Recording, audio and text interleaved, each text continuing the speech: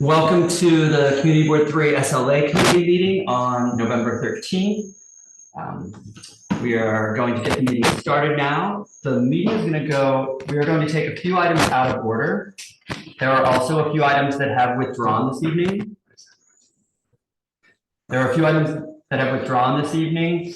2, ESMT NYC 45 Mott Street has withdrawn. Number 7, 3 times 9096 Clinton Street has withdrawn. And number 14, Clown Car LLC 183 Bowery has also withdrawn for this evening. They are not on the schedule this evening. They may be back in another month, so please watch the community board website to see if they're going to show up again.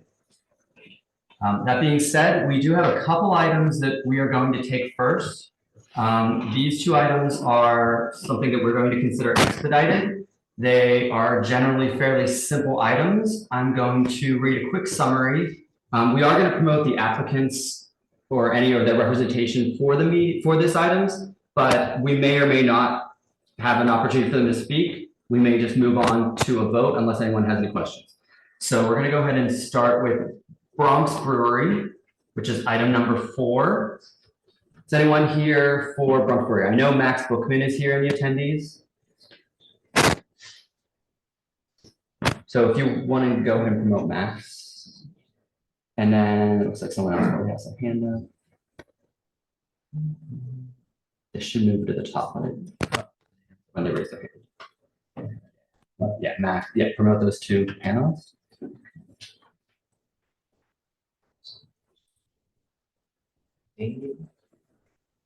Yeah. And is there anyone else here? Are there any members of the public here to speak to item number 4, Bronx Brewery? Okay, seeing none, I'm going to give a really brief summary and then kind of summarize what they're intending to do. And if I missed anything blatant, I will give the applicant an opportunity to speak. Otherwise, we may just move on to a vote so we have a lot of items on the agenda tonight, so we'd like to move through them fairly quickly. This item came to us back in, I think, 2019 first for a full liquor license. They decided to change that to a wine and beer license.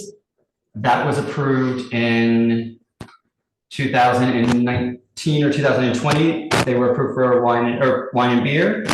They have operated for several years with no major issues. I confirmed that with Susan, the district manager, that she has not had any complaints.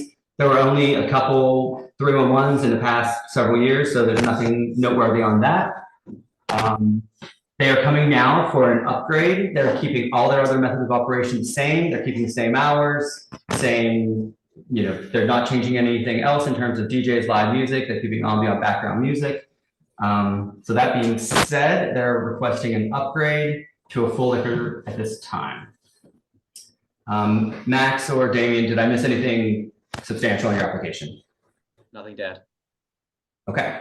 Committee, do you have any brief questions about this item? It's a simple upgrade. Everything else is staying the same.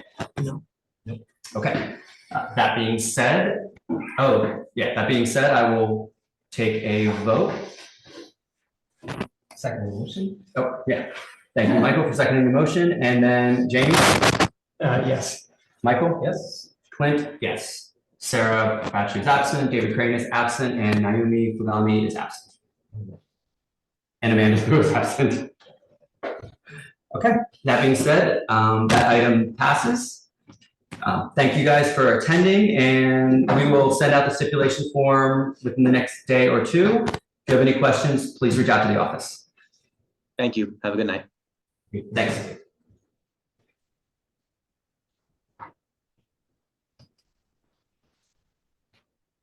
The second item we are going to take as an expedited item is 121 Essex Street.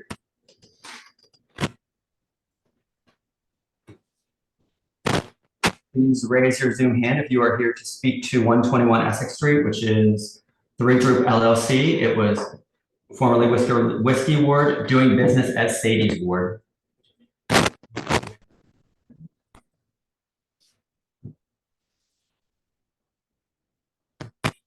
She's the applicant. Representative. I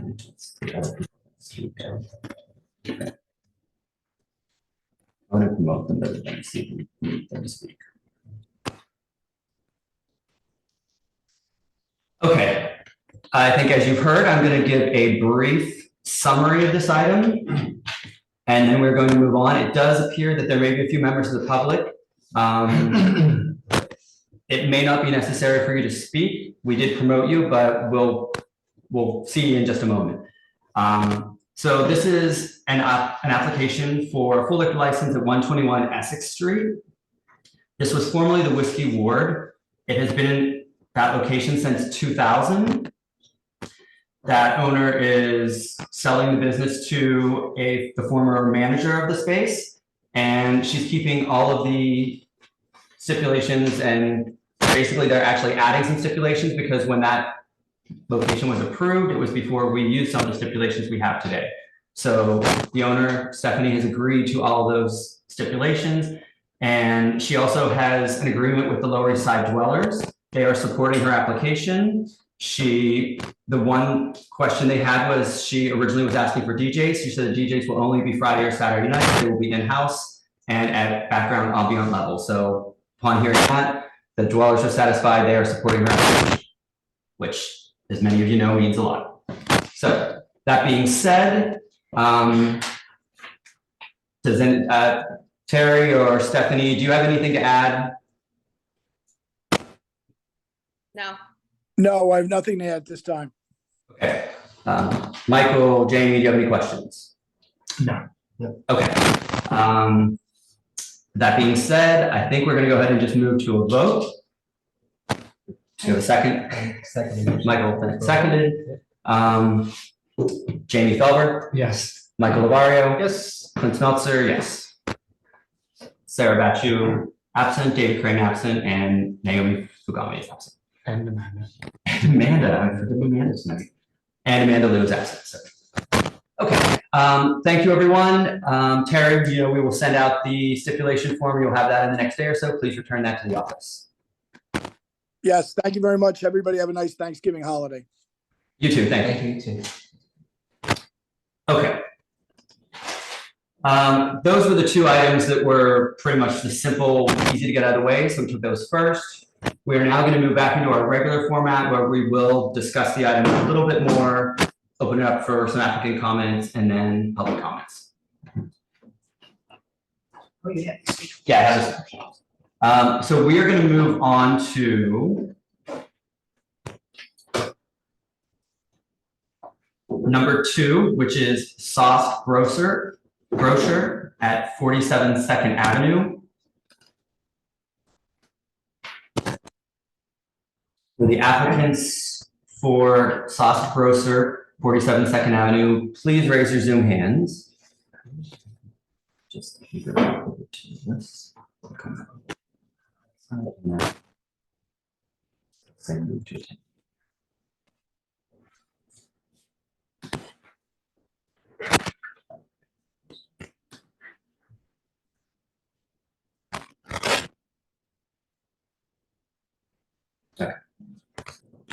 Damien, I see his hand is raised. I think Damien is, here's the applicant.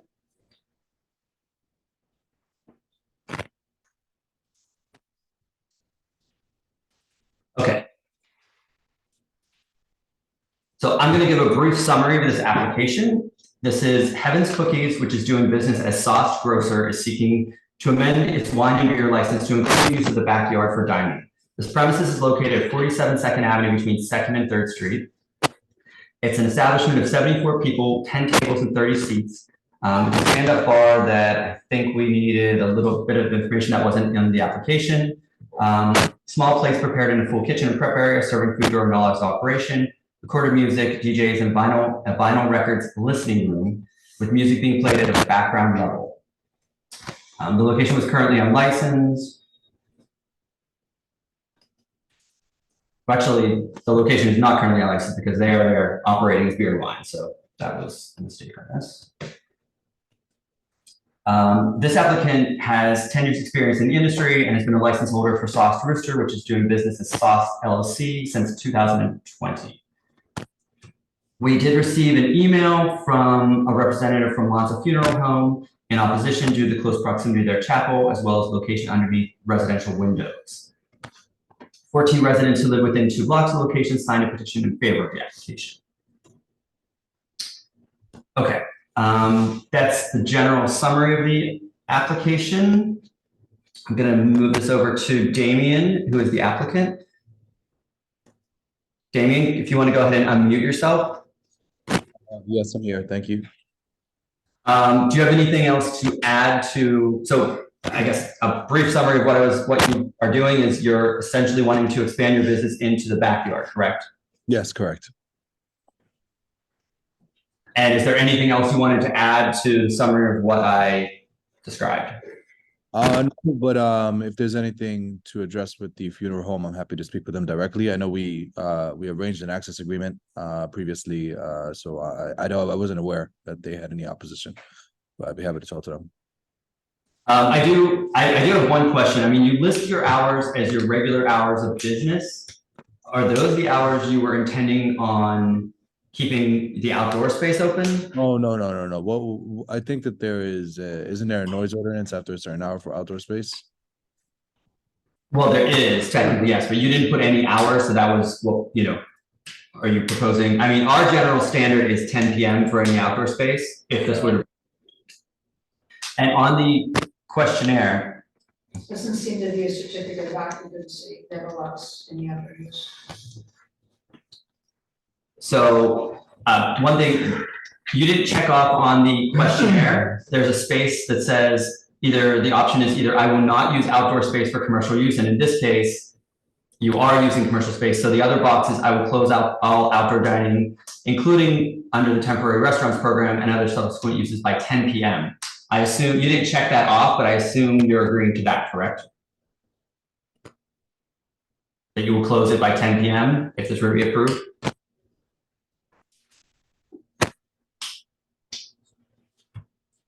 Sorry, Zoom crashed and just restarted. Can you repeat? And on the questionnaire, there's 2 boxes. One is I will not have any outdoor space. The other is I will close all outdoor space by 10 p.m. You didn't check off either box, but I assume you're agreeing to close by 10 p.m. if this were to be approved? Yes, exactly. Okay, so that's fine. And then the other question I had was,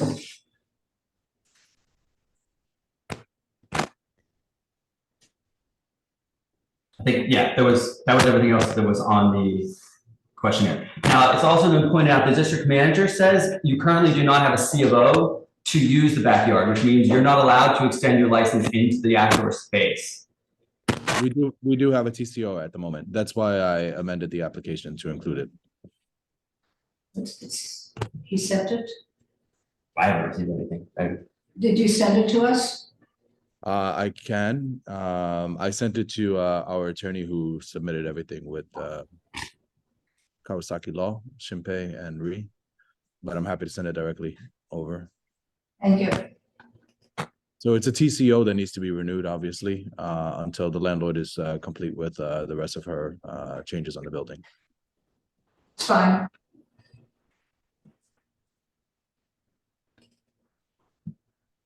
Okay, do you have anything else to add, or otherwise, I think there are a couple members of the public here to speak to this item.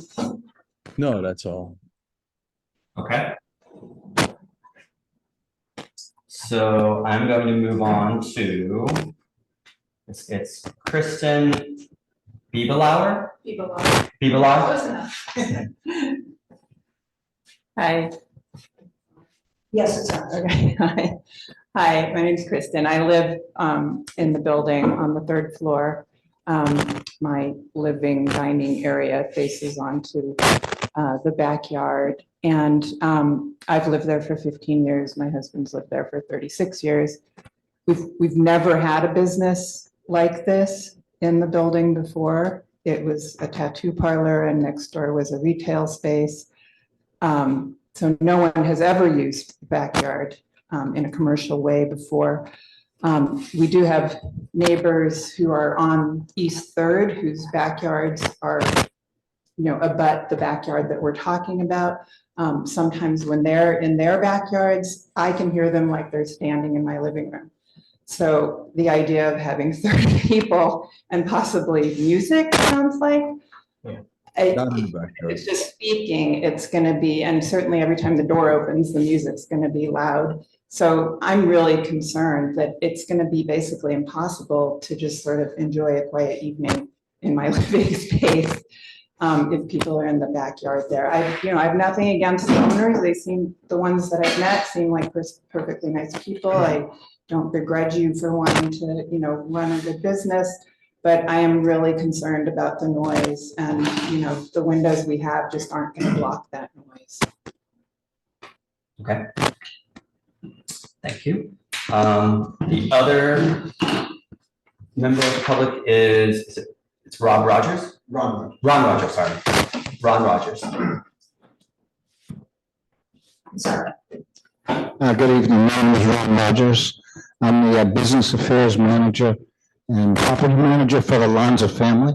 They are a fifth generation funeral home owners. The Provincano Lanza Funeral Home has been in existence for 70 years.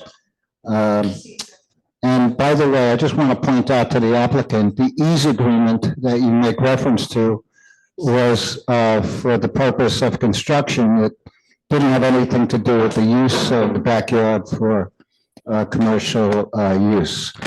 Having said that, the chapel, if a decedent was laid out where these tables are, the family was paying respects and having a prayer service. They might be in these chairs here. The backyard is on the other side of a door on this wall right here.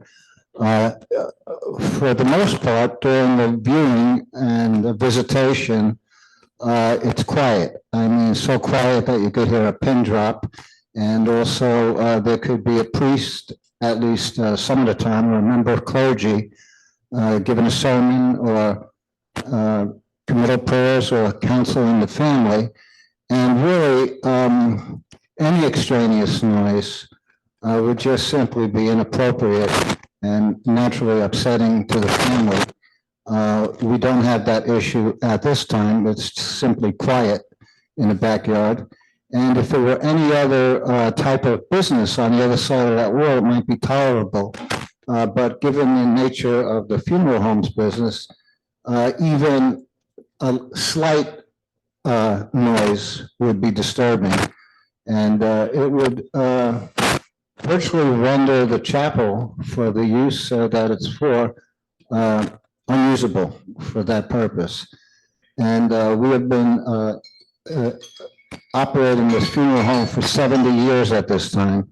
And we have families that have been having their funerals with our funeral home for some even 20 and 30 years. So not only is the funeral home a family business, but the community relies on us routinely to inter and have services for their loved ones. So it's just a bad fit to have any kind of outdoor dining or music or parties just on the other side of a chapel that's having peace and quiet and funeral services.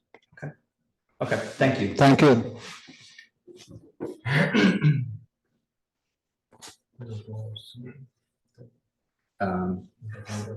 Okay, yeah, go ahead.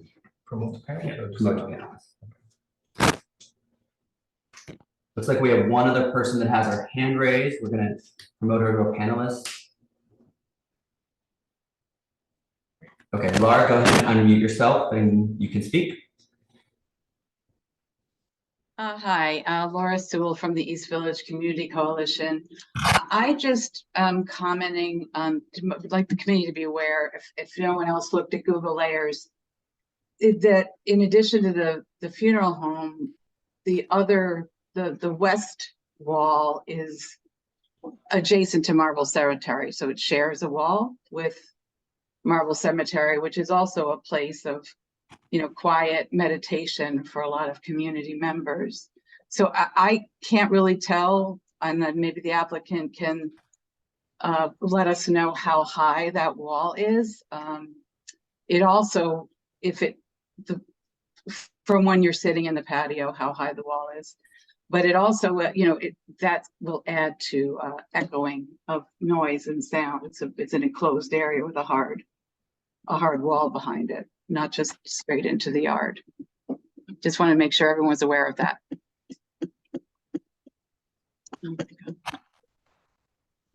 Okay, thank you, Laura. Okay, so seeing no other members of the public to speak, I'm going to open it up for committee discussion. I have a couple questions. Yeah. Okay, so first of all, I have a question for Damien. I look at your plan and looking at the aerial view. It almost appears that there's only one means of egress for that space. Is that true? Do you have an alternate means of egress for that backyard space? At the moment, no, we don't. So how do you plan on remedying that in order to get a CLO? So it's been the landlord's responsibility to obtain the C of O. To date, she's been able to get the TCO for it. I'm not currently responsible for the C of O. That was her job as part of the lease. But what is the proposed, because it's enclosed on all four sides, what is the proposed possible alternate access, I guess is my question. My understanding is that as long as there was a limited amount of people in the backyard, then it shouldn't have to have an additional access agreement. But I'm honestly not Send it to us. He hasn't sent it to us. Were you going to email the TCO to us? Now? Yeah, and that's fine. I have it with me. Would you like it now? Yes, please. Yes, please. Go ahead and send it to. You can send it to that. Send it to Ed, the address that you've used previously for correspondence. So, I mean, I've never heard of, in all the past that I've dealt with, I've never heard of any number that it's okay to have no secondary access. And I mean, you're proposing 30 people in the backyard, so that's not a small number. First of all, that's my off the cuff main concern. Secondly, I mean, there are a lot of apartments on several sides of that space, and noise travels and carries strangely and sometimes. So, and I'm sure those buildings weren't built with modern soundproof windows either. So I can see this being a big issue for the neighboring residences. And third, I think can you respond? Were you planning on having music in the outdoor space? No, definitely no music in the outdoor space. That's not usually permitted at all in any capacity outside, so. Yeah, never. That was never an intention at all. And we were also planning on building up additional fencing around those areas.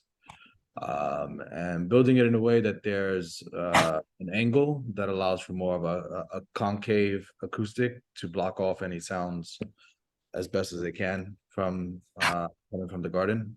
But that's it. Can you remind me the address again? I'm sending it right now. The email. echan@cb.nyc.gov. Okay. Let me check. They haven't done any tests to see what the sound is like. Have you done any tests with an acoustic engineer or a sound engineer at all to determine the space? We have inside the space, not outside yet. We're working on some sound testing right now. We've dropped the ceiling at least on the inside by 4 feet, and I put soundproofing throughout the space. Now we're working. We just got the notice from the landlord that we can use the backyard, so now we're working on that.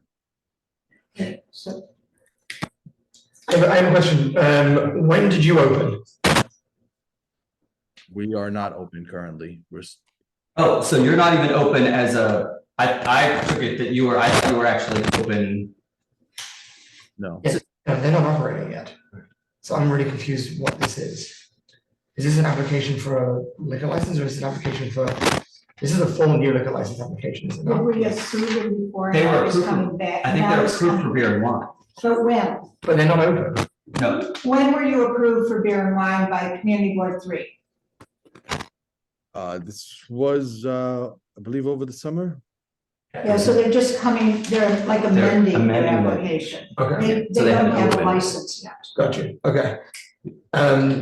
Question for you, sir. Sorry? Question for you, actually. Yes. As a representative of the funeral home, how, and forgive my ignorance, how often do these services and these viewings take place a weekend? It's more for them than it is for us. You don't really hear it. I could speak with that. Unfortunately, it's for them. Yeah, it's for the online. It's folks. Yeah. Well, check. Is it?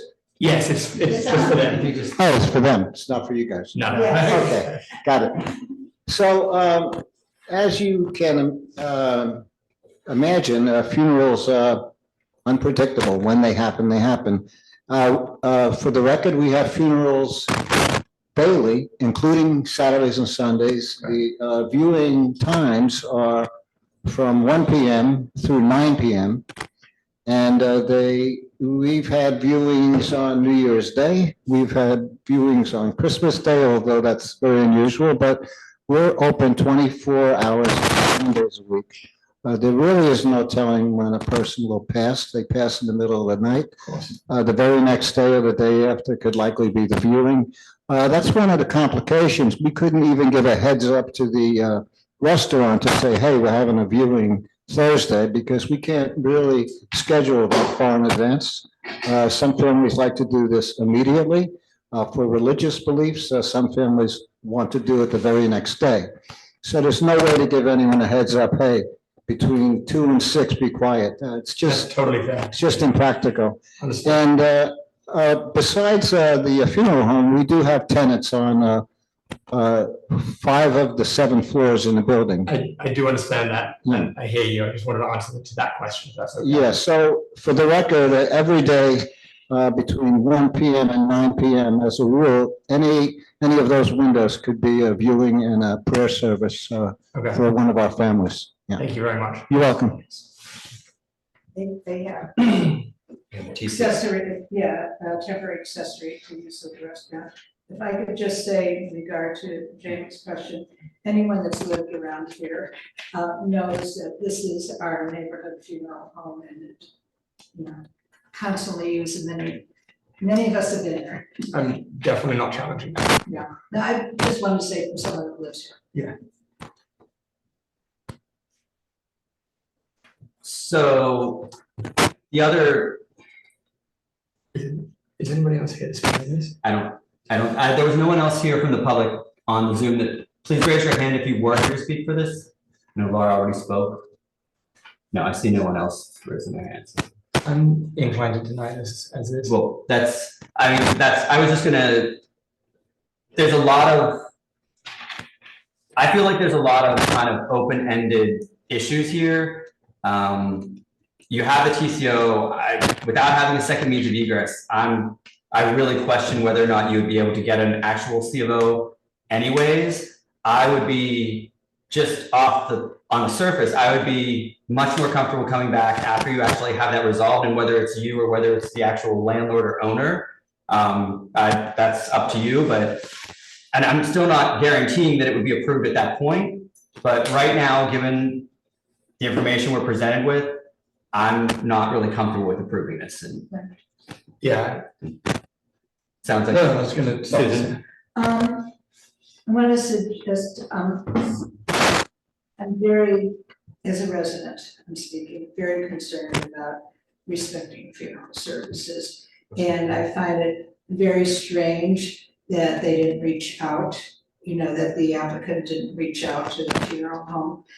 And I'm wondering, legally to us as far as the SLA is concerned, I think the funeral home would be the issue. And I'm wondering if they could do some kind of testing, of putting people in the backyard and see what it's like in there, and see what kind of mitigation might be possible. But there's been like no outreach, no discussion, nothing. And that was gonna be my second point was, given that you haven't really talked to, I mean, I think you said you had spoken to a sound engineer, but it doesn't sound like you really had any kind of plans. I would be more willing to consider it if there was something from a sound engineer stating that if you, whatever mitigation things you put into effect, whether it was baffles, walls, whatever, I would be a little bit more inclined to consider it at that point, but just given what we're presented with now, I don't think I'm willing to approve this evening. It sounds like Jamie is kind of in agreement and Jack was shaking his head. So I think at this point, we can go ahead and, So you want to withdraw? yeah, unless, well, I guess that's the thing. We can deny this at this point, or if you would like, you could withdraw, go back, take into consideration the things that we've said, and come back at a later date if you would like to do that, rather than actually having a denial. Yeah, sure. I'm happy to definitely speak with the sound engineer and present plans in the future. Okay. Great. So I would also suggest, speaking to your neighbors, speaking to the funeral home, maybe even the residents in the building above, and then working with the sound engineer to address any issues that may affect them as well. Okay. In order for us to not deny, we need an email from you saying that you're withdrawing at this time. Okay. Just send an email to the office or the email address you just used and just say you're withdrawing at this time and you will, possibly come back at a later date. Okay. I'll do that now. Yes.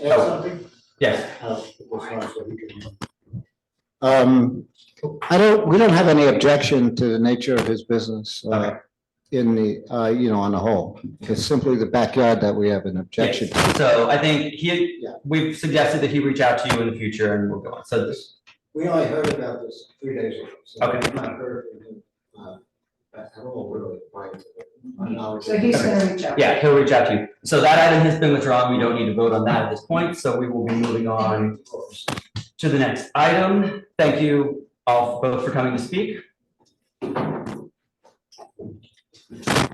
So let's see. Thank you all. Thank you. Thank you. The next item on our list is Cadillac Ranch. Flip over to the attendees. Let's quickly a second. It's gonna be a lot of people here for this. Do you guys want to take the 2 pairs next? For sure. Okay. Yep. Okay, we're gonna just take, we're gonna take one more item out of order here because I think it can also be a fairly quick item. We're gonna take number 10, 2 Perry's, 127 Avenue C. The applicants or the attorney here would be Min Frank.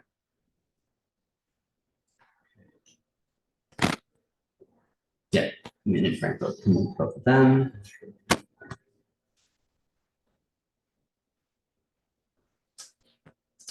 We are promoting, Min and Frank, we're promoting you to panelists at the moment.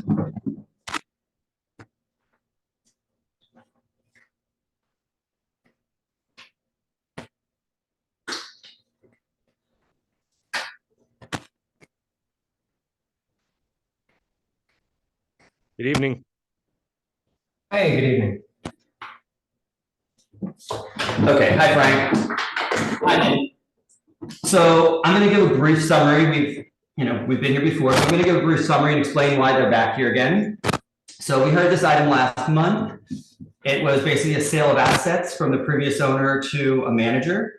At that time, I was going off the resolution that we approved originally for 2 Perry's, 127 Avenue C, and the resolution and the committee discussion was in regards to the windows would remain closed at all times. And I was fairly straightforward with Min, and I questioned whether or not she had actually read the stipulations. And it turns out that she was also correct when she said that she had read that they were allowed to have their windows open. So it seems to be what happened, that there was a mistake when the resolution was signed and sent to the SLA, the resolution actually allowed them to have their windows open until 10 p.m., which was not what happened at the committee meeting or in the resolution that was approved by the community board. So best I can tell, because I was not on the committee at that point, was that it was a mistake. But I will apologize to Min for inferring she did not read her information. So that being said, basically this is just an application for sale of assets of an existing business at 127 Avenue C. And if you're sorry,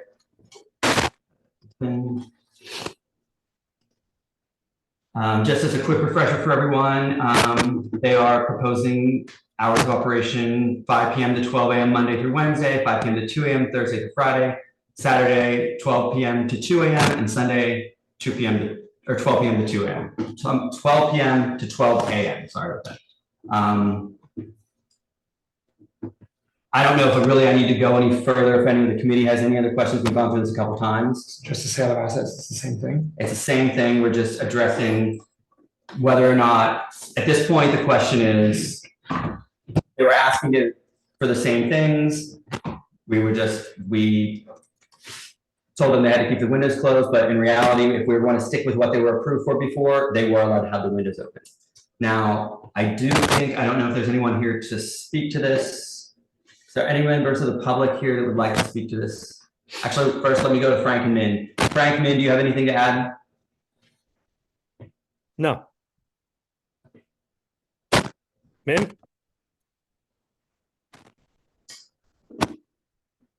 Min? And if you want to go ahead and unmute yourself.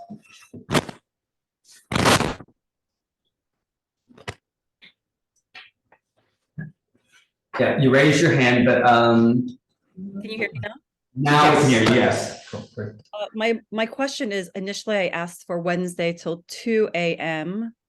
If you're still open to that, because I am aware of, the stipulations, and we're following guidelines. If That that's was the hours we requested, Min. That's Yeah. the application hours they're discussing right now, Min. So is that still Yes, leave them alone. They're doing the right thing. okay? I still want to go with the hours that we approved last time, which was 12 during the week and 2 a.m. Thursday through Saturday, which was what we approved previously. Right, but it's really not fair, Clint, and I'll explain to you why. Mike Perry was here 6 months ago or 8 months ago, and the guy was rotisseried because he was supposedly breaking the stipulations. He didn't break. Can you respond to that? He didn't. I know what you're gonna say, Clint. You weren't there. No. I was there, but he didn't point out the mistake either. At that point, he agreed with us. You're right. Neither did his stupid attorney. I know that. So I apologize. It was a mistake last month on my part, but even No, we're not talking about Min's application. We're talking about Mike Perry's. Yes, but And he this did. place took on a really, really bad tone to it. Yes. It didn't deserve it. I'm not talking about Min, I'm talking about Mike Perry. Yes, but he agreed back in June. He agreed with us that he didn't know, and he said, "I will keep the doors and windows closed." He did not. So Right, but he didn't have to.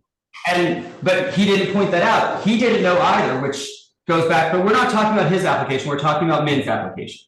The point I'm trying to make is that Mike couldn't survive with these hours. I want to see Min have a decent opportunity, and to do so, she needs that late Wednesday night. I'm not willing to go there. Okay. That's the problem area, and she's buying this knowing that they're coming into these locations knowing that there's been some problems. So if she can, and that location has been a problem in the past. If she can prove to us she operates, we would consider a extension in the future. But, and I can't speak for the rest of the committee, but I'm willing to give her the exact same thing they've had, but I'm not willing to go any further until she proves herself. She's never held a license before. Why was this place a problem location before Mike Perry? Before and during Mike Perry. Mike Perry didn't have a problem. He just didn't know he shouldn't open his windows. He had 28 311 calls in a year. In a year, I think He it was complaining that he broke the stipulations. No. But even the 311 calls had nothing to do with stipulations. They were noise. And the police responded, and I'm going to estimate because I don't have it exactly in front of me. I want to say it was 9 or 10 times within a year that were non-crime corrected. So there was obviously an issue. I respect your opinion, Clint. Today, did you see it? Yes, I mean, that was the letter, you know, it was the same letter we received last month. It was signed by 30 residents.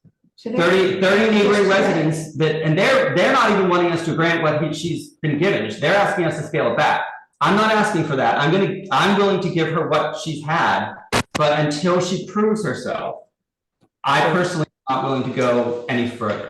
Clint, I'm not arguing with you, but those 30 residents think that Mike Perry broke stipulations. No, they don't. Speaking about noise, they're saying there's noise, there's been an uptick in crime, an uptick in noise. That stretch of Avenue C is becoming a problem, and we'd like to not see it become a problem. So I respect your opinion, Clint, but I don't necessarily agree with it. This is over 2 hours? What? This conversation? Sure. Frank, this is over 2 hours? So can I talk to the complaints? Yes, Susan would like to speak for a moment. I've been dealing with complaints there from the same people for years, for a long time. I don't remember how long, but this is not about stipulations at all. It is 100% that I've been dealing with noise. If you're saying that you've been dealing with this for years, does that predate Two Perry's? I don't remember. It possibly could. It did. Possibly could be I think it a was. problem location. And I do know that some of the people who are complaining are the same people. You know, some locations are problematic. It was a problem before Two Perry's, but it has continued to be a problem since Two Perry's. There are 2 people that would like to speak. We'll give them their 2 minutes. We're going to promote Laura Sewell, and then it's like Bennett W. Laura, if you want to go ahead and unmute yourself, I'm going to give you 2 minutes quickly. Sure. So I'm just going to reinforce that this location has been a problem that neighbors have reached out to EVCC for quite some time. Loverboy had its noisy moments. It definitely had some problems, especially when they got extended hours. There's just something about being open later that feeds off the bar scene that already exists there, that there's already plenty of. Two Perry's was supposed to be a restaurant. It was originally approved as a morning cafe and into the evening. They never operated as a restaurant. So there has been mistrust for this establishment since the beginning, because it's very common to have a bait and switch. And it was the same old bait and switch. I understand there were some hardships to try to get that all together, and I appreciate that, but it doesn't build faith in the community, and it doesn't build trust. The next thing that happened was that every inch was a mile. So not only did they not close at the doors at 10, whether they did that or not do that, they didn't close them at 10. They operated until midnight outside.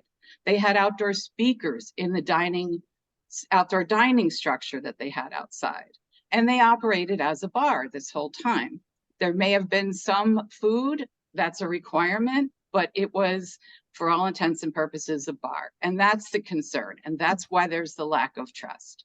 So I really agree that where this committee is heading, that the community needs to see them open, operate, serve food, be a restaurant, do all the things that they say they're going to do. And we would welcome that method of operation in the neighborhood before any extensions are granted beyond what there is a right to.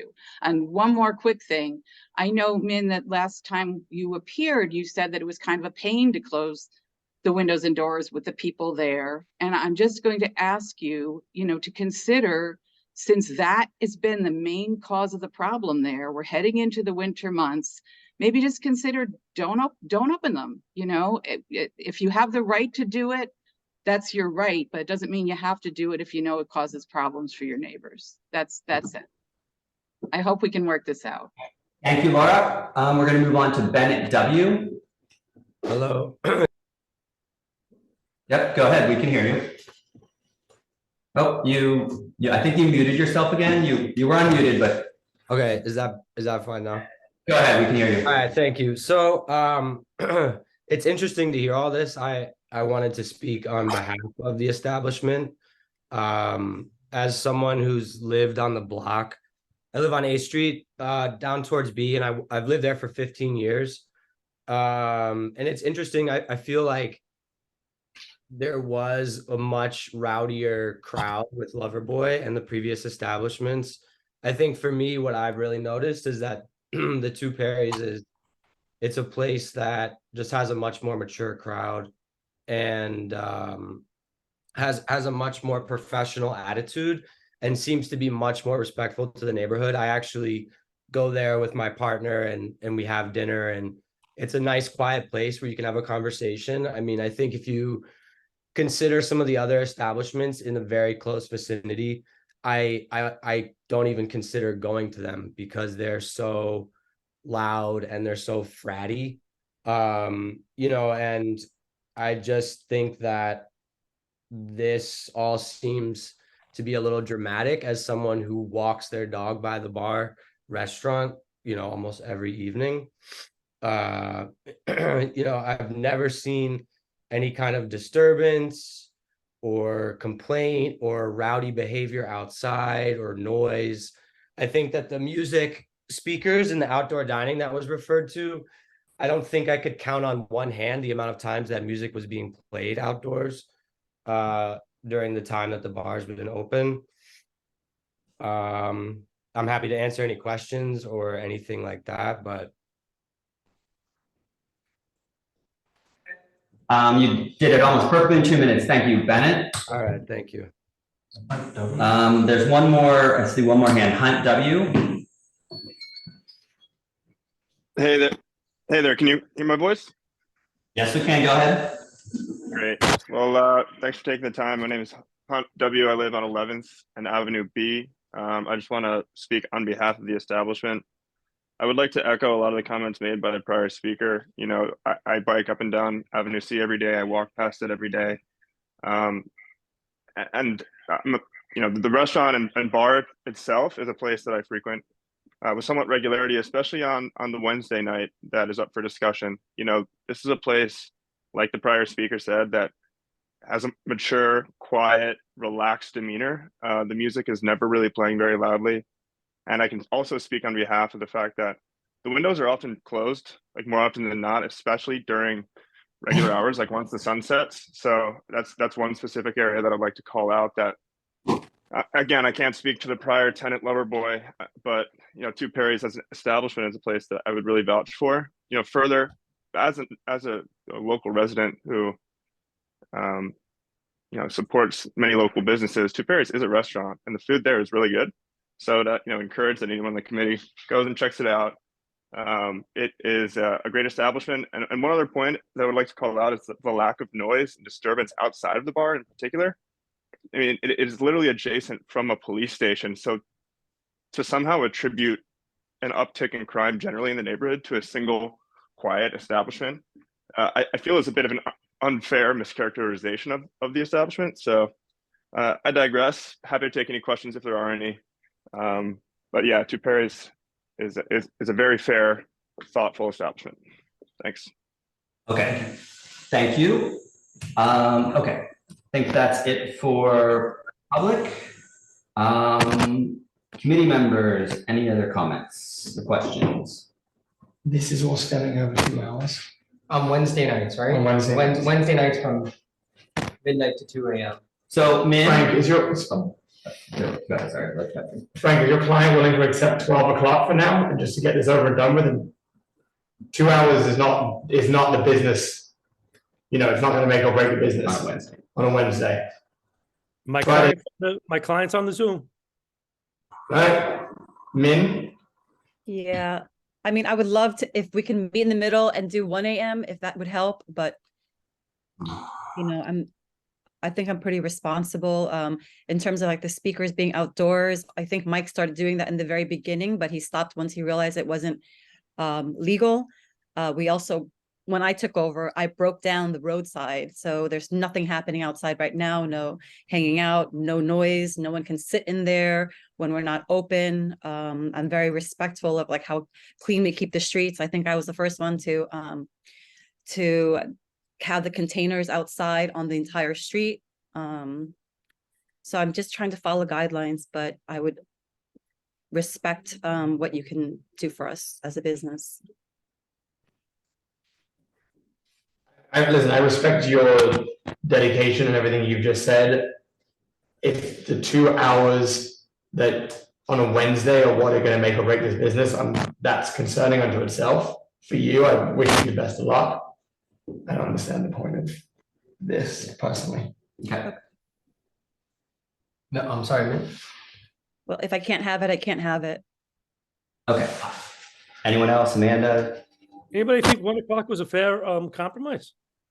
I think it's splitting hairs. I don't think it really is going to make any difference. I personally, it's more of a matter of principle that she hasn't proven herself. I really do hope she's what she's given us no reason not to believe her. She hasn't given us anything to base our decision on either. She's new.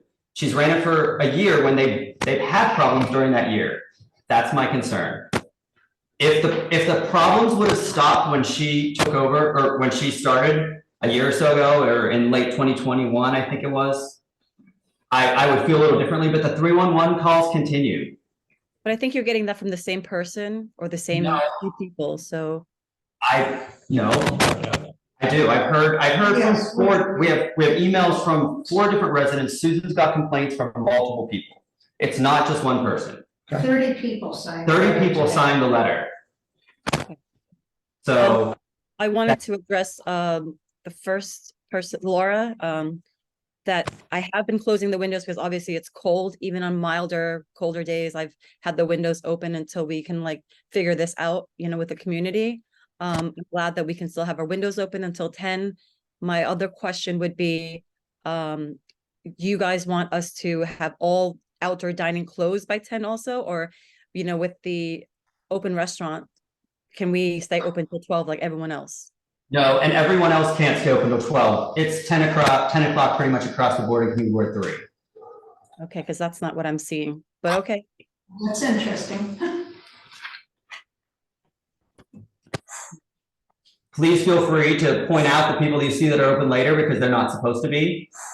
Okay. But not Not now. Yeah, I no. hate to do that, but they're all my neighbors, but Please, yeah. I mean, and that's what I'm saying, Min. That's the problem that's happening on Avenue C. and I'm the only one that's actually abiding by the rules. Well, Take a walk. yeah. So anyways, I think if there's no more questions from the committee, I think we're probably ready to move to a vote. Well, Does she want to withdraw? or No, sure. I don't think there's any.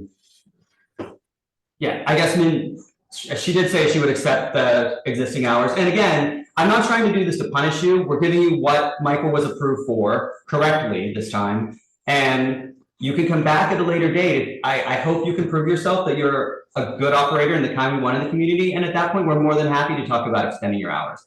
Okay. I just, at this point, I'm not willing, I myself, I won't speak for the others yet. I'm not willing to go any further. Got you. Okay. So at that point, I think we can go ahead and move to a vote. Is there a second for the resolution as it is stated, which would be the hours, the existing hours, which were closing at 12 Sunday through Wednesday and 2 Thursday through Saturday? Yes, second. Second, okay. So we're gonna move to a vote. Sarah absent, David Crane absent, Jamie Felber, Yes. Michael Lavario. Yes. Amanda Lou. Yes. Clint Smeltzer, yes. Okay, Thank you we so will. much. Thank you, Min. Good luck. Frank will send you out the stipulations. Get it Thank back you. to us a week or so. And we'll see you in a little bit, Frank. Thank you. Okay, so that one wasn't too bad. Okay, we're gonna go ahead and move. Now we're gonna switch back to item number 5, which is Cadillac Ranch, 86 Orchard Street.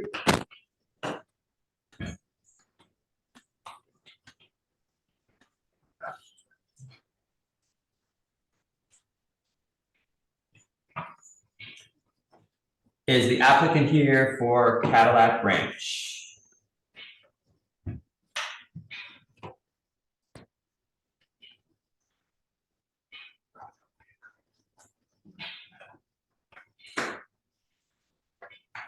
switch over to check the attendance. Yeah, Ronan and Donald Burns. Go ahead.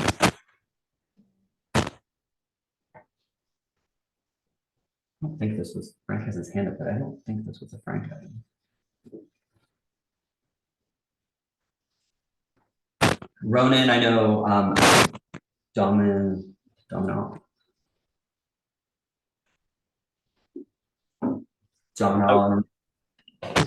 Frank as well?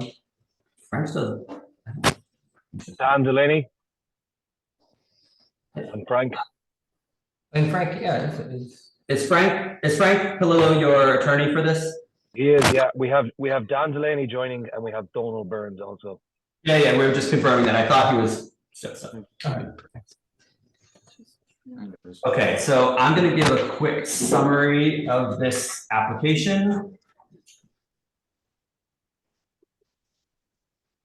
And then we're going to give the applicant and their attorney a chance to speak. We'll move to the public and back to the committee.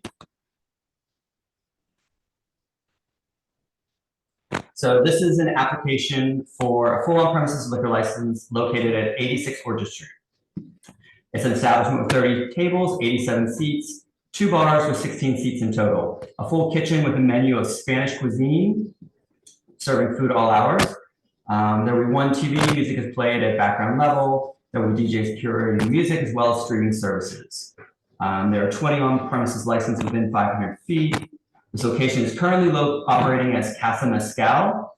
The license was approved in 2008 to add live music and movie screenings in the basement. The hours of operation were 12 p.m. to 2 a.m. Sunday through Wednesday and 12 p.m. to 4 a.m. Thursday through Saturday.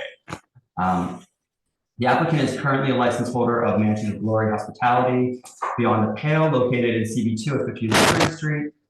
They've been licensed at that location since January of 2023. There has been 7 commercial brewing complaints at this location with action necessary since 2018. There were 4 community members sent letters in opposition to this application, as well as the Orchard Street Block Association. There were 15 residents who live within 2 blocks signed a petition in favor of this application. And I think that is a general summary of what they're proposing. If you'd like, Frank, Ronan, anyone, if you'd like to, if there's anything you'd like to add to my description, my summary. I think in addition to the petition signatures, there were also numerous letters in support.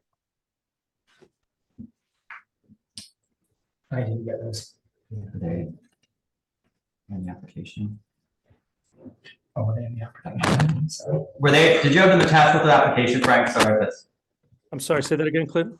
They attached with the application or the questionnaire? No. They were submitted on Friday afternoon. Okay. Yeah, because they weren't on the application. Let me look at. Submitted when? He said Friday afternoon. Let's just look at that, Frank. Sorry. There was, I think some of the office staff was out Friday, so there was a little bit of a issue with getting things to it. And it was a holiday technically. But the So staff is out today.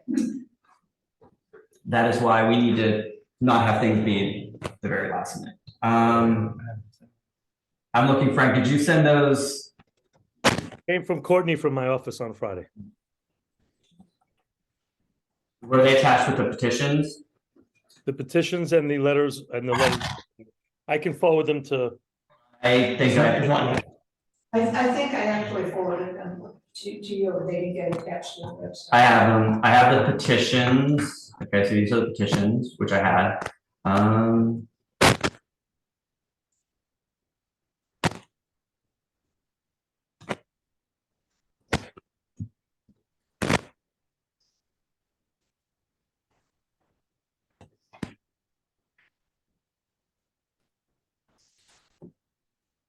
Frank, can you forward them again? Is that possible? Yes, you can move on and I'll do it while we're doing it.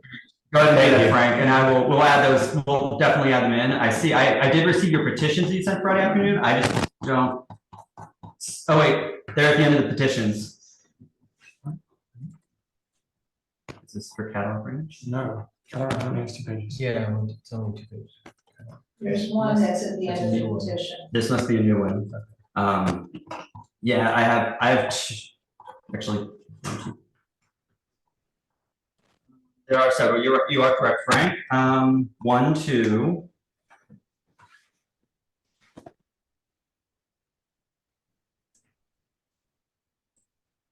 So there's from Sandra Hang from Lafayette Medical. She's adjacent to their location on Spring Street. And then Daniel Kenning, so there's 2. So I have 2 letters of support. Was that correct, Frank? That's what you had? For their location on Spring Street. We have one from Ann Dyer. You mentioned the one from Sandra, that's correct. Yeah. So 3. There's one from Daniel Caden. Yeah. So 3. There was one separate that came as well from one of the tenants of a current building. Who was that from? From Kerry Delaney. Yes, we forwarded that one too. I just saw that one on my phone. It's easy. Were they sent separately? Were they all sent They separately? might have been. They might have been. They came in separately.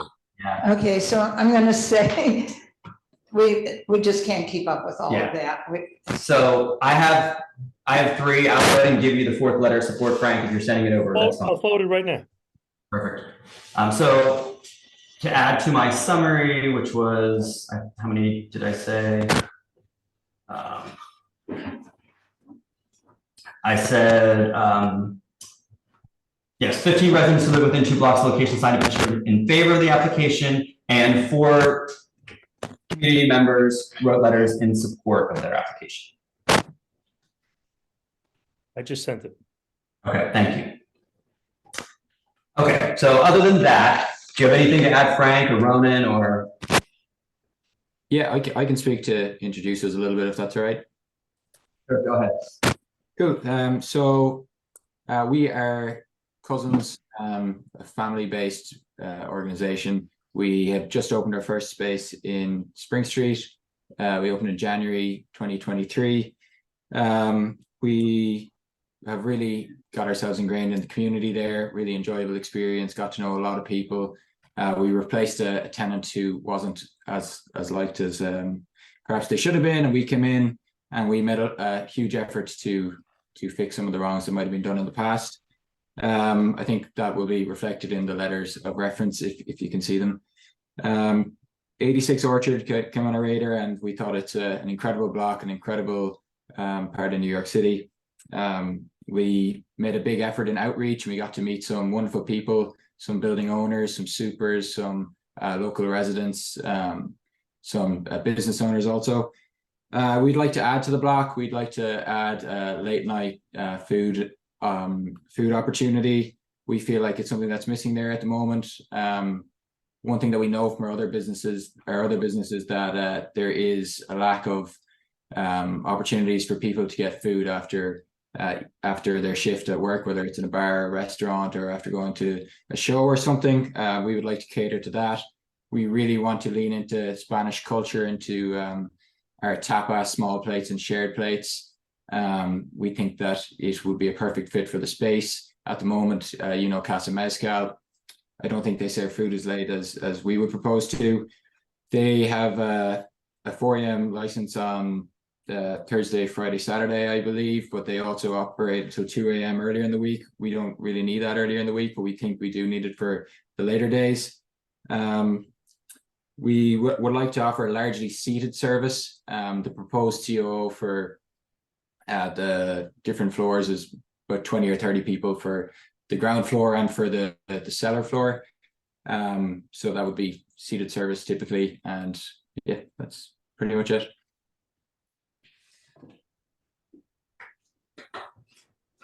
Okay. Anything else you'd like to add? Or else we're going to move on to community members. Okay.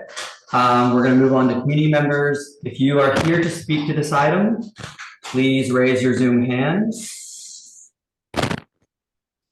Okay, a couple. Okay. Okay, we're going to promote you.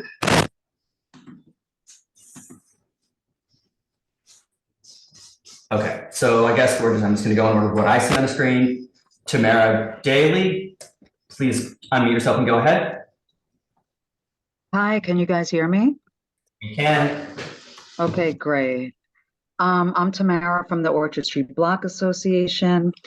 I did want to say that I do think it seems to be a theme tonight about bait and switch, and that's very appropriate for this application. Obviously, they are seeking to do a bait and switch. They want to do a 3-level club, just like the business around the corner on Grand Street did.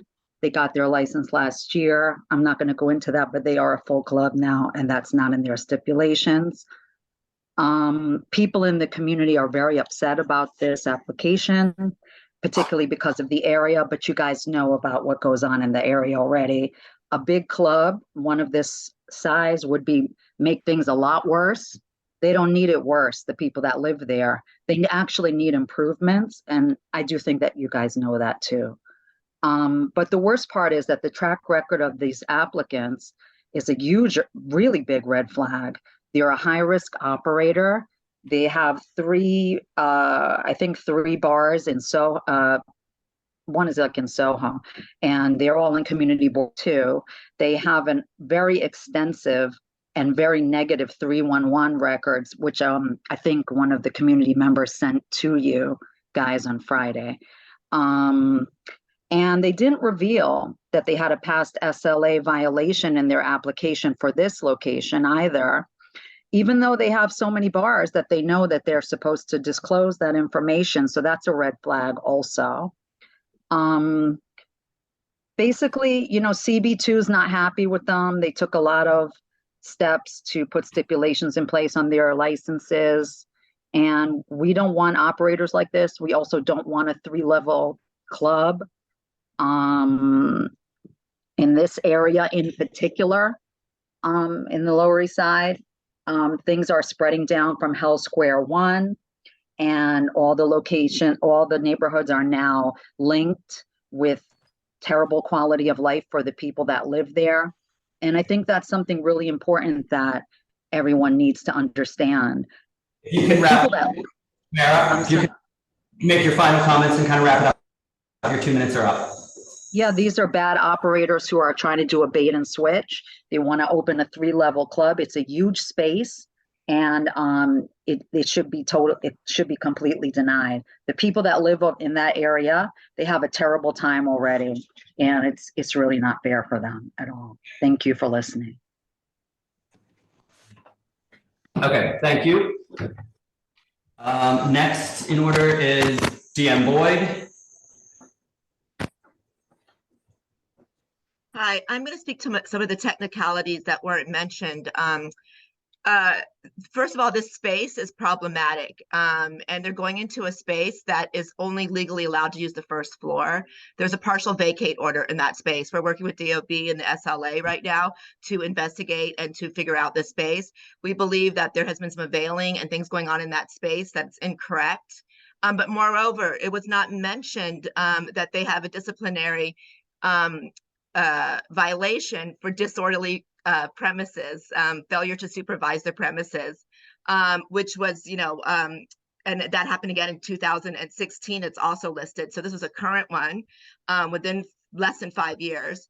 And so that's kind of an important thing. And then the 311 data also tells a very different story about other venues.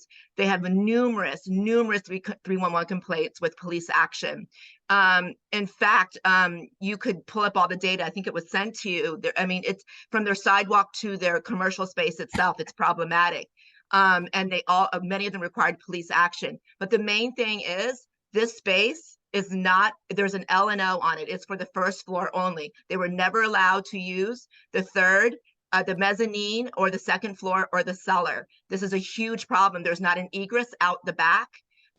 There is a vacate order on it. We have now enlisted help from DOB and the SLA to further investigate this, because this is very unusual situation, and it is a fire hazard, which is our first and foremost concern, because if people are in that building, there is no, the exit goes back into the building is what we believe.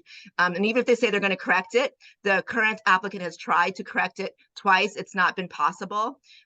This is similar to what happened with us at 6th Ward, and we worked with the SLA on that. Frank probably knows that case where 6th Ward had to leave. It was an issue. The same thing with Epstein's when they tried to do the 2nd and 3rd floor, same thing. This is a very problematic venue, and what they're opening themselves up to is to be a 3-4 nightclub, which we already have. And this was originally agreed to be a cultural center, was the public benefit. And in fact, in the original stipulations with CB3, that the only trade-off of this space would be a cultural center if they left. So this is a problem. We don't know like exactly what will transpire between DOB and SLA if this investigation happens, but we do think there's lots of red flags on this building. And we don't think these applicants are, this is the right place for these applicants. We know it'll be a 3-floor nightclub. Thank you. Thank you. Thank you. Okay, thank you, Deanne. Next, we have Dylan Kane.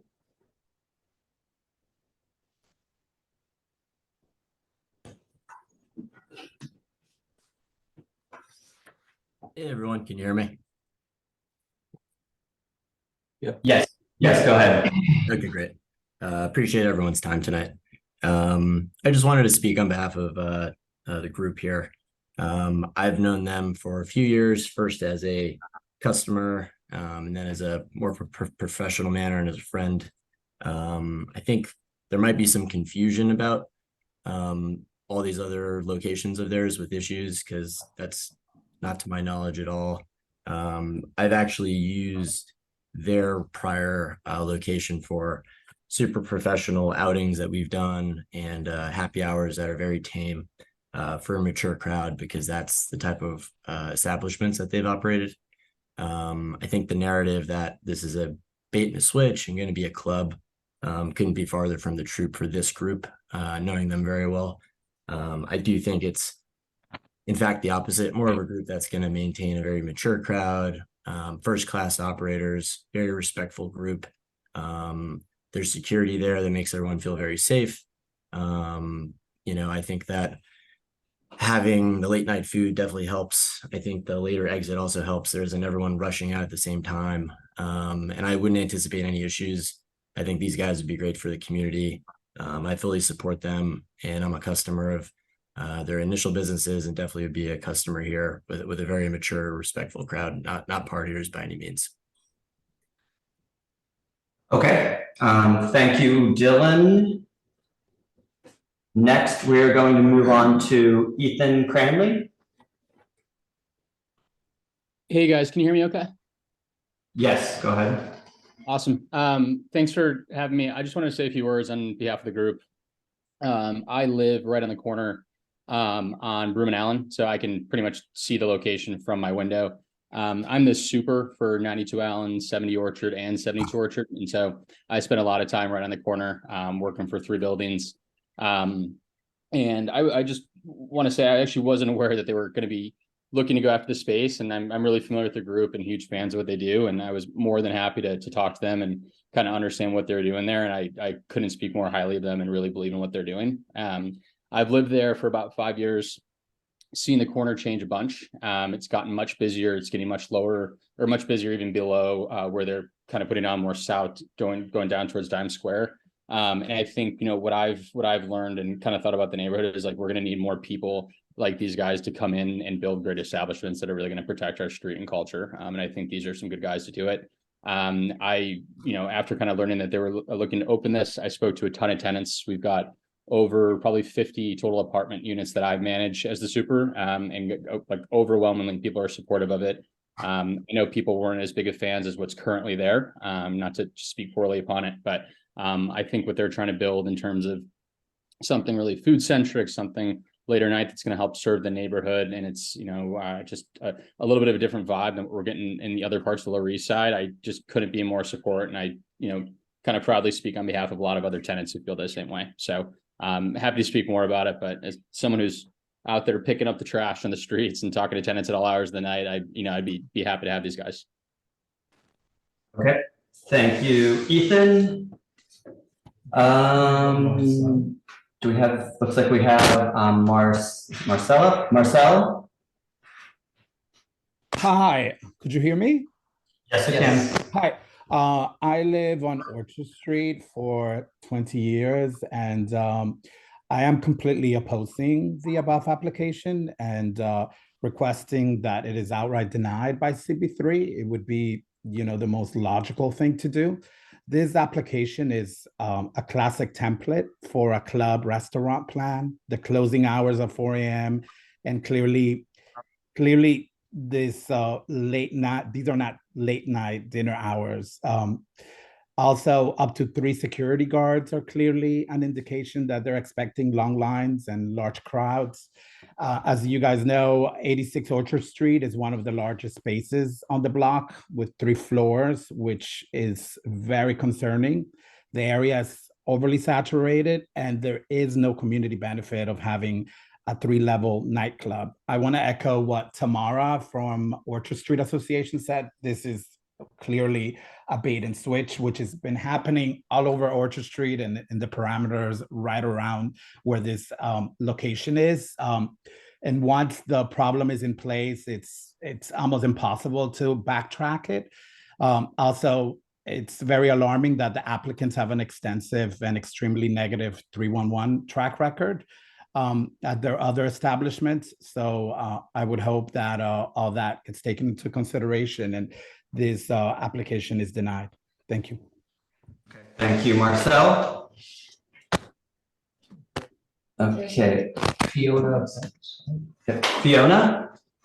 go ahead. We're promoting you. Go ahead and unmute yourself and go ahead and speak. Hey, can everyone hear me okay? Yes, we can.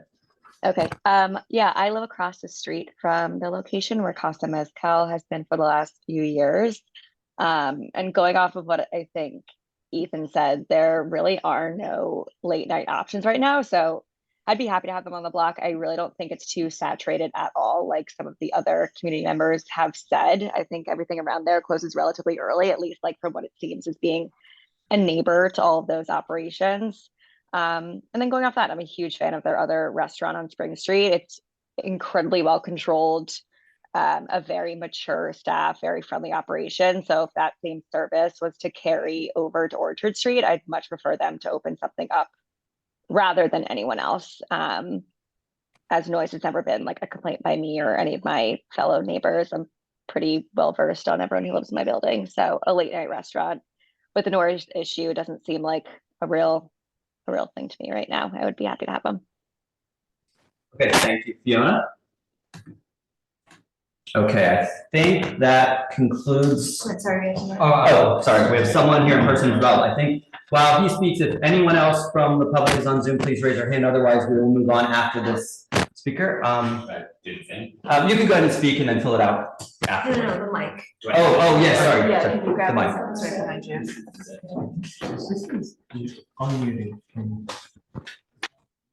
It's right behind you. Okay. It's right.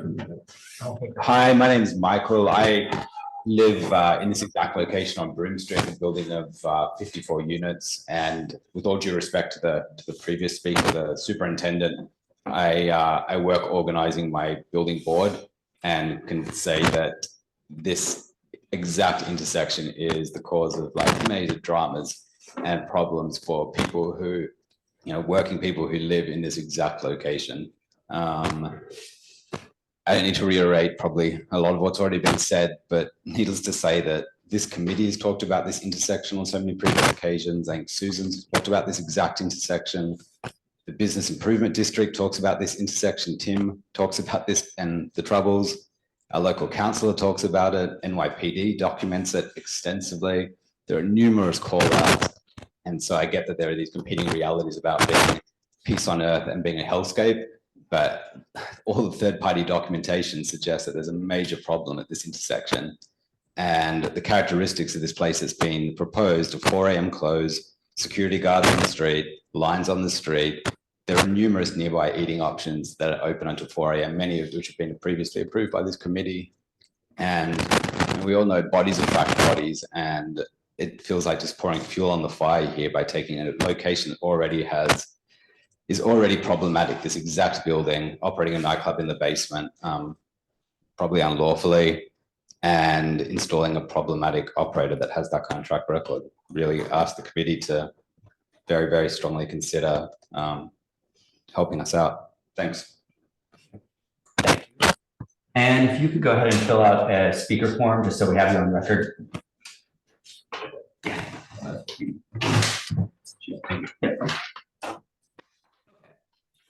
So I think that's it for our members of the public speaking.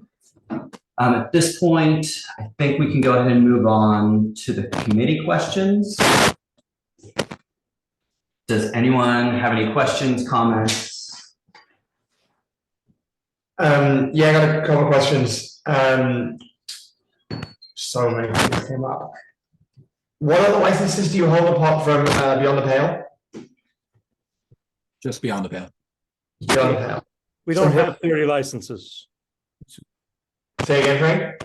We don't have 30 licenses, and Beyond the Pale had one 311 call in May at 8:30 at night. So what are the SLAs that DM is referring to? Do you know? I never know what the other ones. I think there's Fiddlesticks. I worked in Fiddlesticks. I had nothing to do with ownership or liquor license. Maybe it was Galway Hooker also, but which is called Caribbean LLC on this. I moved to New York. I moved to the States in 2020, and I think that was from 2016. Ronan is likewise, who's on the call too. He's new in New York, so that's not us.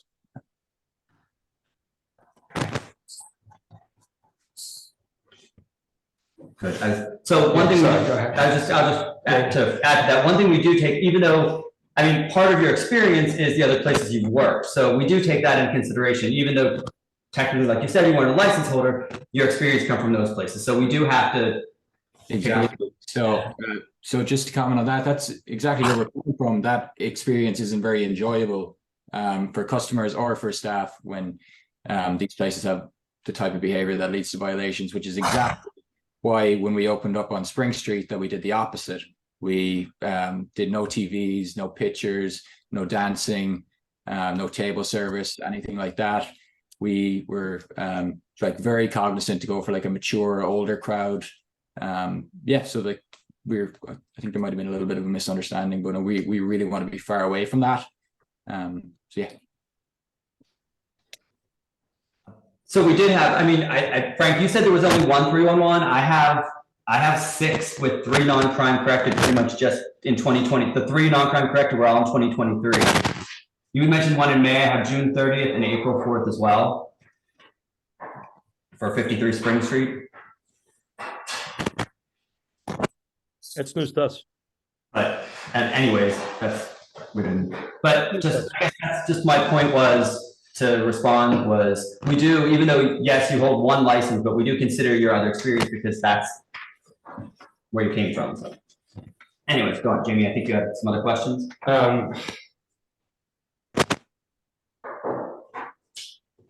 I'm super pro business, being a business owner myself. Here comes the but.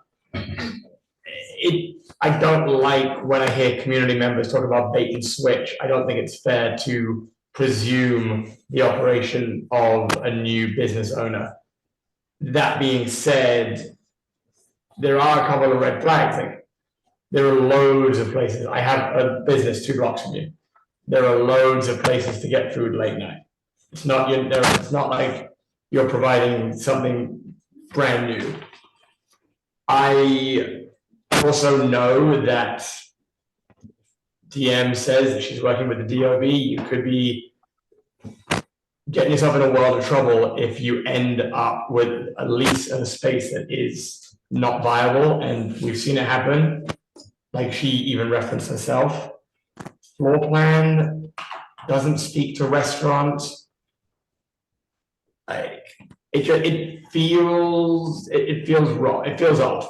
I would love to support businesses. This one feels like what you're saying and what I'm seeing don't match up. That's less of a question, more of a statement, I suppose. On the partial vacate, we're pretty on top of that. We've had expediters and architects looking at it. That all that is from negligence from the current tenant. there's violations there in excess of $40,000 that we walk in, we're going to have to pay it, and like we're willing to do that because we want to add to the block something superior to what's there at the moment, and we don't feel that there is, on your point, something of a high enough quality to settle or unwind late night over some tapas or shared plates. We are completely open to like moving away from this club idea completely that you guys seem to have. We can talk about whatever stipulations you think are fair in terms of no DJs, no dancing, no whatever if you want to suggest some. But also, I don't see how the seating plan looks anything other than a restaurant.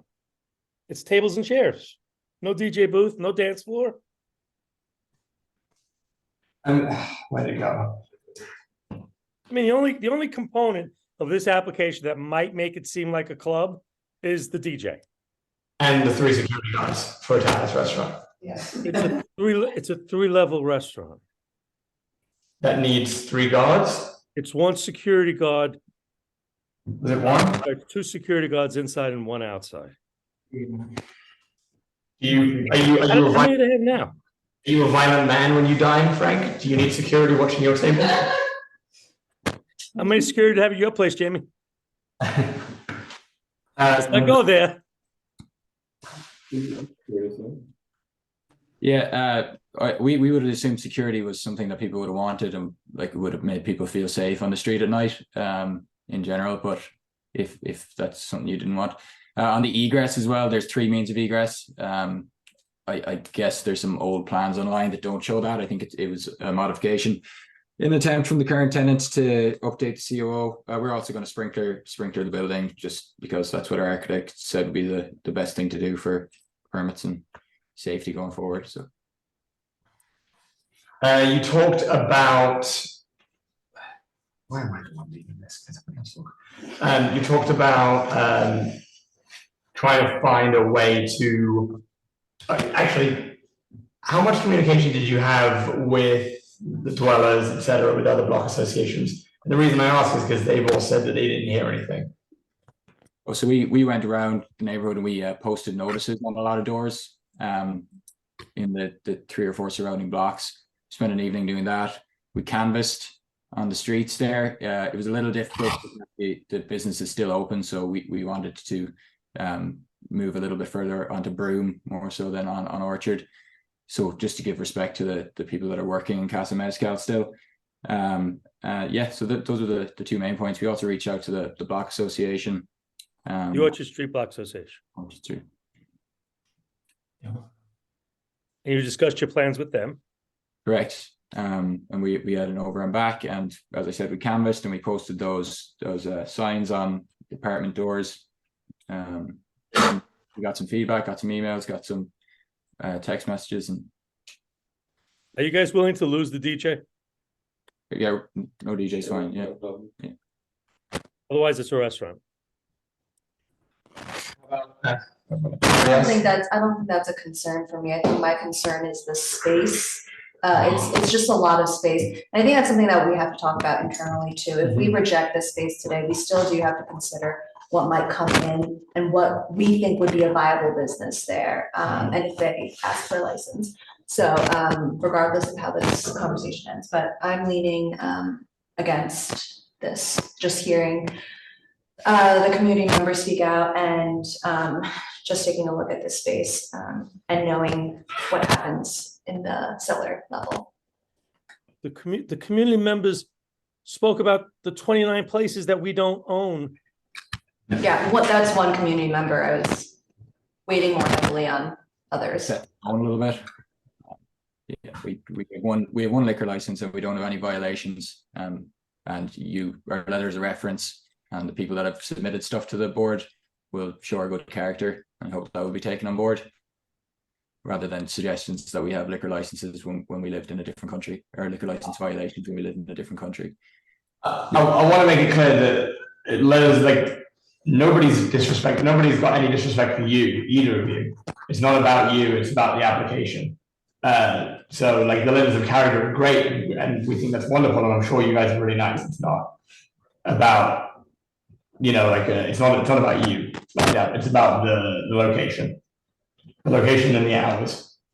Has anyone complained about this location? Has any of those neighbors said that Casa Mezcal's a problem? Yes, and as a matter of fact, there are. I thought they had. No, there are 1, 2, 3, all these red are the non-crime corrected. So there was 1, 2, 3, 4, 5, 6, 7, 8, 9, 10, 11. There was 11 non-crime corrected at Casa Mezcal just in the past year. Really? Then I got the data wrong. And Casa Mezcal's 4 a.m. 7 days a week, correct? No, I think, no, they're earlier during. No, I think they're 4 a.m. They have a license till 4 a.m. I thought They're 4 a.m. licensed 7 days a week. We're proposing an operation that's a pure restaurant that cuts those hours down. It's only 3 nights a week at 4 a.m. The hours of operation of Casa Mezcal are 12 p.m. to 2 a.m. Sunday through Wednesday and 12 p.m. to 4 a.m. Thursday through Saturday. Okay. So they're not 4 a.m. It's not what they're doing. That's what they were approved. Maybe what the website says.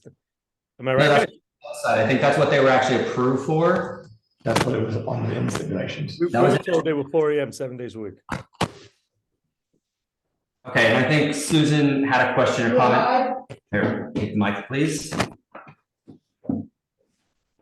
Oh, yeah, one of you. So I looked at the C of O on the DOB website, and it's a very old one, but it does not show 3 floors for commercial use. Is there an alteration that we're not seeing?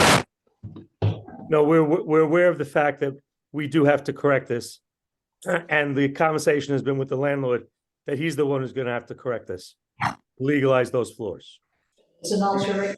He's going to apply for an alteration.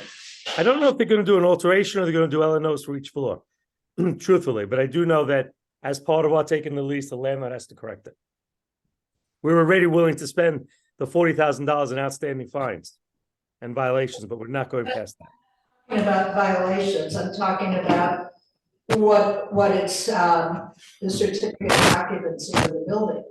Susan, what I'm trying to say is that in order to correct the C of O / LNO in the building, the fines have to be paid for the violations. So that's what we're willing to do. So the first step is to cure all the violations, and then you have to apply for an alteration and change the C of O. Or get separate LNOs for each floor, yes. I don't think you can do a separate LNO for each floor. I've done it, I've seen it before. I have seen it before, Clint. That's not what an LNO is. Of course, we've seen anything, especially in this. I don't understand how you can say that. An LNO says that the building department has no objection to 74 persons on that floor. And they'll specify the floor. Because that's what we've been taught by Department of Buildings. I've actually seen it, but okay. I don't doubt you, but I don't that's know. what we're taught has been right. They do make mistakes a lot, you know. We're willing to trim the hours back if that helps it. We're willing to lose the DJ. This is an existing business that. Of what's allowed there. I mean, I think I have several issues. I think Jamie said the same thing. I mean, it's what's allowed there, the violations, what they're proposing. And again, I'm not saying that you're doing a bait and switch. I'm not saying, what I'm saying is what I see and what I have known to happen at this location, what I know to happen in the neighborhood in that location. I'm just concerned about what may end up happening there with what you're proposing. That's, I guess, my biggest concern. And I'm not talking about predicting the future. I'm just saying with what you're proposing and what I'm seeing on your application, that's what gives me a little pause. And when I throw in, you know, yes, you are the license you hold, but also the experience from your various different places that you came from. None of them were really restaurants. They were mostly clubs, sports bars, things of that realm. So, except for the one that we operate and have a liquor license for, following the experience that we had, which also currently has SLA, or not SLA, but 311 violations that were non-crime corrected. So I know you said you're operating well, and you have your letters of support, but there are also 311 complaints. So I'm just trying to balance things out. Add a little bit more balance. one of our partners, also has extensive experience in the restaurant business, and it was part of the management team that achieved a Michelin star for Don Angie. So if we have good experience also. Well, we haven't, I mean, we didn't see that. That wasn't submitted to us. So that's, you know. Well, excuse me, we didn't submit anything about places that we didn't hold a license for either. In fairness, that was brought up. That was misinformation there that was just introduced earlier this evening, right? Not misinformation. So I'm just adding to try and give a bit more balance because you introduced the word balance. We consider your past experience as well, whether you have a license there or not. We have to consider your experience. Well, I didn't work in those places, to clarify. So I don't have any experience. Damien, he can raise his hand if he wants to join. He's part of the team. Clint, He can arguing give you a with background. He can, he's 30. Go ahead, Frank, finish your statement, your comment. I just wanted to mention, you do look at prior experience, but that's in relation to 311 calls. So now you're asked to make the additional step that the fellow who says that he was involved with those places was there that night the 311 calls were made. Okay, Frank, that's a stretch. But we look. No, what you're doing is a stretch, Clint. Frank, every time we talk about their past experience, whether they held a license or not, we do that with every applicant. Don't pretend that you haven't heard that before, Frank. Because they were 311 complaints, that's their fault? 311 complaints I'm talking about at the place that they own now, 53 Spring Street, that they admitted they hold a license at. There's 311 complaints there. I was talking about the other ones you had brought up. That's more of the nature of the business. They work there, and that's where their experience is coming from. I understand they may say they want to change, and I can respect that. I'm just talking about their experience. That's it. Guys, could you tell them about what was beyond the pale before you? What was the question? Sorry, got cut off. What was that beyond the pale before you? It was Gatsby's from maybe 2002 to just pre-pandemic. I think they had 18 years. Yes. And what was that place like? The 4 a.m. license, and everyone in the neighborhood hated it. They didn't have any soundproofing. The tenants that lived upstairs told us that their bed used to shake at night when the music came on. We spent $100,000 on soundproofing. We brought in an acoustical engineer, Acoustilog, Alan Feinstein, I believe his name is.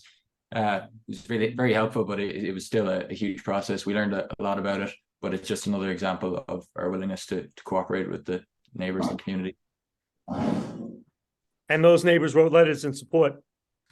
Yeah, by Beyond the Pale. One of the neighbors submitted a letter to CV3 on Friday afternoon, I believe, and we also have like complimentary text messages and emails from tenants that live upstairs about how fantastic soundproofing is.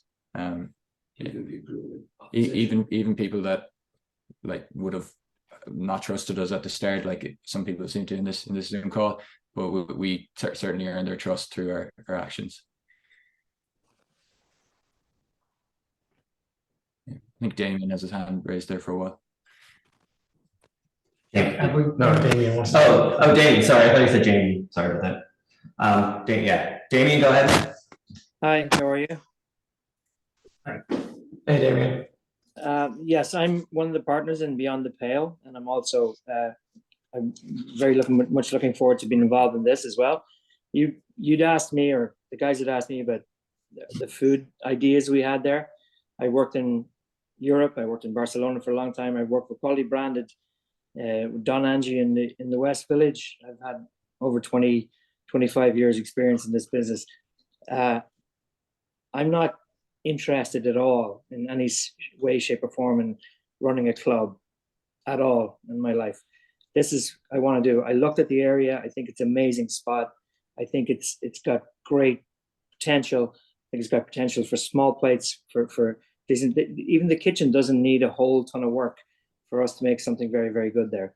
I am not in any way a late night guy, if you know me at all. I'm definitely not that kind of guy. So I just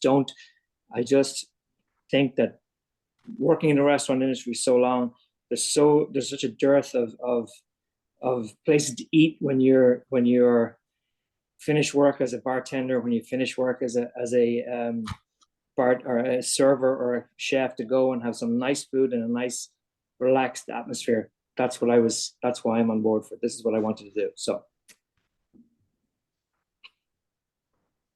Do you have any questions on that? So I do have a question. You said you're not into the late night hours, but you're applying for late night hours. Yeah, So because I've worked so many late night hours that I understand that there is nothing for anyone to go to. We're not looking to be a clubby style atmosphere. We're looking to be a late night food place, a late night place where you can go and enjoy something. Like if you're working in one of the many restaurants or bars in the West Village or in East Village, that was what I was thinking. That was my vision for this was. Yeah, 10 Bells is a pretty good industry haunt, which is on the same block. There are a lot of industry folks who go there afterwards. I hear your point. We'd be willing to lose the DJ and pull back to 3 a.m. Thursday, Friday, Saturday. We want to cooperate. We want to be a part of this neighborhood. But we're not a club. We're absolutely not a club. We don't have 30 places, and this is not a club. It's not a bait and switch. It's not a club.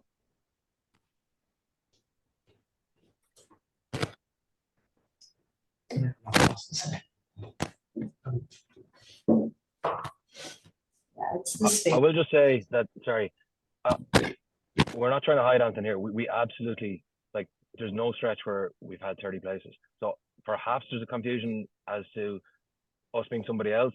My brother has worked in 2 other places in 12 years. And Dan worked in 1 other place. And Damien, who we just heard from, he worked only in high-end restaurants. So I want to just leave that there. It's a clarification as well. I think it'd be pretty hard for guys who seem to be as young as you are to have 30 places. So we hear you on that 100%. Sometimes, thank you, appreciate it. Sometimes misinformation. Look, I'm gonna say this, like, it's not you, it's the location.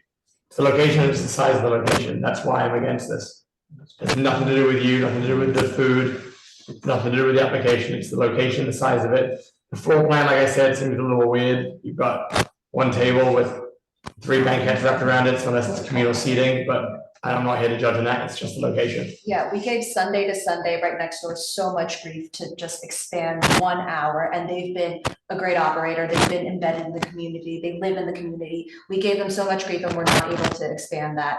And so I find it difficult to kind of extend grace in this situation. I second that. Isn't this where the police like close down on the streets till 4 a.m. on the weekends? Because Yes. they can't accommodate it. They can't It's handle the turned into a crowds. rowdy, pardon? Yes. It's so rowdy and it's so out of control that the police have had to shut down the streets on the weekend until after closing hours. They don't open them at 4. They have, they close them down to. So It's kind of documented. The only thing that would be. Documented as to how the police feel about that. Should we try? Sure. Would you do 12 during the weekdays and 1 on the weekends? I don't think we could afford rent for the building. It's like no, we couldn't survive. No. I hear you say it's the location, but it's a currently licensed location. And we're looking to reduce the hours. The 3rd floor, I don't know any Hold on, 3rd floor. Susan, you gotta, the people on the Zoom can't hear you if you're speaking Oh, or yeah. if Frank is speaking Yeah. and you need to speak into the microphone. What are we talking about size here? Are we talking the square footage? It's in like, is that what we're talking about? Each floor, do you think it's? Talking about commercial use of 3rd floors. So- And I'm not sure what's allowed. It's not that big inside. They're small floors. Like when we're looking at, we're not looking at changing or getting a COO. The proposed occupancy for the cellar at the moment is 24 people. It's not big. It's not like some sort of super club that people think. That's not the size at all. I'm talking about the technical aspect of whether it's allowed. I don't follow that, to be honest. I don't follow the logic. It's about 3rd floor commercial. My issue was also, Frank, you mentioned this is an existing license. It was approved for an entirely different thing. They may not be operating that way, but what we approved as a community board previously and what the community thought they were getting. There was a cultural center component. I'm not debating that it's maybe not happening, but so the fact that it's an existing business doesn't necessarily make that, doesn't help my decisions. Okay, anything else? I think anything else from the committee? If not, I think we're probably ready to move on from this. Yeah. Okay, so what, I mean. What would you consider a 2 a.m. closing 7 days a week? I would. I would consider that.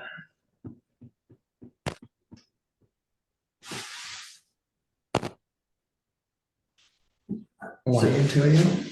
What? 1 AM, 2 AM? I don't think I can be confident voting on anything until I understand what the, what is that word called for the seller and the C of O, until, I don't know how we're gonna get definitive information on that by tonight. But I have no idea if it's, what is it that you want? You wanna find out? The C of O, she wanted to say that she's. You can't, so what they're saying, there's nothing. Who's they? Susan, Who's they? Mike. Who's they? What they're saying, what the applicants are saying is that there is not, those floors are not currently allowed to be used. What they're saying is there are violations, and Frank, you correct me if I'm wrong, there are violations on the building. So they can't apply for an alteration to make changes until after they pay violations, because the Department of Buildings won't entertain any alterations. After they. Incorrect. After they, excuse me, Incorrect. you say incorrect? Or correct? Yeah, you said The violations have existed for quite a while, yet Casa Mezcal keeps getting these temporary COOs. Right, but Susan's right.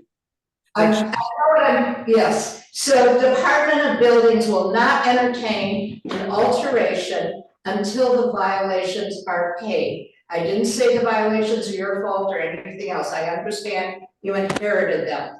That's the way the Department of Building works. So after they're paid, then you're gonna file for an alteration to change the second and third floor to commercial use. So there's nothing to find out now. This is all gonna happen in the future, maybe. And so once they, let's say they pay the fines and then they get the alterations approved, does that mean the license, the SLA license extends to those floors as well? It would, but what I'm saying is, I don't know third floors being used commercially on Orchard Street, so I don't know. What I would be able to find out, but I can't tonight, is whether the zoning allows the third floor to be used commercially. But the zoning does allow the basement to be used commercially. I don't know. I assume so. I think there are basement uses. But I don't have, those kind of things I don't have off the top of my head, especially in Orchard Street.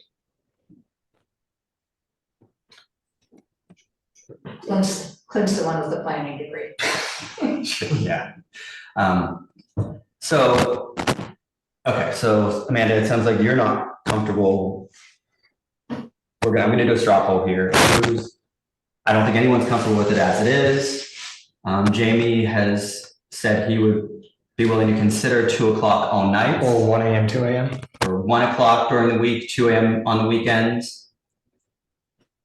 Michael? I'm not sure yet. Yet. And Amanda? Okay. I don't know. Because I see, like, I see what's happening there, and I like can understand from a business point of view how that would be viable, interesting, attractive. But it just, yeah, the restaurant part is scaring me. It's not a restaurant. Susan, you realize the third floor would not need to be changed, right? That the third floor is currently storage only, and that's what we're using it for. No, I didn't realize that. So third floor, you're only gonna be using on first and second floor. Is that correct? What we need to do is legalize the second floor and the basement. So you need to apply for alternate, so you're using 3 floors, basement, first floor and second floor, is that correct? Right, the third floor is gonna be ours also, but it's only used as storage, which is the permitted use. Oh, storage, office, restaurant, yeah, not public space. Correct. Would you accept 1 AM, 2 AM? Thursday, Friday, Saturday? Oh, it's 1 AM Sunday to Wednesday, 2 AM Thursday, Friday, Saturday. At least for the time being, do the thing you say you're gonna do, come back and eat it. It's gonna take them a lot longer. It's gonna take a lot longer as you are. I know, but that's regardless of whether it's 2 AM, 4 AM or anything. That's nobody's. Between the DOD and the SLA. That's not It could take like Those are 3 years. operating hours, which sometimes differs from what they were approved.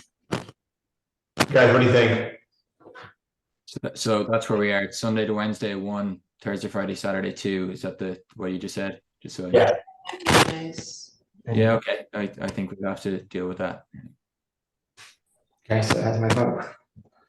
And also no DJs, no live music, ambient background music only. All the stuff you said. That's fine. Yeah, that's my vote. Right, those sound like restaurant hours to me. Let's Yeah, see that if does it sound like works in that space. Yeah. I'm Okay. suspicious, but okay. Motion to, I forget the verbiage, somebody else. Motion to approve. Motion to approve based on the hours of 1 AM Sunday to Wednesday, 2 AM Thursday, Friday, Saturday. Anybody? Second. Okay, oh, Amanda seconded. So yeah, so Monday to Wednesday, and then Thursday to Saturday, 2 AM. Probably don't put this up there. Yeah, you can go ahead and share it if that's, I can read through it.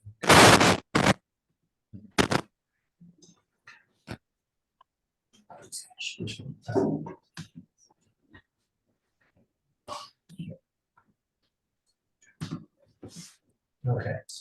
So the motion that is on the table is for, and I think you left it blank. Who would be signing for this? I would sign for it. Daniel. I like NYC LLC as well, just there's an NYC in there. NYC LLC. Okay. And then would be a full liquor OP license, will operate as a full service restaurant, specifically a Spanish restaurant with kitchen open and serving food during all hours of operation. Hours of operation will be Monday through Friday, 4 PM, Saturday and Sunday, 1 PM open, Monday to Wednesday, 1 AM close, Thursday through Saturday, 2 AM close, Sunday, 1 AM close. I will not use outdoor space for commercial use. I will employ 2 to 3 security guards, doormen, will install soundproofing. I will have a closed fixed facade with no open doors or windows except my entrance door closed by 10 or when amplified music is playing. I will not have, check off DJs, live music, third-party promoted events, any event in which a cover fee is charged, scheduled performances, or more than 2 to 3 private parties per year. I will play ambient recorded background music only. I will not apply for an alteration without coming to CB3 first. I will not participate in pub crawls, including boozy brunches with food. I will have a happy hour and it will end by 7 PM. And you didn't check off, but you will not have wait lines and you will have a staff person for ensuring no loitering, crowds, or noise. So we'll check off both of those boxes. Post a stipulation, residents may contact the manager at the number below, and then it'll be same done y'all, and then what is the phone number?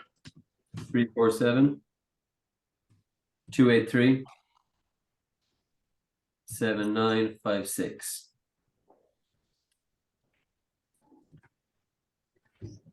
Okay. Does everything on there look good? Do you agree with everything on there? Is that accurate? Because that's what we're going to be voting on and what will be approved. That looks good, yeah. Sure. It's approved. Yeah, please specify that this needs to go to full board for approval, by the way. Can you just say that? What? Why? Well, yes, I mean. They know that, right? Yes. They know that, Yeah, okay. frankly, it's, Yeah. we're a committee, it still has to go for full board for the final approval of the vote. When does that happen? Is that? Next- 28th. It is Tuesday, November 28th.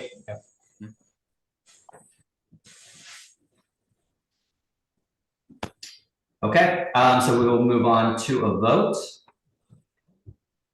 Jamie Felbert, Yes. Michael Lavario, Yes. Amanda Liu, Yes. Clint Smeltzer, no. Sarah Bachu, absent, David Crane, absent, and Naima Fugami, absent.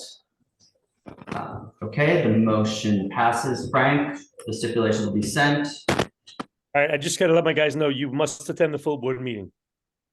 This is not a unanimous vote. Therefore, there's no guarantee the full board will accept this vote.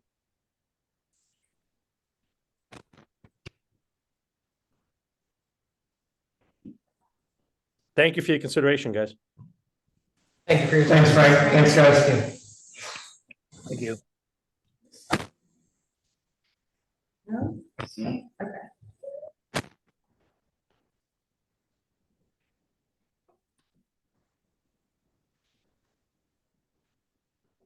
I'm gonna have a lull here, Di. Okay, so we are now moving on to. You want, but I'm just nothing. What's on the screen is going on. Oh, turn off that. Yeah. Turn off That participant list and chat. Yeah, I don't need to. That's not on. That's not on. Oh.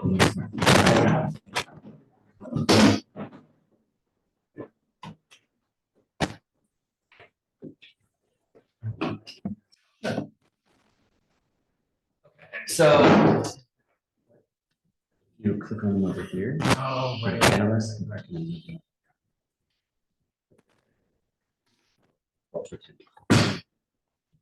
Okay, so I think since we're on the Orchard Street area, I guess let's just do it logically and let's move on to Cruise Hospitality, which is 154 Orchard Street. It's number 12.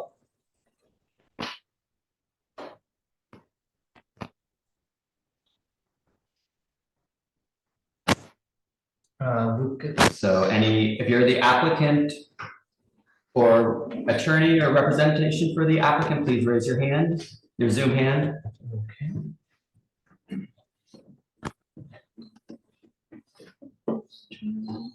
It's going to be number 12, Cruise Hospitality, 154 Orchard. Hello. Hey. Hello. Okay, we can hear you. So that's good.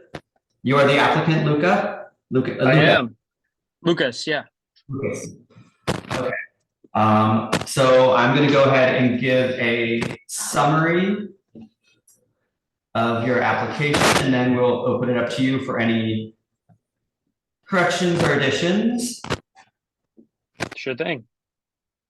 And then we'll go to the public. So this is Cruise Hospitality is seeking a full on-premises liquor license for the premises located at 154 Orchard Street. This is an application for a restaurant of 74 people, 18 tables, 58 seats with 1 bar and 1 service bar, a full kitchen with food prep area serving food during all hours of operations, 2 televisions, live music, background music played through a small system.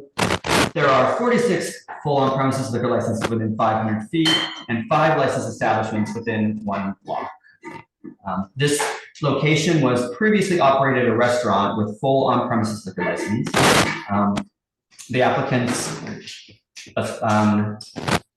LLC, Cruise Hospitality Incorporated, has owned and operated Estrella del Norte, doing business as Bahia Flor in Long Island City, Queens since 2010. The principal, Lucas, am I saying it light?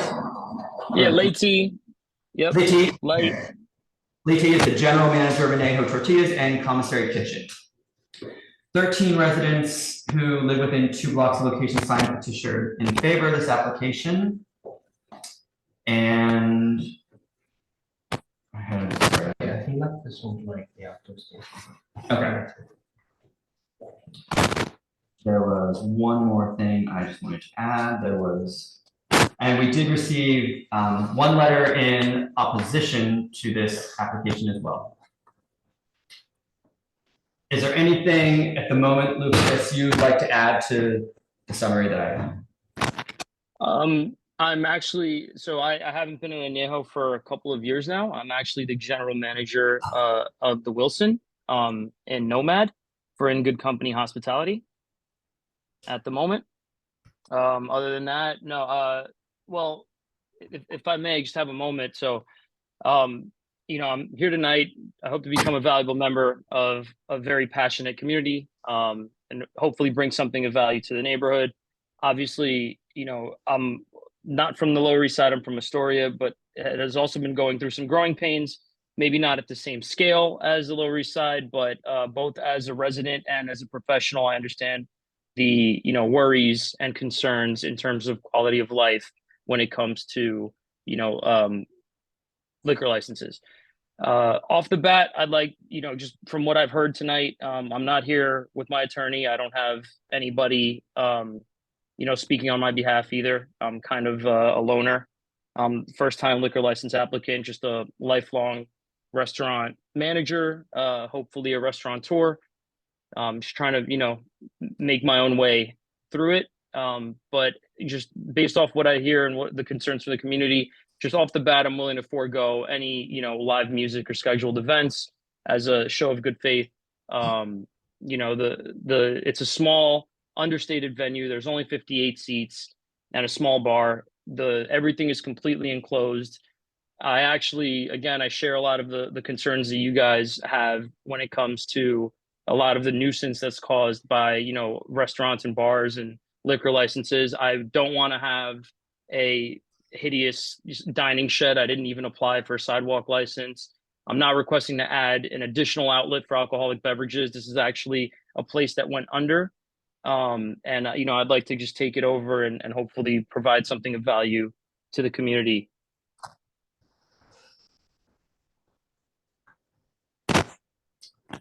Okay, thank you for that. So I think at this point, I guess we'll go ahead and move to members of the public. Please raise your Zoom hand if you would like to speak to this item.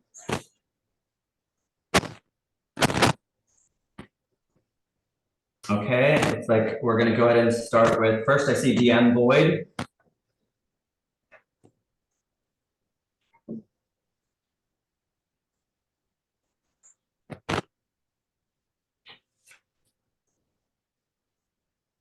DM, go ahead and you can unmute yourself and speak. Oh, so sorry, I wasn't in the room. Apologies. So just to make this really quick, and this should be a really quick one. I want to say this to the committee. We know that these nights get long. A couple things. He said it already that he wanted to take over this space. Oh, I want to acknowledge that there were 7 people on this, and I'm just going to speak so that not everyone was speaking, but they had to sign off because you know, these nights get long. But I want to recognize there were 7 residents originally were here. And I'll be speaking for everyone, so we don't have to get them back on and to speak. But I just wanted to do this very quickly. The stipulations were very clear that are on this space already. It's closed at midnight. Clint, I think you have them. You probably can read them over to the committee better than I can.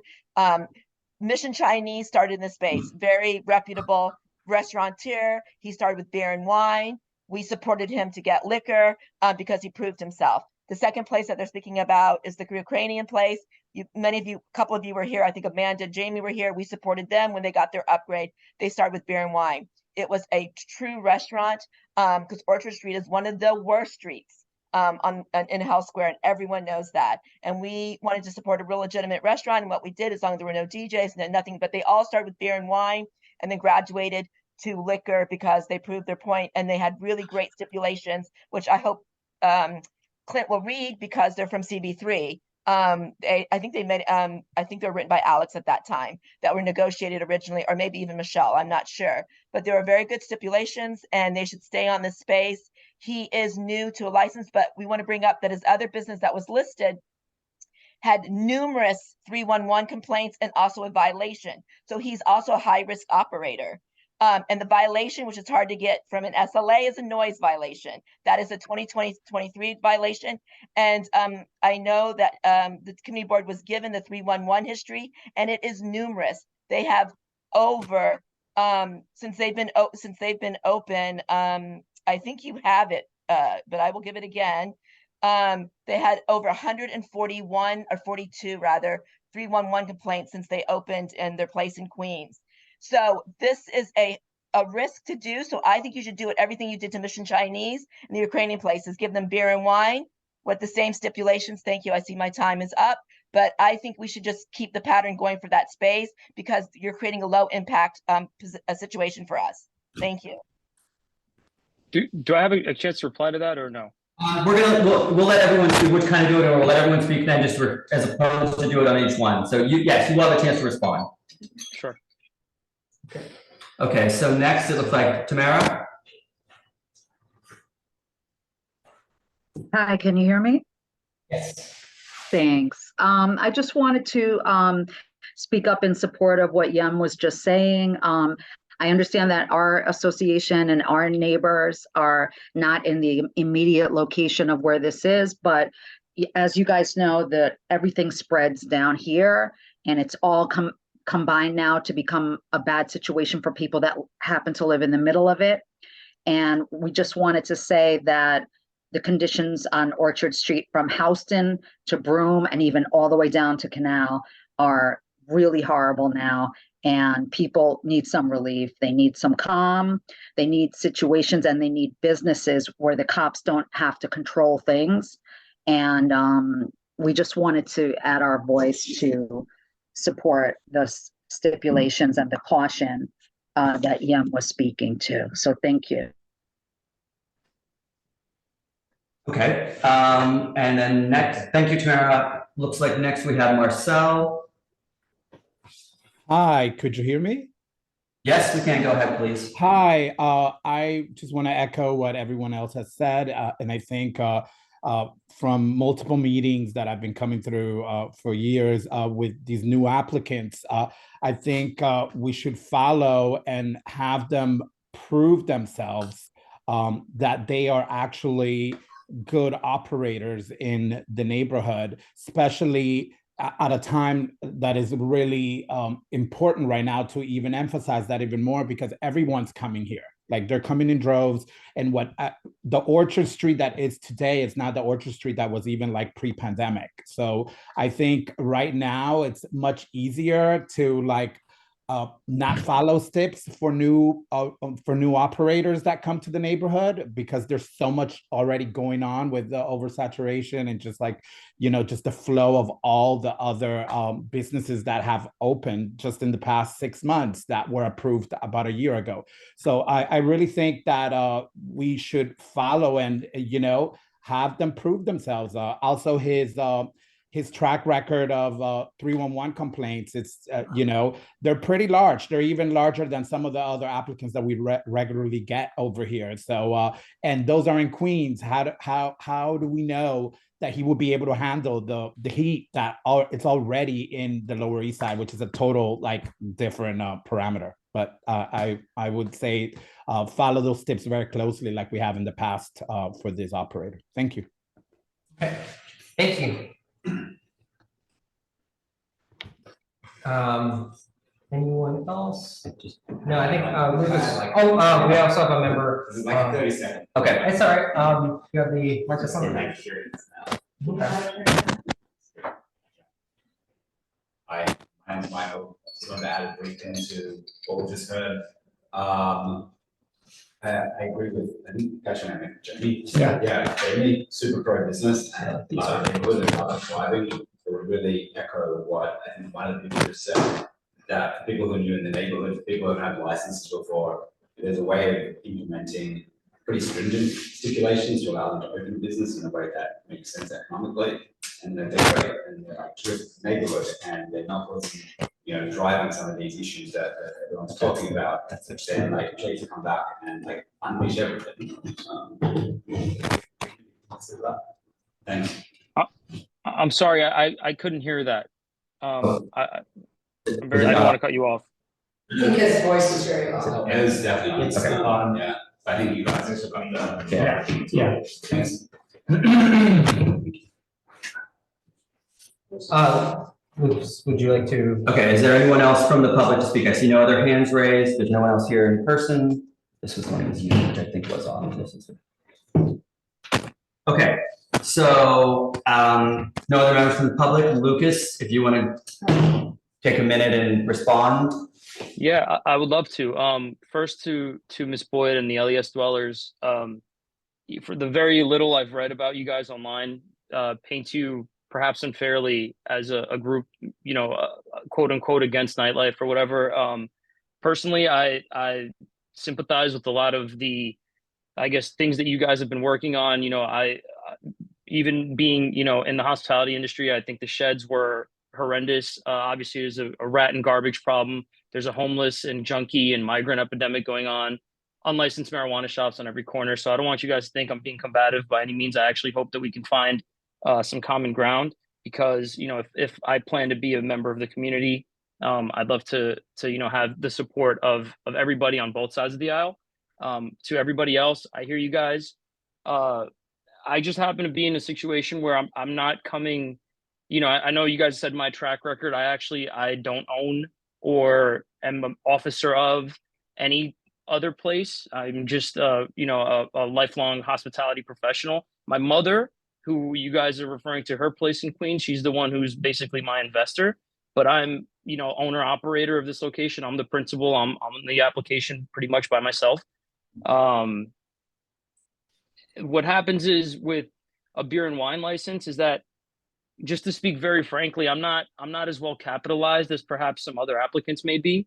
Frankly, you know, it wouldn't allow me to survive long enough to even prove myself, you know. Even, you know, that's something else I wanted to speak with. You know, I know the previous tenant had a stipulation where he was only allowed to be open until 12. But as we all know, I know there's someone on the board who apparently is also a restaurateur. Those last couple of hours at the night really are make it or break it for a small business.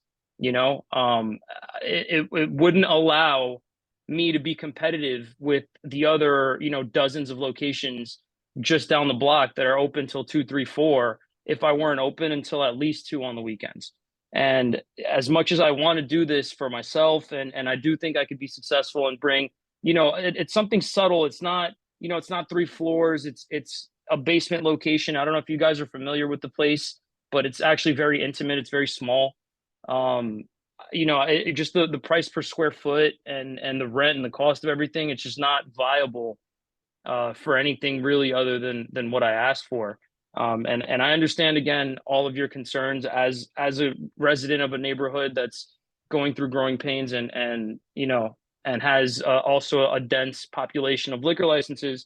I hope that you guys, you know, find it within you to give me a shot and let me prove myself, but set me up for success. Don't handicap me and then, you know, expect me to climb a mountain, because as we all know, opening a business in today's, you know, economic outlook and climate is difficult enough as is. But I assure you all, you know, for whatever it's worth, that I tend to follow things by a T. You know, I'm not gonna bait and switch or anything else that I've heard you guys complain about tonight. I really just want to open a nice little restaurant, cocktail bar. It's not the kind of place that people are going to be stumbling out of drunk. The space itself doesn't even lend to that. Like I said, I'm willing to forego any kind of live music or DJ or anything like that, and just have ambient music playing. That's completely fine. The place is completely enclosed. It's a basement location. I won't be bothering anybody, won't be making any noise. So just please keep that in mind, is all I ask. Okay, thank you. Committee members, Amanda? Yeah, could you please speak to the noise complaints at the Astoria location? Yeah, I mean, honestly, it's my mother's bar. I go there once every couple of weeks. I don't work there. It's just like our family business. I'm 31 years old. I haven't lived with my mother since I was 17. You know, she does her thing, and it's definitely imprinted on me in the sense of like the passion for, you know, food and beverage and kind of like sharing special moments with people. But otherwise, I really have nothing to say because I'm never there. I'm not an owner. I'm not a principal. I don't make any policy decisions. You know, she just does what I was actually asking to do, but perhaps she does it a little bit more, you know, like she has she has like a huge outdoor dining, you know, and it gets very busy at her location. So I could see, you know, why the neighbors wouldn't be too happy with it for sure. Although the vast majority of them don't mind. That being said, you know, I really have nothing to say to it because it's not my business. So, wait, are you licensed? Are you one of the license on the holders? application, you listed that you're a license holder at the Long Island City location. I'm sorry, that may have been a mistake. I'm not on the license. I've never applied for a liquor license before. Okay, and so have you worked at? Yeah, his resume. You've worked at your mother's restaurant. You've worked at the other restaurants, but you've never actually held a license before that. No, well, I only worked at my mother's restaurant honestly for a few months when it opened. Ever since then, you guys can check my resume. I believe it was sent over as well, but I'm happy to send it over to you guys. I haven't been a part of that for a decade. This is the old Mission Chinese space, right? Yes. Yeah. And so the place, what's it? Paper planes. Oh God, yeah. Oh, right. This is a tiny place. It is. I don't like. So my only concern is, you know, we have in other locations, like Mission Chinese started with beer and wine. Saigon Social we thought actually the dwellers were willing to support full liquor on Saigon Social, and we actually opposed them, I guess. And we made Saigon Social start with beer and wine. So, and Saigon Social had succeeded. Yeah, they brought them, but yeah. Yeah. I mean, I hear you guys 100%, you know, and I understand. And perhaps a few years ago when costs were more manageable, that would have been much more viable. But just like the size of the space, the rent, you know, food costs, labor costs, everything right now. Like I've been a restaurant manager for, you know, pushing a decade now. I literally am the one who compiles these reports. And it's just, you know, it's just not viable. You know, perhaps to somebody well capitalized who can eat the loss for a year plus until they get approved for a full liquor license. It's no secret that liquor is where places make their money, whether they're a full restaurant or not. You know, maybe a place with the hype like Mission Chinese or, you know, something like Michelin starred where you're going to charge an arm and a leg for, which is not what we're doing, would be more likely to succeed in that scenario. But it's just not my reality at the moment. I don't think that beer and wine is always a requirement. Cool. I agree. But I would be more willing to go, given the hours he's asking with beer and wine, or the same stipulations as what the previous business had, which was 12 p.m. all night and full liquor. I could concede one of those two things, but I can't give you both. Respectfully to Ricky, who's the gentleman who owned the restaurant before me, they went under. But they were there for 13 years? No, they were not. 10 years? No, they were not. Mission Chinese was approved in, I want to say 13. Mission Chinese moved. Mission Chinese went A long time ago, they're in East Broadway. Yeah, they've closed since then. No, Mission Chinese was there for maybe 2 years, and then it moved to East Broadway. What has been there since has maybe been there. I don't know. Well, yeah. Sorry. I'm mixing it. But it was to Saverna, whatever was who was there before. Sorry, was it? Yes, that's correct. And they had a few iterations. They tried a few times, and they failed. You know, and in no small part due to those. You know, I know it's just 4 or 6 hours or whatever it is, Thursday to Saturday. You know, honestly, I would like the ability to be open every day, but I'm willing to, you know, again, and full flexibility as long as it remains realistic for me to be able to be successful. I'd be willing to do Thursday, Friday, Saturday till 2 a.m. and then try again to be able to maybe either push that back or get more days later on after I have proved myself.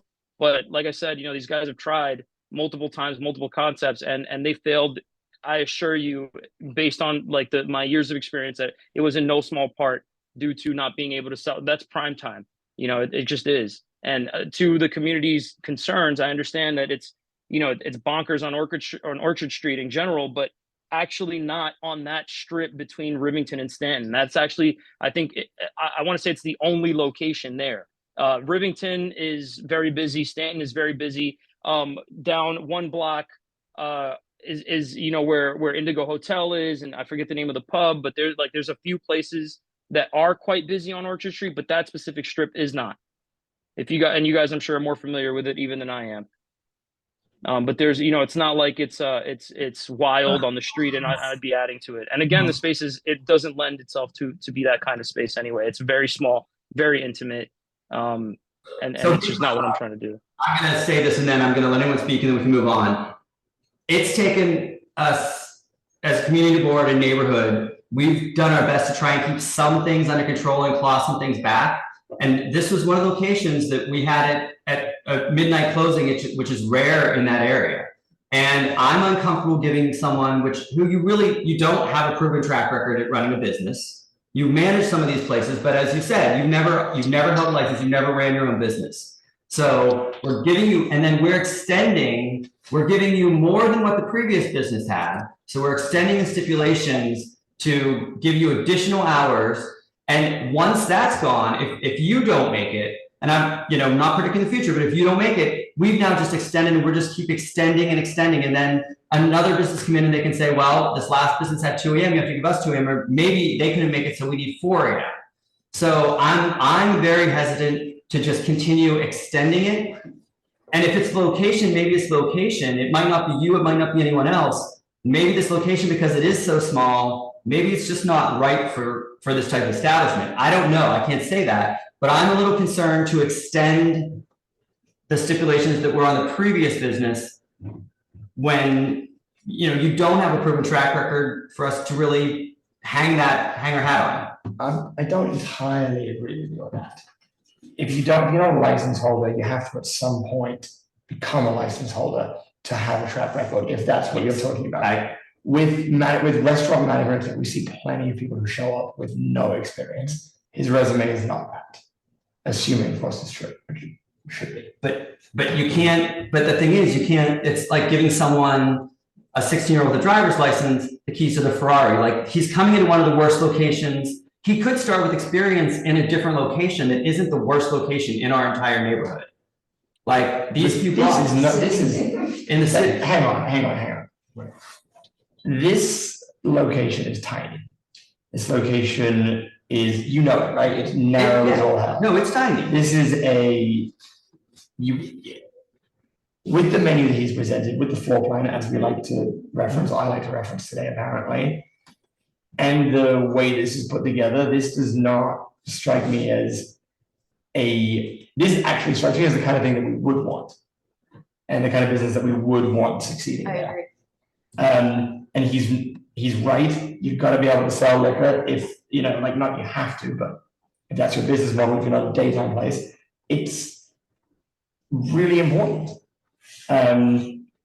He said, not to argue on your behalf, but midnight too, I'm cool with that. I am in this location. Like midnight during the week. And 2 Yeah. 2 a.m. Excuse me, can I contribute to this? Is that time over? I happen to be a bar owner. I've owned 3 bars in the past. I know the space right next to it. Which is I'm sorry to cut you off. Can we just give you sure, a of course, question? Yes. At a time. Sure, yep, excuse me. I think it's on. No, it's not. Oh. He's giving the gentleman. All right. Hi, I'm Joey Park. I own Baby Grand karaoke bar on 17th Street between 5th and 6th. I've owned 2 previous locations of it. I'm attending this meeting just as a tourist, but also just to introduce myself. I don't know Lucas. I empathize with him. I've been a first-time establishment owner in the past. And my personal aim whenever I take over a new bar or like build out a new bar is to be a net benefit to the community. And I think that the Lower East Side has suffered from COVID, but it's also suffered from a bad reputation pre-COVID. And it's also suffered from ramifications of a bunch of businesses having failed and derelicts moving in. I think that the only real viable path forward is for these vacant businesses or bad businesses to be replaced with good and viable businesses. And I don't think that a 2 a.m. liquor license on a Thursday through Saturday is going to allow that. Now, of course, none of this is my decision, but I'm only offering my 2 cents because, I can relate to where this gentleman is coming from. And frankly, Boho Karaoke that's directly next door, it shares a wall with this space. I just looked online. Their hours are from, they have a 4 a.m. liquor license 7 nights a week. And if anything is a liability, it's them. So I don't think, a restaurant that's serving food that has, it's serving, or that doesn't have a DJ, doesn't have live music, doesn't have outdoor space, isn't gonna open their windows, is gonna be a threat. That's all I have to say. Yeah. I have a question. Sure. Don't you own a karaoke bar? I do. Why is Boho going to be the liability? Well, I think that 4 a.m. liquor, we're not even pursuing the 4 a.m. No, I know. It just is funny that you would like karaoke bar. That's the But bad in one. the same sense that like you've got dive bars and then high-end bars, there is a spectrum of what. Yes. So, but I think the point is, that to his point, there's a 4 a.m. license next door. We're adding later people on the street, and it's my concern is. But I would also like to ask Lucas. This is one thing I forgot about earlier. What is you didn't mention this in your resume, but in your original application, you listed this as your, and then you also, when I checked out your LinkedIn, you were a general operations manager at Whitehorse, were you not? I was an operations manager for Whitehorse Hospitality. So they actually own a few locations, of which Whitehorse is one, yes. Okay.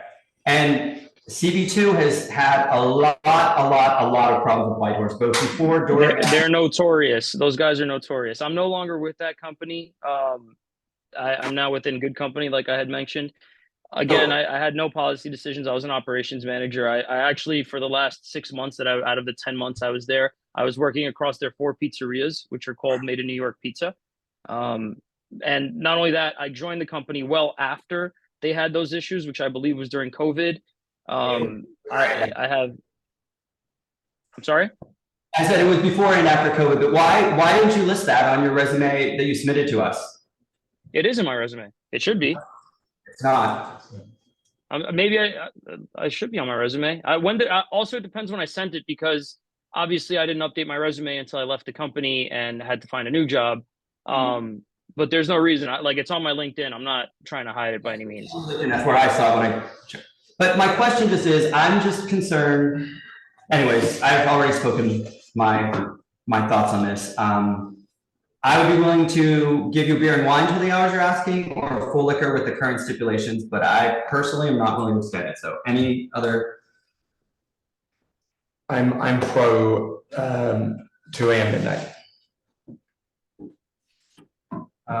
You want to make Do I want to make a motion? a motion? Sure, I'll make a motion to approve the 2 a.m. and midnight. Does anybody else want to second that? Okay, great. It's those little things that- Okay. Motion is on the table. So at this point, I guess anything else from the committee, or so let's just confirm some things though. You said you're forgoing live, because that's the other thing that concerned me. You were presenting live music and DJs to him, like, so it just to me doesn't sound like, it sounds like you threw everything at the wall to see what stuck, which doesn't make me confident in your business plan. I'd be happy to share my business plan with you. I have one written out with a financial projection and everything. No, it's just look, it's being that it's an intimate space. I thought a little jazz, a little bossa, a little trio with something. Also because it's enclosed, and there's shops above it. There's shops on either side of it. The closest apartment would be 2 floors above it. I thought it would be, a nice kind of like sexy little vibe, but it's not necessarily, I'm not married to that idea. I would like to have the option to, but if you guys aren't comfortable with it, I'm okay with foregoing it as an act of good faith. And especially after coming off the previous topic, I would also have been willing to forego that as a gesture of good faith. I think that was a good sign, not a lack of, not a judgment on his character. Oh no, I wasn't making that. I just said Yeah. when his plans were one thing, and he just really quickly, as you said, it was a gesture of good faith. But it just makes me wonder about I would how you really plan to operate. You wanted live music, you wanted DJs, and now you're kind of clicking back, which is fine. I appreciate the gesture. So, but I know Jamie made the motion for the hour rule. That's why I stepped back to that. We didn't address. You're willing to give up? He has the stipulations up. So you had originally asked, I think, for maybe DJs and live music, you're willing to go neither. You'd have ambient background That's music. correct. Hello? the hours of, what was the opening hour? Sorry, 4 p.m. to 12 p.m. Monday through Thursday. 12 a.m. 12 a.m. 12 a.m. Sorry, 12 a.m. And then Friday and Saturday, 4 p.m. Friday, 4 p.m. to 2 a.m. Saturday, 4 p.m. to 2 a.m. Or 11, I'm sorry, Saturday would be 11 a.m. Yeah, basically, I'd like to open for brunch on weekends. I'd like to open at 11 on Saturday and Sunday. Be open till 2 a.m. Thursday to Saturday, and until midnight the other days, please. Okay. Okay. So do you want to go over the steps, or do we? Well, I'm making sure we just address the questions. It's a close fix facade, so we don't have to change that. So, okay. So yeah, I think based on Jamie's motion for the hours, we're going to go ahead and put up the stipulation on the screen, and we'll read that through.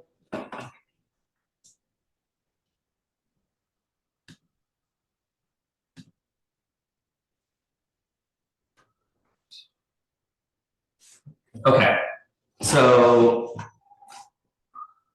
it's going to be a full liquor, beer, wine, and cider. Will operate as a full-service restaurant with Brazilian restaurant with kitchen open and serving food during all hours of operation. The hours of operation will be Monday through Friday, 4 p.m. to 12 a.m. Saturday and Sunday, 11 a.m. to, well, no, Saturday. Yeah. Sorry, you need to change that. Sunday. Monday through Thursday, 4 p.m. to 12 a.m. No, Monday through Wednesday, 4 to 12. No, he said Thursday. Said Wednesday. No, he said Wednesday.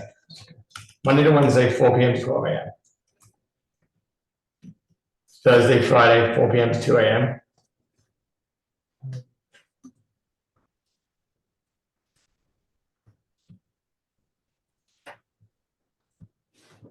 Saturday, 11 a.m. to 2 a.m. And Sunday, 11 a.m. to midnight. That's correct. Thank you. And you didn't state in your original application, but you will not, I think you said tonight, you will not use outdoor space for commercial use, including open restaurants? I mean, again, I don't want to shoot myself in the foot. Maybe next spring, next summer, but not now, not in the winter. Not now. Like I can wait a year and come back to you guys. I'm happy to do that. I'm not willing to give you outdoor space on Orchard Street. I'm sorry. Orchard Street, we can't. Reasonable. Okay. I'm not married to it. I personally hate the sheds anyway, so. It really is. I mean, Orchard Street is just too much at this point to have more outdoor space. That's my. Yeah, but now does that mean? Well, I guess I wouldn't put tables and chairs out there anyway, so it doesn't matter. That's fine. Okay. And you didn't have checked off anything before about store manor security? I would do. Is that like a must have? No, and as a restaurant, you shouldn't really need security personally. Yeah, I would rather like not have that as a necessity. That's fine. It's just a question on our application. I was asking. That's fine that you're having it. Yeah, I don't think it's necessary. Being my method of operation is not, to be a nightclub. So. And then on your application, you said you will install soundproofing. Yeah. So, just as a measure of precaution, the backyard is enclosed, but I would see if there's any way to mitigate, any possible sound going up, towards, up and out towards, whoever may be around. Just to be extra safe. Like I really don't want to upset anybody, So do you have a CLO for the backyard? Yeah, I actually forwarded it to the email. I don't know who emailed me requesting the petitions, but I just replied to that email chain with the document attached. That was me today because you hadn't submitted them. So we hold on. I apologize. Oh, this is what he said now. It's I think it doesn't show the. It's an alteration. It shows the backyard as a dining area. So I believe that's him filing for the either previous tenant or the landlord filing for an alteration. So you said no outdoor use, but I'm now confused that you want to use the backyard. It's included. No, it's still outdoor use. But it's still outdoor use. That's a whole different. That's an issue with the city.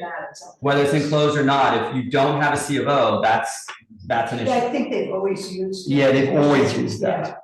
They- I would not want to limit that. That's 50% of the space. Yeah. Yeah, if you don't have that, you frankly you don't have a business there. Yeah, that's not an issue. I don't know if it's on the CBO, I have no idea. So what the landlord provided me with is what I forwarded you guys. It's basically an application for an alteration that clearly shows in the blueprint the backyard designated as a dining area, and it is enclosed. The alteration is not labeled backyard. Okay, how do I find this Yeah. information right now? What is You it? can't, Why, you probably can't. then where does one get it from?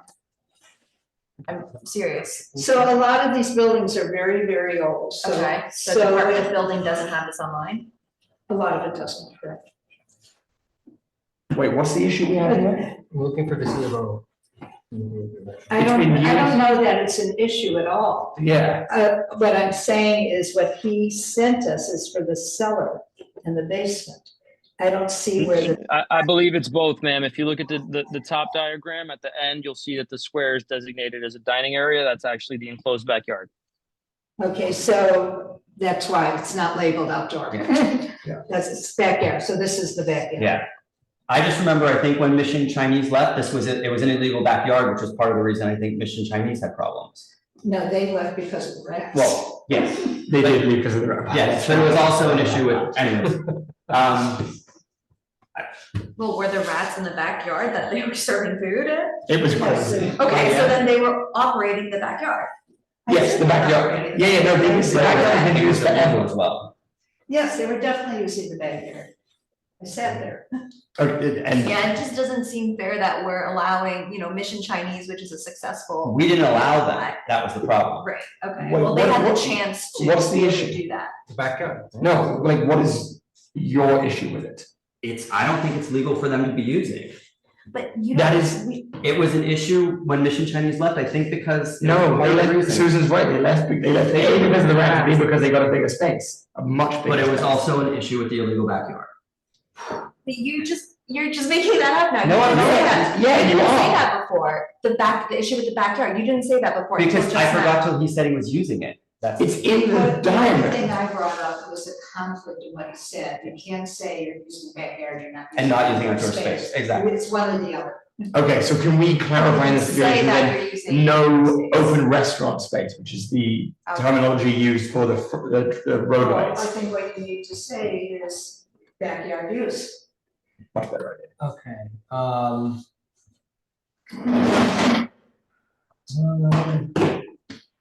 so I guess, we can't do this one, right? No, So I will close all outdoor line under, I have no idea.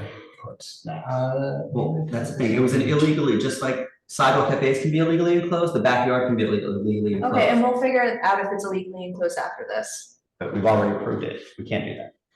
Why not? They can Sure. show up between now and the full board. No, it's not only that, if something's illegal. I mean, you could. Well, we don't know if it's illegal at Let this me point. fin- Okay. Yeah, if it's illegal, That's it's not what I'm his- saying, what it's I'm his saying, problem. if it's illegal, you can. May I ask if this was brought up at the last time there was an application? Because it's been in use for well over a decade, so I would imagine anybody that applied beforehand would also have gone through this process, no? Because you've got majority support, I would just stop. Just put a. Yes, sir.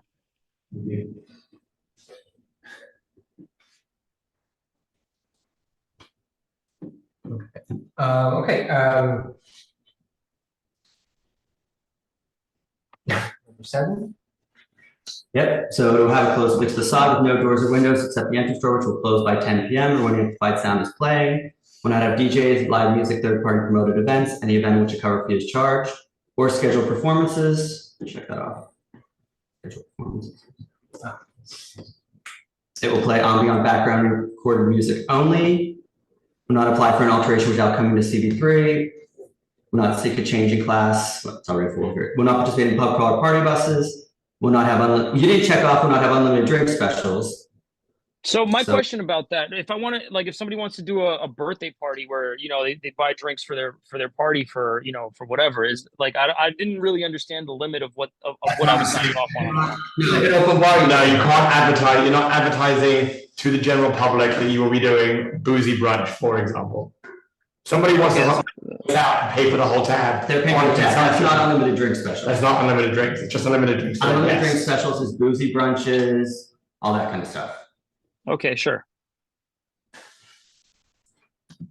Which still makes me question his operations.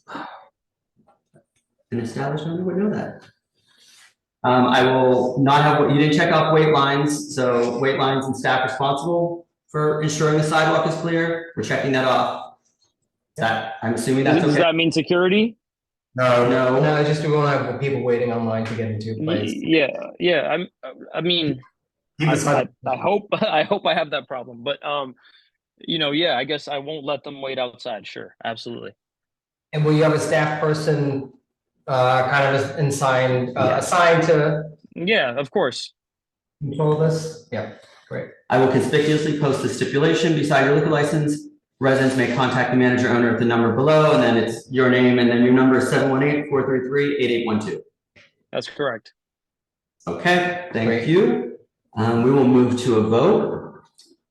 Jamie Felber? Yes. Michael Lavario? Yes. Amanda Liu? Yes. Clint Smeltzer, no. Great.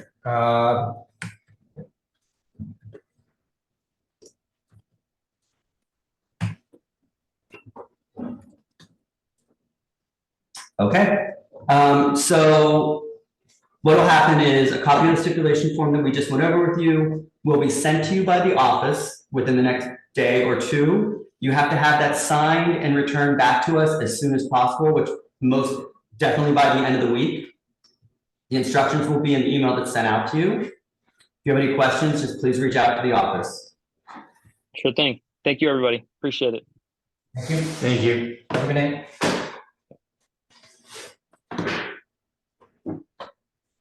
Okay, so I think there's one other one that we're going to do, apartment 5, which is 157 Ludlow Street, which is also in the same area. We're gonna hit them all. That's the last one? No. We're doing all the lower side ones. Get it out. Gotcha. Okay, so this is gonna be item number 13, apartment 5 LLC, 157 Ludlow Street. If you are the applicant for this location. Oh, there you go. I thought you were just attending. I didn't realize you were an applicant. As fun as this is. You were incognito. Okay, so the applicant is actually here in person. So you've heard how it's gonna go. I'm gonna give a quick little brief summary here as soon as I get it open.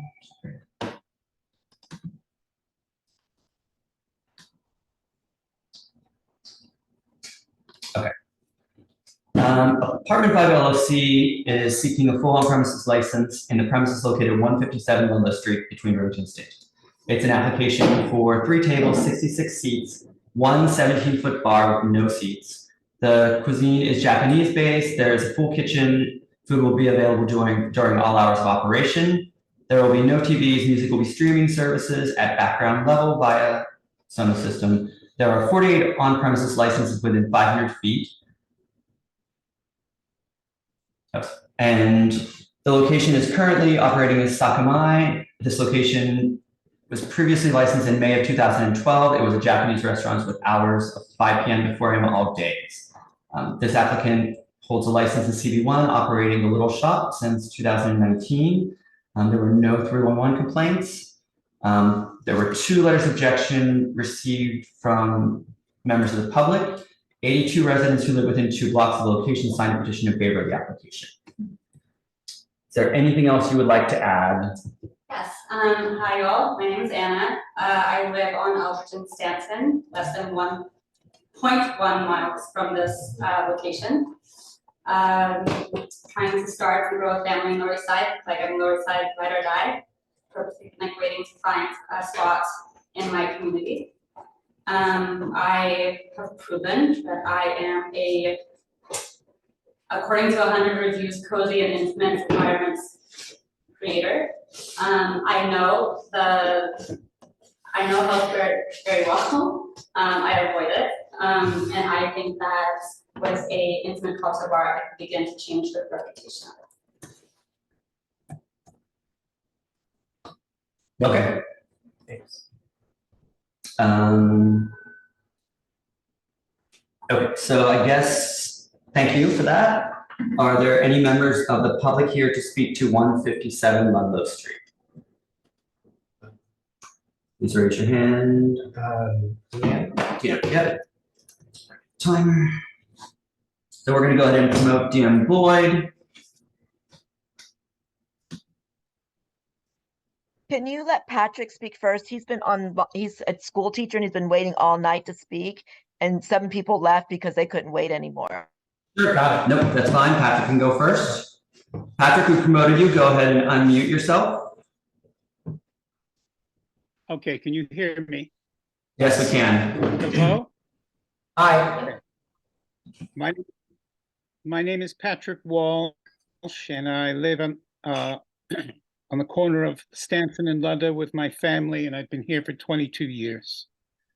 I am speaking on behalf of 7 of my neighbors who were online. I don't know if they still are. If they are, I would ask them to raise their hands.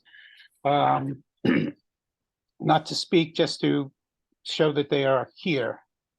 The corner of Stanton and Ludlow is arguably the worst corner in the entirety of New York City at this point. So bad that the NYPD are routinely positioned there, closing Ludlow Street, and all over the place.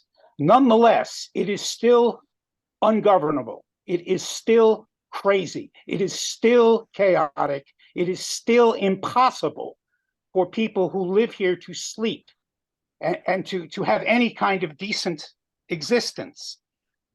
Around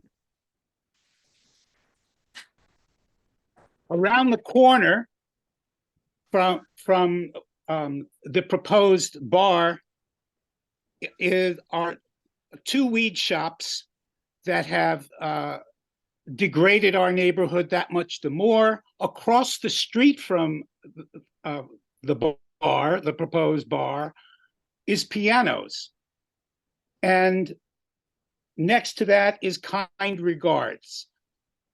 These places are the stuff of nightmares. Pianos for 20 years has done whatever it wants to do, and every single night. The mob of drunks and predators are so large and so out of control that it would take a police state to get it under control. Patrick, whenever as was mentioned, there are 48 licenses. Okay, given all that, it is inconceivable that any bar of any kind could be of any use or benefit to this already degraded and debased community. Thank you. Thank you, Patrick. Okay. So next, I think DM. I'm just going to speak on a couple of things. First, I want to recognize Jamie because when Jamie came before this committee for his place, Pretty Ricky's on the corner of Rivington and Ludlow, he went in with earlier hours. He took over a really bad bar, as everyone knows. It was the Gastropub Spitzer's, and then whatever else became. He took over and he had to have clawback hours because he was, they're a gastropub as well or whatever. And he took it on the chin. They did it. They agreed to it. No DJs, all that stuff. And then he came back and got upgraded hours. And I don't understand. We tried to work with Anna, like 4 a.m. is unreasonable in this neighborhood. It is, and this was a restaurant license. She is going to reducing the license to to bar tavern. She won't have the required food amount that is required for a restaurant. So I'm saying to you, if Jamie took it on the chin, and all night we're seeing this, everyone is like, we're not getting any help here.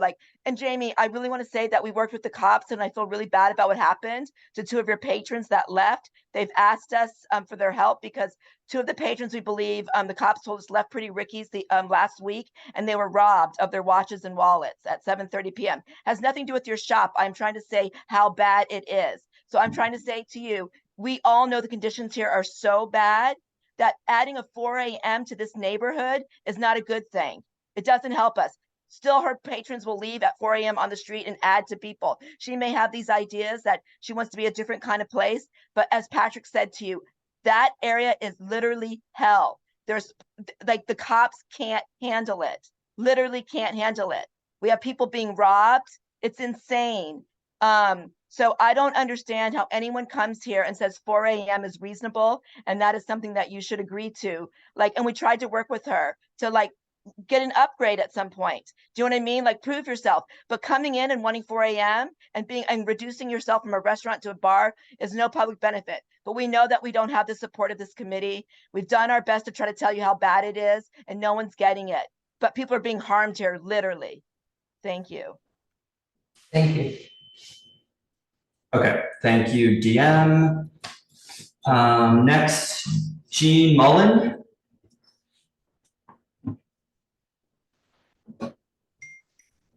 You get something. Say, can you hear me? Hi, can you hear me? Yes, I can. Thank you. Okay. My name is Jean Mullen. Been here before. I've lived on the corner of Ludlow and Standen for 30 odd years. Mostly what I want to say is if you all put out a moratorium on liquor licenses tomorrow for the next couple of years, we would still have too many bars. Even if no new bars came, we would still have too many in violation of the SLA's own 500-foot rule. So having another bar who wants to be open all night, that's probably not even 50 feet from Pianos and Kind Regards, is ludicrous. It's just ludicrous. We cannot sustain another license here. There shouldn't actually be any more new licenses as far as I'm concerned, but certainly not there. So unequivocally opposed. Thank you. Thank you, Jean, and thank you for being brief. Let's see. Doesn't look like anyone. She's another hand up position. Oh, yeah, she did. Oh, okay. So Susan Cox, I think you had your hand up. Did you put it down? Do you still want to speak? I just wanted to say we have enough bars here. Okay. Doing what everybody else has already said. Ms. Cox, do you live in the neighborhood? Do you I live on Ludlow Street, and I've been here for 20 years. I live, yep. So, yeah. Okay. And then it looks like, I think Daniel Tano, you had your hand up, Daniel.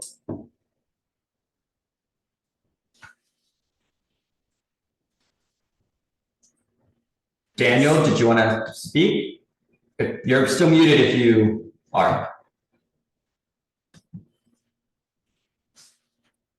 Okay, I think we're gonna move on from Daniel. I don't know if you're having problems, but okay, it looks like I think that was all. Does anyone else have their hand up? Okay, so I think we'll give the applicant a chance to respond. Yeah, this mic. Yeah.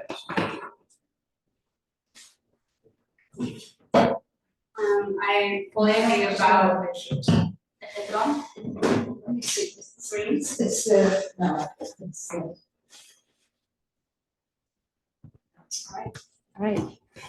In regards to noise and sleep, I think that you could see in my application that I said no DJs, no music, nothing open, no happy hours, because I fully understand and like I myself live the reality of Ludlow Street. I'm not responsible for the robberies or weed shops or whatever.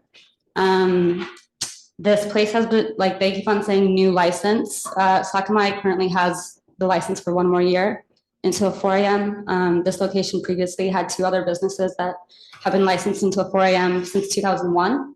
So I'm not opening up a whole new location. I actually was very conscientious of when I was choosing my second spot. In regards to prove yourself, I've been operating a cocktail bar for 4 years, and I converted an architect's office, and we have 2 small families living above the cocktail bar with no complaints. And then I actually really love the point that you made earlier. There's a significant distinction between types of bars. For instance, rowdy, crazy bars versus a high-end cocktail bar. I, by choice, am primarily reservation-based. Versus I myself live in the neighborhood and I have seen quite a few, rowdy restaurants. So changing from a restaurant to a bar is not necessarily so fair. And I actually had a great conversation with DM over the weekend because I heard her concerns. I have a full kitchen in the basement. It's fully ventilated, full equipment, 3 refrigerators, etc. And I purposely didn't come here saying that I'm going to be a restaurant.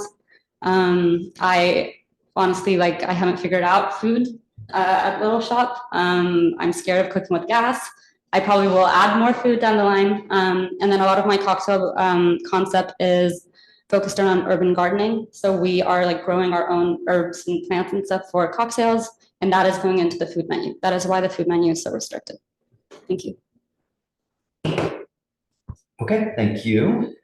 Okay. Committee members, do we have any questions?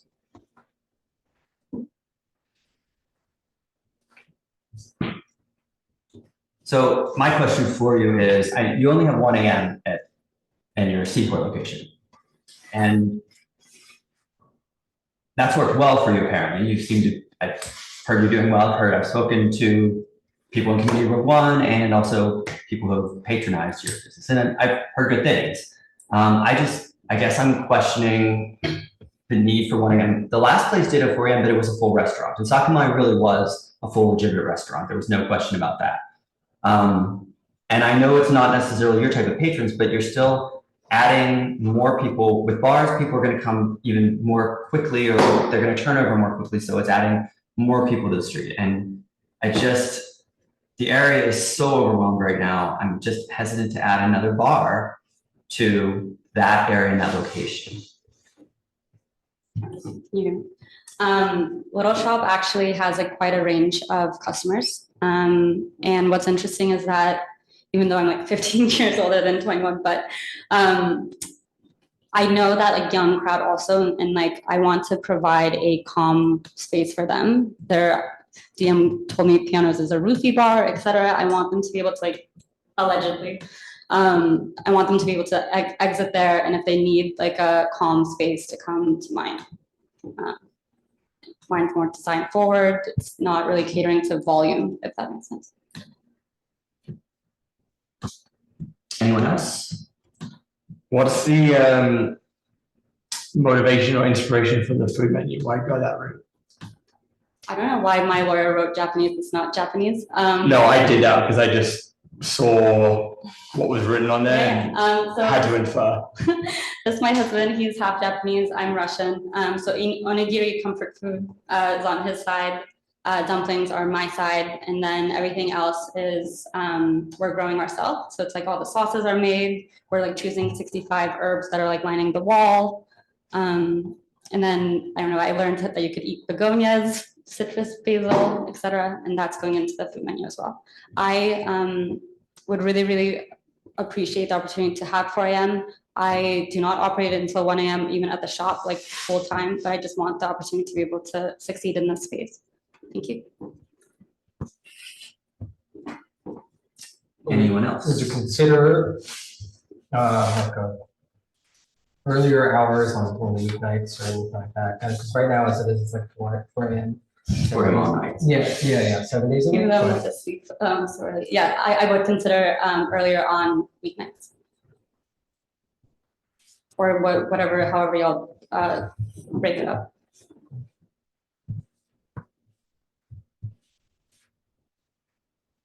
Anyone else have any questions or comments? Because, and this is, I appreciate that you said you would consider earlier on weeknights. That actually goes a long way. For me, at least, it does help make a difference. And this is what I'll tell. I fully support your application. It's just, and my issue is with the location. It's just an awful location. But it's just the location, and adding someone else, another bar is, really struggle with that. So if you were coming in many other locations, I would put you on the expedited probably earlier and said, this is great, let's just, there's no need to discuss this. It's just this location and these few blocks are just awful. And I understand you do say you're hoping to improve that, and we've heard that from so many people, and it's just adding more people. Even if you're improving it, it's adding more people to an area that's just insane at times.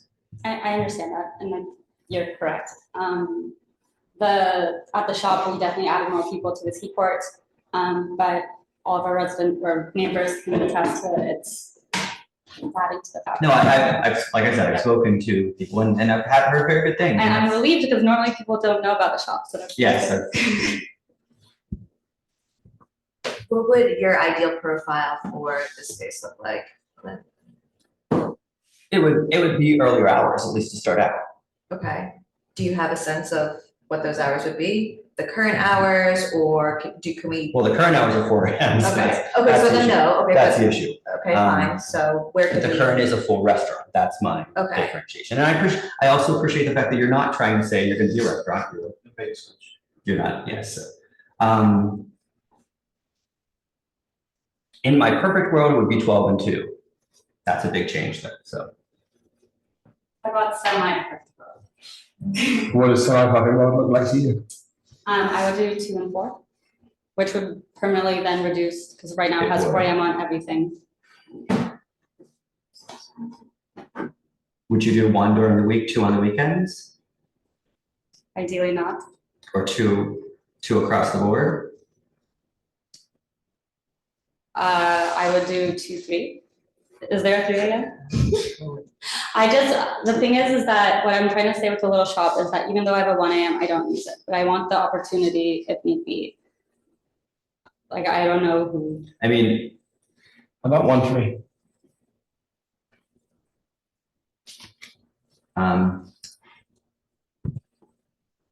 Does it always have to be divided the Thursday through Saturday? Well, I mean, no, it's just, you have The other night, to. I'm looking at my shop reservations and we're bumping on a Monday, so like, I never know.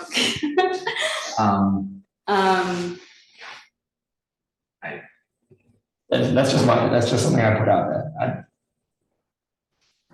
Whatever you guys say. Because my only thought is, and I appreciate that you say you're going to be, even at the little shop, you're half to 1, you're not always open to 1. My thought is you're going to get there and realize that it's not going to be that you're not going to be the 4 a.m. that you think, because it's going to be a different crowd that maybe isn't going to be. But I don't know. That's just all. I'm an individual operator. I don't have other partners. No. I mean, you say the hours. It may end up being you. I agree with you that you may not be open to the 4, but it's just that we don't know what we can't predict the future. So. I don't know if this is of help. When I received a letter from Patrick Walsh on Friday, I was a bit upset about it. So I looked at the shop and all of our seats were full. We're in our version packed. And then I took a photo and there was no one outside, because like I've learned how to brand it correctly, that like people aren't waiting in line. They know that they can't get in if they don't have a reservation. Honestly, I fully respect the reality of Buffalo Street. But Because my thought is that if you're succeeding with Little Shop at 1 a.m. all nights, that's my question of, needing the late hours. Little Shop, I converted an architect's office to a different space, different. It's a different neighborhood too. Yeah, I mean, there's just less folks down there at those times. So in our view, it's a missed opportunity for business, not having those hours. So the 1 a.m., 3 a.m., yes, no, maybe. Not take maybe. my ideal is 2-4. I understand that. 1-3. I could do 1-3. Okay.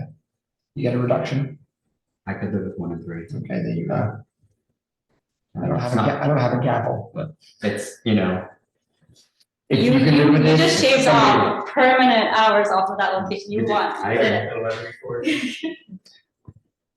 Unless I prove it to be cute. Unless you prove you, and that's the case. We've had places in Hill Square that they've proved them to be good operators, and we've extended their hours. So it's Is not. that allowed to be in the stipulation of like can come back in an hour, in a year? Yeah, you can come back whenever you want. No, you have the right. It's not in the We don't put in the stipulation. stipulation. You have the right to come back anytime. What I would suggest though is if you do come back, you have to give it some time to show that you've operated. So you can't come back in 6 months. We need to at least have a full year so we can see through the seasons and that you prove yourself. Understood. And after that, we don't set a timeline. Understood. Thank you so much. Okay. Great. So it sounds like we at least have. Motion to approve. Let's just check to make sure. I think everything else, I don't think there's anything else controversial. or Sorry, can I change one thing? I had 6 private parties. I do roughly 1 a month. So can we change that to 12? You're talking, what are the private parties? So what we consider a private party is an entire buyout of the entire space, not birthday parties, not like where you have a section. It's an entire buyout of your entire business. I can't tell because the shop is so small that you can buy out the entire thing. We have the Manhattan Chamber of Commerce, we have the Lower East Side Girls Club. Those are our buyouts. Okay. So you're, even with that information, you still think that you would want one a month? I don't know. It's 1 a month. I want to reserve 1 a month. 1 a month, Yes. okay. So we put a number in, so it's. Okay, so you're putting in. Yeah, I just started the one. Well, it would just be. We could start from the top. Sunday through, well. Can we take some of Japanese? I don't know where Japanese came from. Yeah, then take that out. Yeah. Okay. You have to put a name to it. Yeah, so what is your? We have to- Well, no, I mean, it's bar tavern, it can just be bar tavern. Okay. Because, I mean, restaurants, we usually ask first, but it was bar tavern, it's bar tavern. Okay. So we'll operate a bar tavern with the kitchen open serving food all hours of operation. Oh, that was the one quick question you had in your application. Food within 1 hour. We generally ask for food all hours. Okay. So kitchen open serving food during all hours. Hours of operation will be Sunday through Wednesday, 5 p.m. to 1 a.m. Thursday through Saturday, 5 p.m. to 3 a.m. That's what you agree to. Okay. You will not use outdoor space, including open restaurants. You will employ a doorman or security personnel, 1 guard on Friday and Saturdays. You did not check off soundproofing. I talked to the dude who did before, Slackline, he's a GC and he soundproof. Okay. You'll close any front and rear facade window. You do have an open, those windows open, don't they? Right now they're sealed shut, but I would want to open them until 10 p.m. Okay. Okay. You will close any front and rear facade windows at 10 p.m. every night, or when amplified sound is playing, including not limited to DJs, live music, etc. You will not have DJs, live music, third-party events, any event in which a cover fee is charged, scheduled performances, check this. You may not have checked, but you're not planning on scheduled performances at the start, right? And then we need to change that to 12 private parties a year. We'll play ambient recorded background music only. Will not apply for an alteration without coming to CV3. Will not participate in pub crawls or party buses. Will not have unlimited drink specials. Will not have happy hour or drink specials. Will not have wait lines outside. Will have a staff person for ensuring no loitering, noise, or crowds. We'll post the stipulation beside your liquor license, and residents may contact the manager at the number below. And I think we did not have. I don't know if that was filled in on the application or not. Would that be you? So I think her name is, I think it's the top. It's not. It's not. Oh. Well, actually, it's here. The application.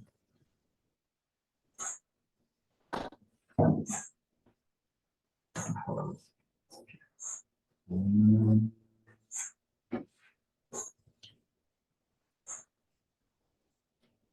Yeah, there. Got you know. 404 58.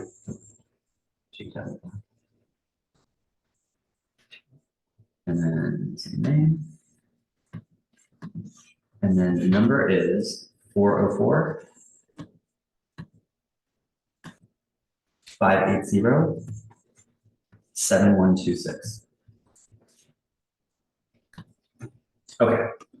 So, I don't think we did second that, did we? Or did we have a second? We did it first. Don't know if we did. Second. And Right. seconds? Okay, so we will move to a vote. Will be Jamie Felber, Yes. Michael Lavario, Yes. Amanda Lou, Yes. Clint Smeltzer, yes. Okay, so I guess you are working with the attorney goes. You'll get the stipulations that we just went through. You'll get them emailed from the office today or probably tomorrow or Wednesday at the latest.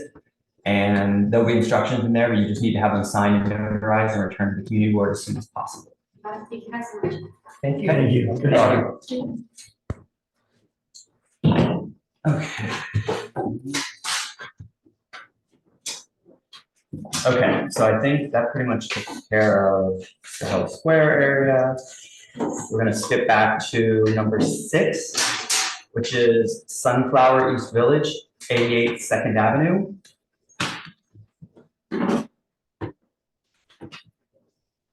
It's Michael. So yeah, please raise your hand if you're the applicant or representative for 88 Second Avenue, Sunflower East Village.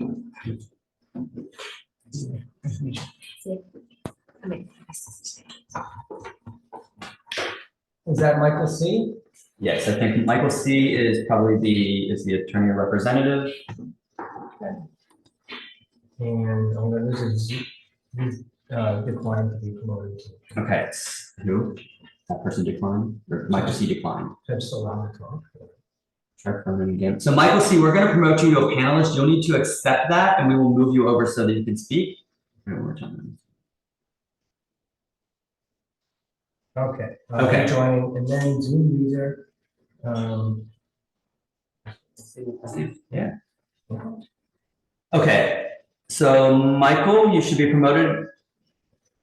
I'm gonna give a quick summary, but I think before I give the summary, I want to just clarify one thing because we didn't get an email back. This afternoon, we emailed you about the petition signatures that you had signed where your hours were 9 a.m. to 9 p.m. Your application hours were later till 11 p.m., but because that's what you provided to the public, we asked if you were going to keep those hours at 9 p.m. or if not, you would probably essentially have to withdraw and come back because you told the public you were only going to be open till 9. You said that was okay in the email. When we wrote back and said, does that mean you will be closing your business at 9 p.m.? We didn't get a response back.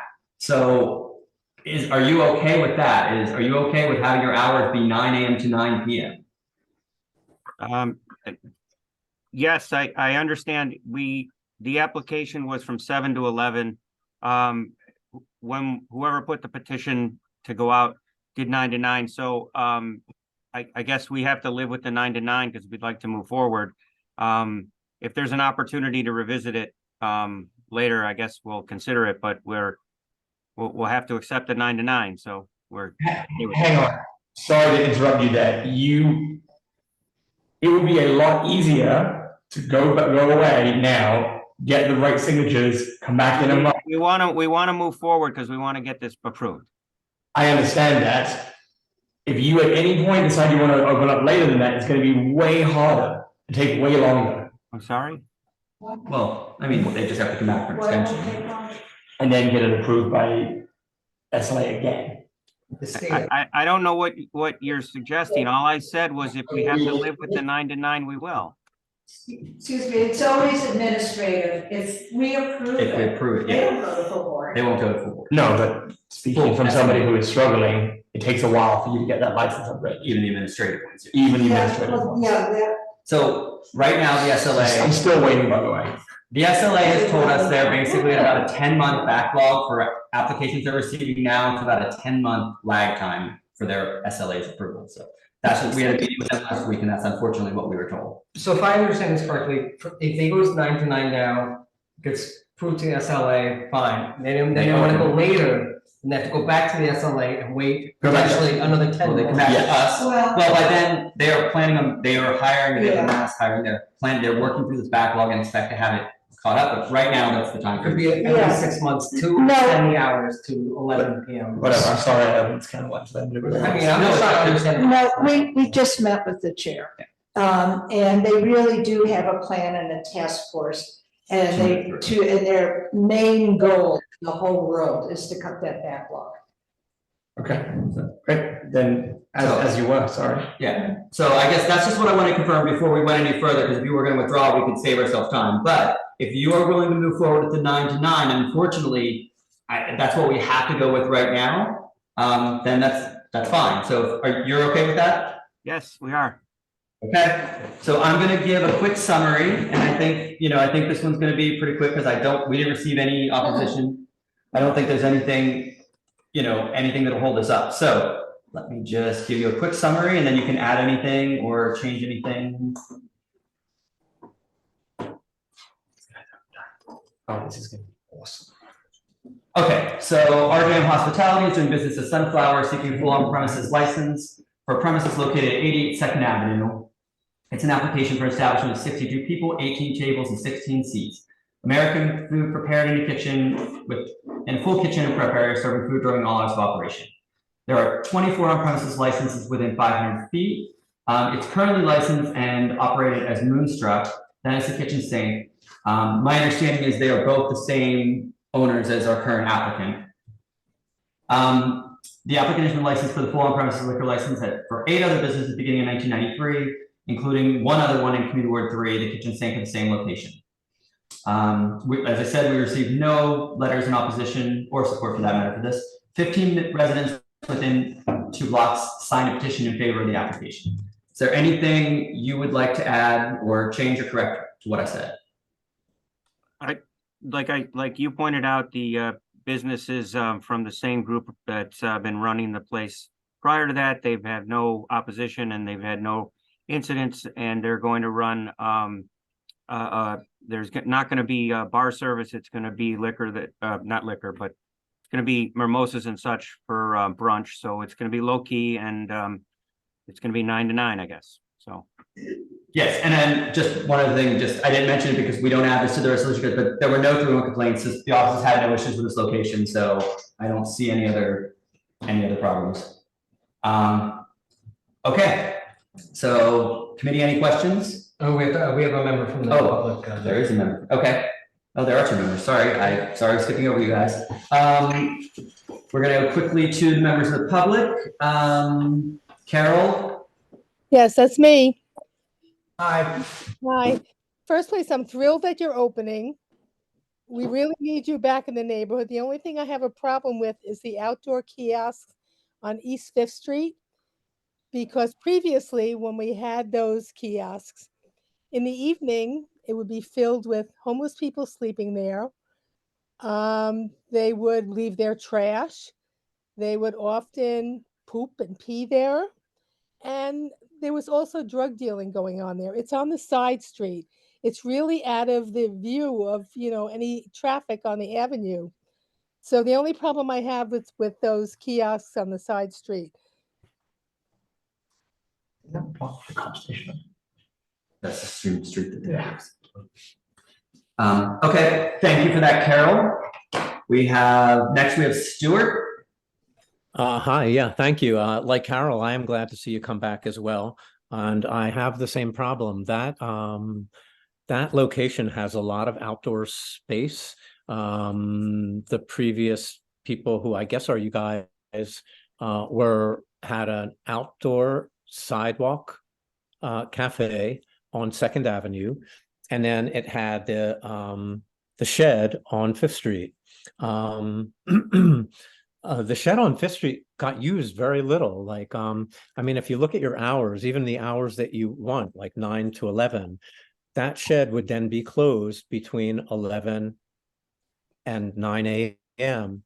And it really did attract a bunch of like nasty things, including rats and all the things that Carol mentioned.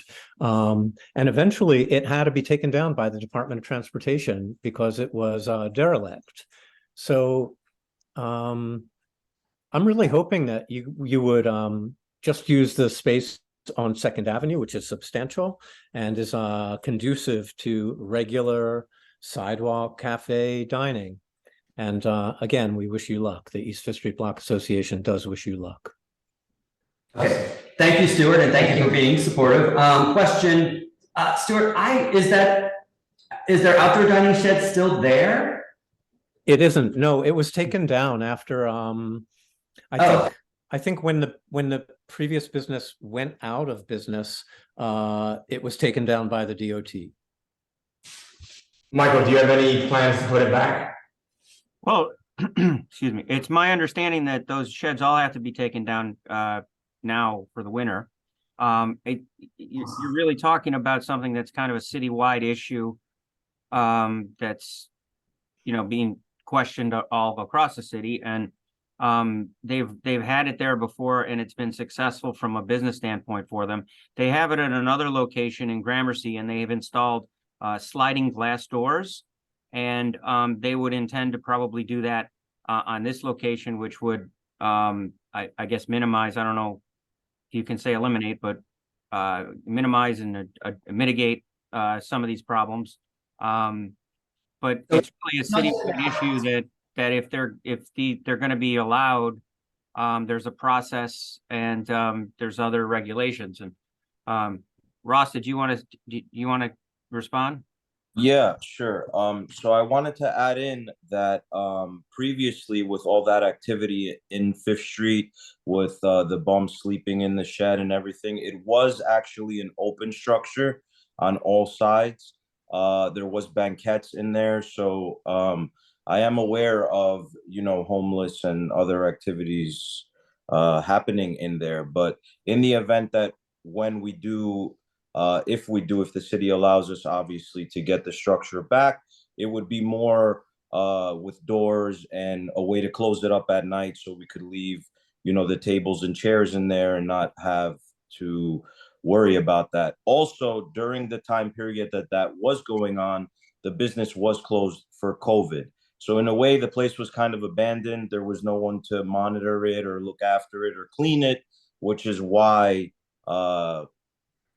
the people that Carol and Stuart mentioned, probably why it was dirty and all those activities were happening there. I think what you're saying is you are intending to have outdoor dining at some point in the future once you reopen, and it would be complying with whatever the new open restaurants program requirements are. You would comply with that at that time. Exactly.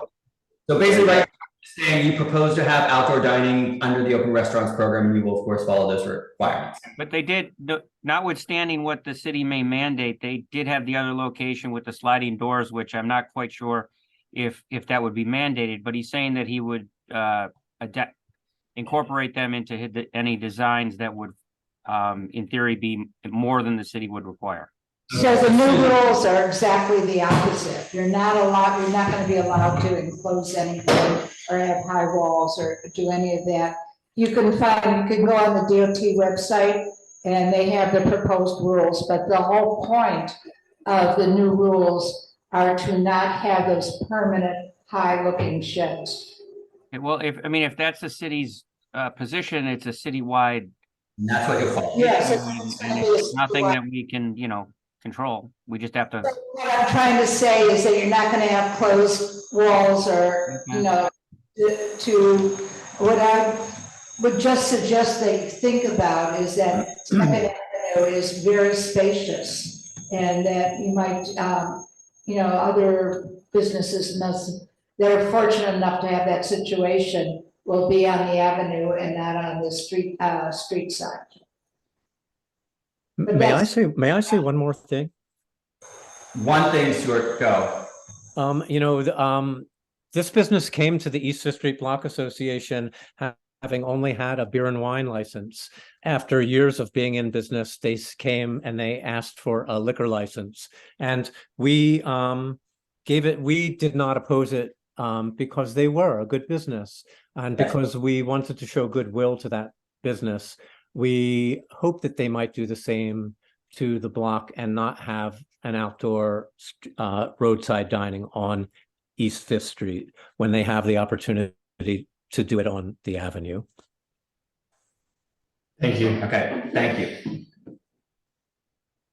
Okay, so I guess we're going to move on. We're just going to read through the proposed resolution based on our conversation. And it would be, and hopefully I don't mull the name, Isidoros Kapitanos would be, is that still the signer? Yeah, that's me. Okay, oh, that is you, okay.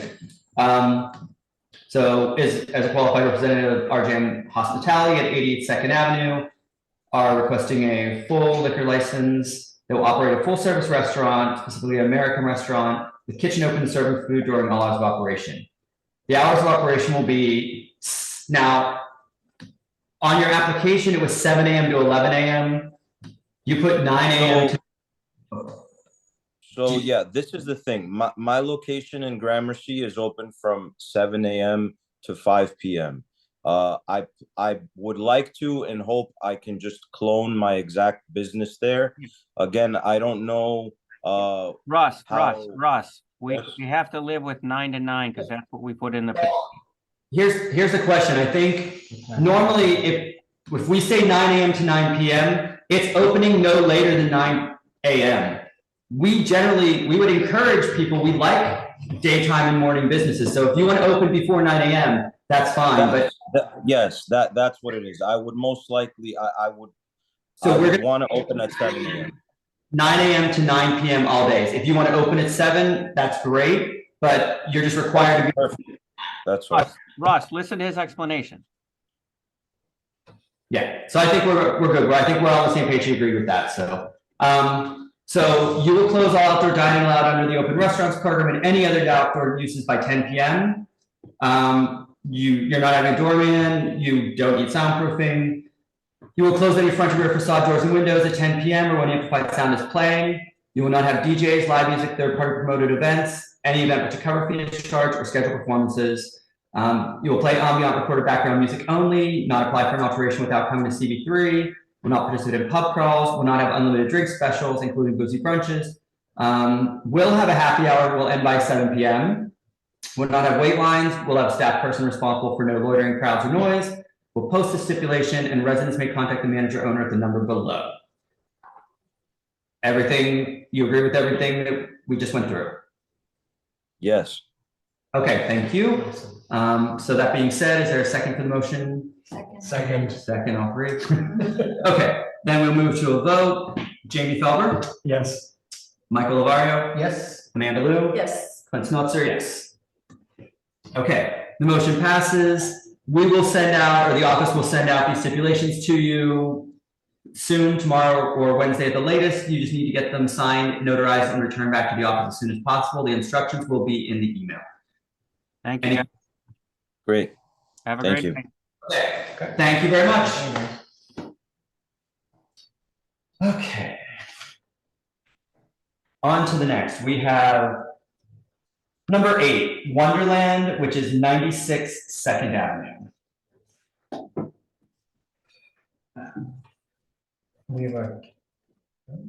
So if you are here for 96 2nd Avenue, if you are the applicant, I know we probably have a few overlaps for the public to speak, but I think Malcolm is, one of the applicants, and I don't know about Michelle.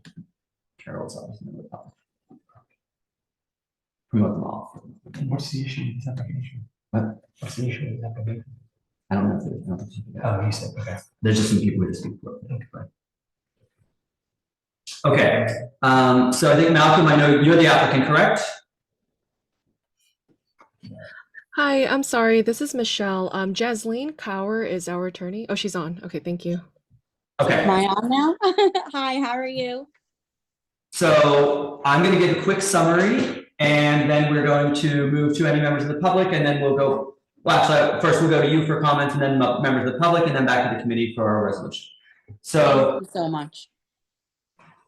This is, and I apologize if I'm all it, but Fei Meng Changgong, doing business as Wonderland, is seeking a full on-premises liquor license in the premises located 96 2nd Avenue.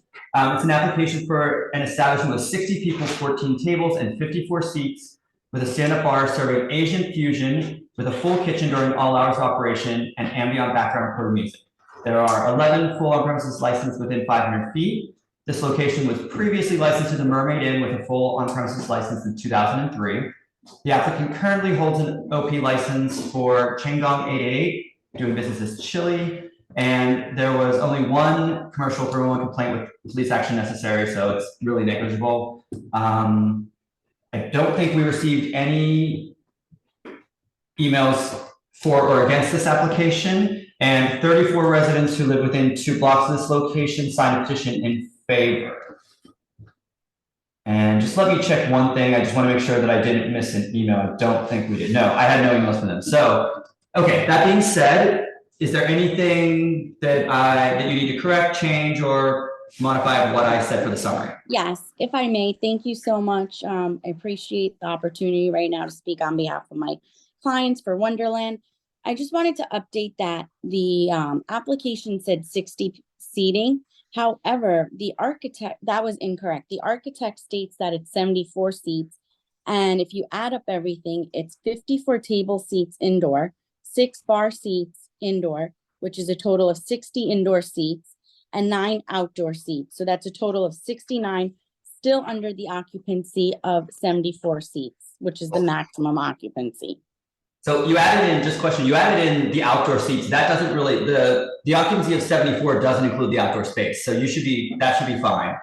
Okay, but the application said 60 maximum seats. I just wanted to correct it so you know that the maximum occupancy is 74 and we're well under. Okay. Yes, I'll change that in the resolution. Thank you. We appreciate that.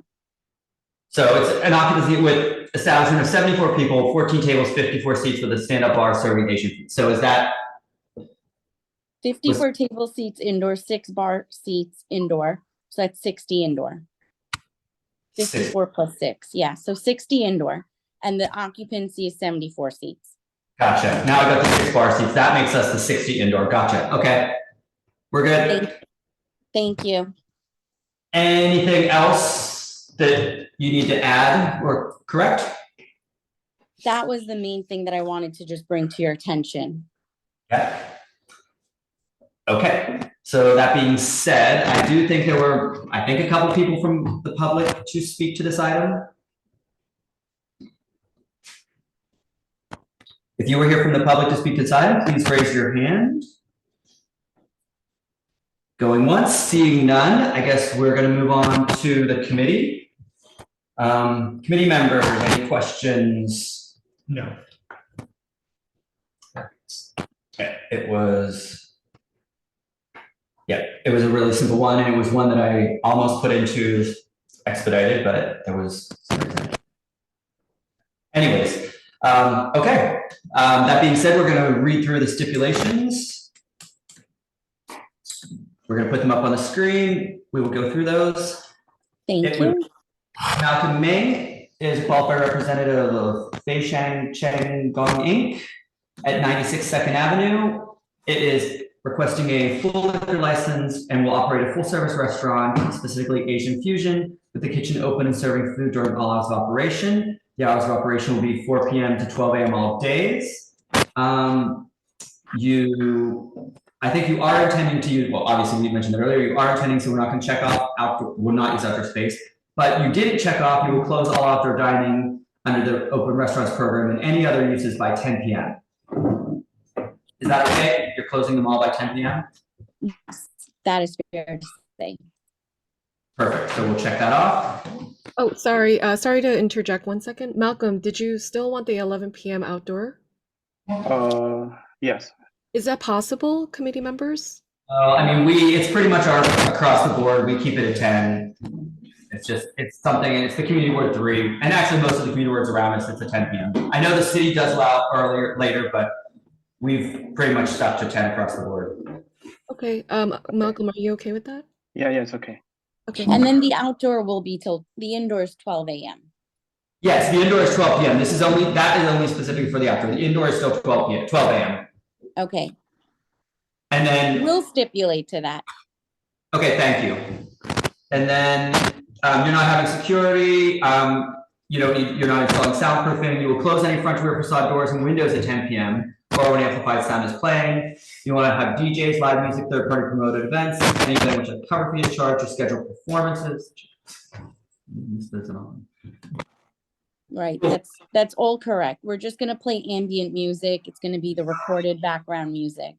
Will not apply for an alteration with the upcoming before CB3. Will not participate in pub crawls or party buses. Will not have unlimited drink specials. Will not have happy hours. Will not have wait lines. You did check off you have a staff person responsible for ensuring no loitering in crowds. That's fine? Is that okay? Yes, that is okay. That doesn't mean a doorman, that just means you have someone making sure you're not having lines and crowds. Yeah. You will post a stipulation beside your liquor license, and residents may contact the manager at the number below, and we have Malcolm listed, and the number is 643-331-9403. Malcolm, is that correct? Yes, correct. Or is it 646? Let me check, double check. Oh, yeah, 646, sorry about that. I didn't see that. Change that. That is a typo, so thank you for correcting that. Okay, do I have a second? Second. Thank you, Amanda. We will move to a vote. Jamie? Yep. Michael? Yes. Amanda? Yes. Clint? Yes. Okay, motion passes. Okay, the office, I think you've heard this already, but the office will send you out the stipulations within the next day or maybe two. Please get that signed, notarized, and returned as soon as possible, and good luck, I guess. Thank you so much. We Thank really you. appreciate you taking out the time for this. Thank you. Okay. Now, we are moving on to number 11. Number 11, which is Asoko Group LLC, 127 East Broadway. If you are the applicant or the representative, please raise your hand. Okay. Hello, give me just 1 second. I'm going to give a quick summary and then I'll give you the opportunity to make any changes or corrections.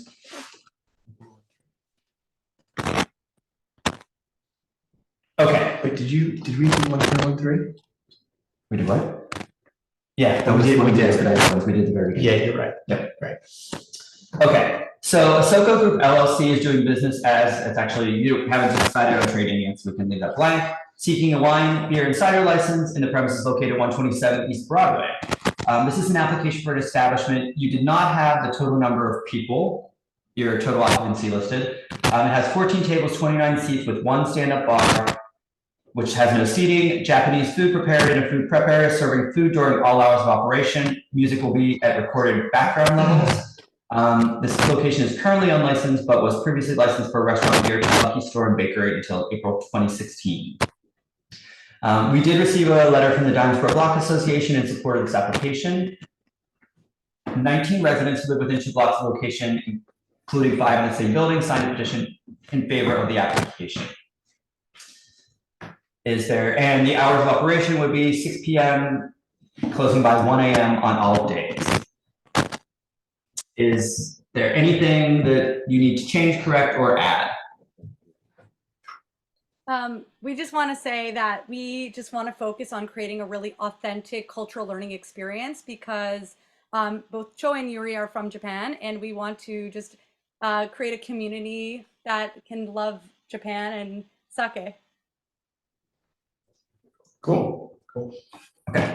So the only reason this was here for and not an admin approval is because they're asking for 1 a.m. closing. Otherwise, it would have been an admin approval. So right. So sorry, can we just clarify that we want to close 1 a.m. During the week, 12 a.m. on Sunday, and 2 a.m. on the weekends. Okay, so that was that's in the application. Okay, that was not I missed that when I reviewed her stipulations. So let me just check on it. Hold on 1 second. Let me. Sure. You're correct. I just need to flip back over. So maybe that was.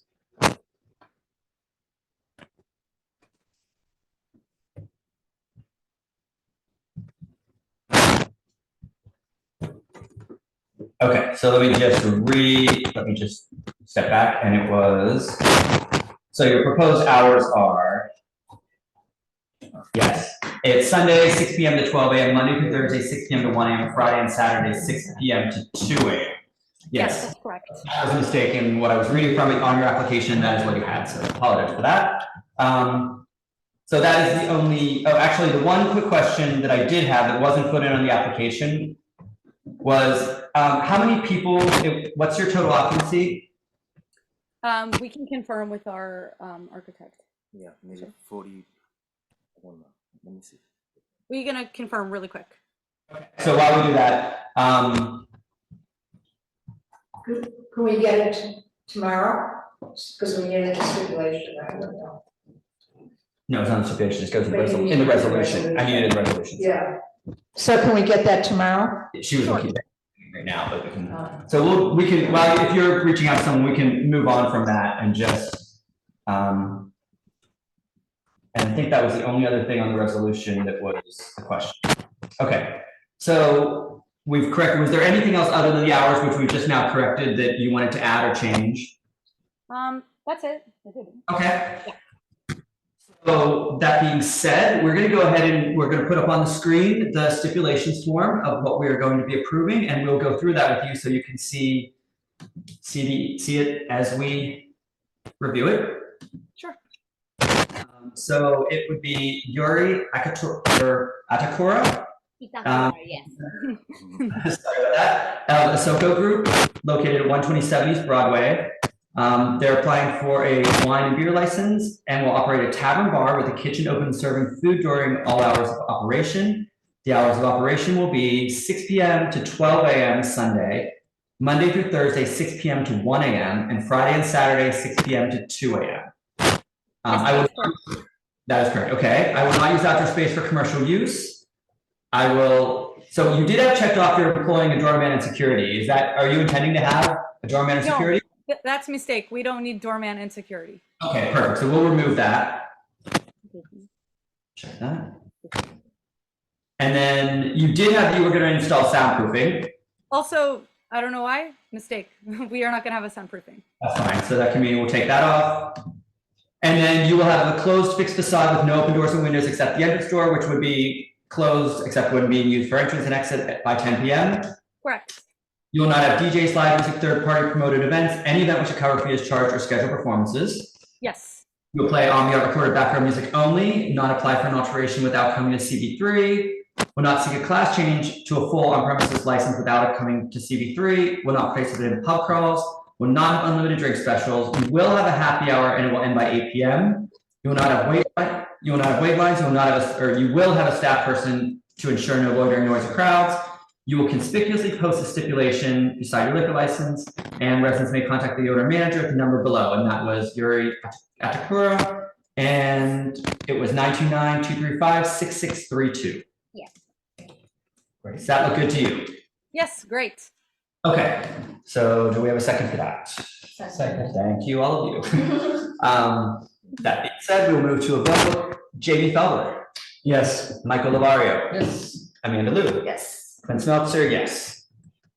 Okay, thank you. The office will send you these stipulations we were just sent through. You will get them signed and notarized and return back to the community board as soon as possible. Okay, great. We'll also send you the occupancy tomorrow. Yeah, please, if you could just send, I think just send it to the email and just Susan can make sure, send it to the email that you send everything back to and they'll make sure they get it to me and I'll put it in the resolution. Okay, great. Thank you so much.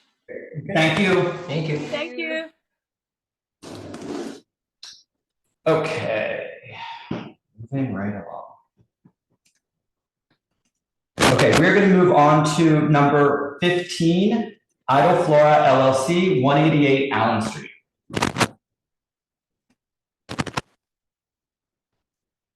The applicant is here and the attorney, so it's Vincent and Frank. We will promote you.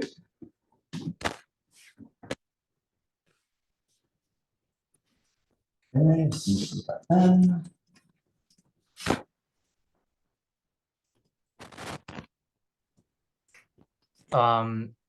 think my partner Linda Wang, can you hear me? Yes, we can hear you.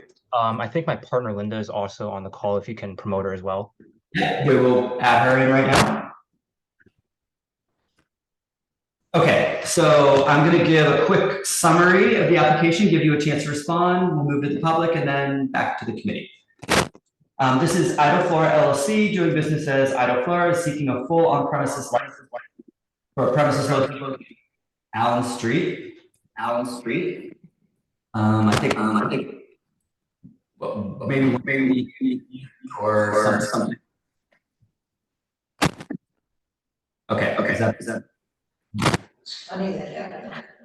I think Lynn's like there's some feedback coming from your. That's better. When it's time to talk, you can unmute and we'll deal with it then. It's an application for an establishment with 74 people, 10 tables and 34 seats with a stand-up bar, full kitchen serving food during all hours of operation, no television, ambient background recorded music only. There are 38 full on-premises licenses within 500 feet.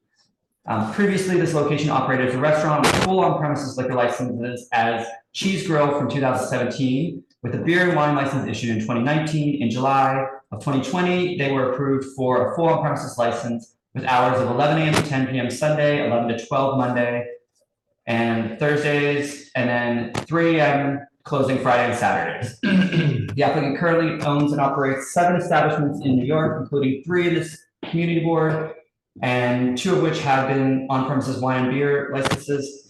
The Dinosaur Block Association and 6 members of the community have submitted letters of support for this application. 69 residents who live within 2 blocks of the location signed a petition in favor. And I think that is it. Do you have anything to add, change, correct? The only correction I note is idle floor is not going to be the DBA. The DBA is to be determined, but otherwise, Vincent, that sounded accurate to me. What about you?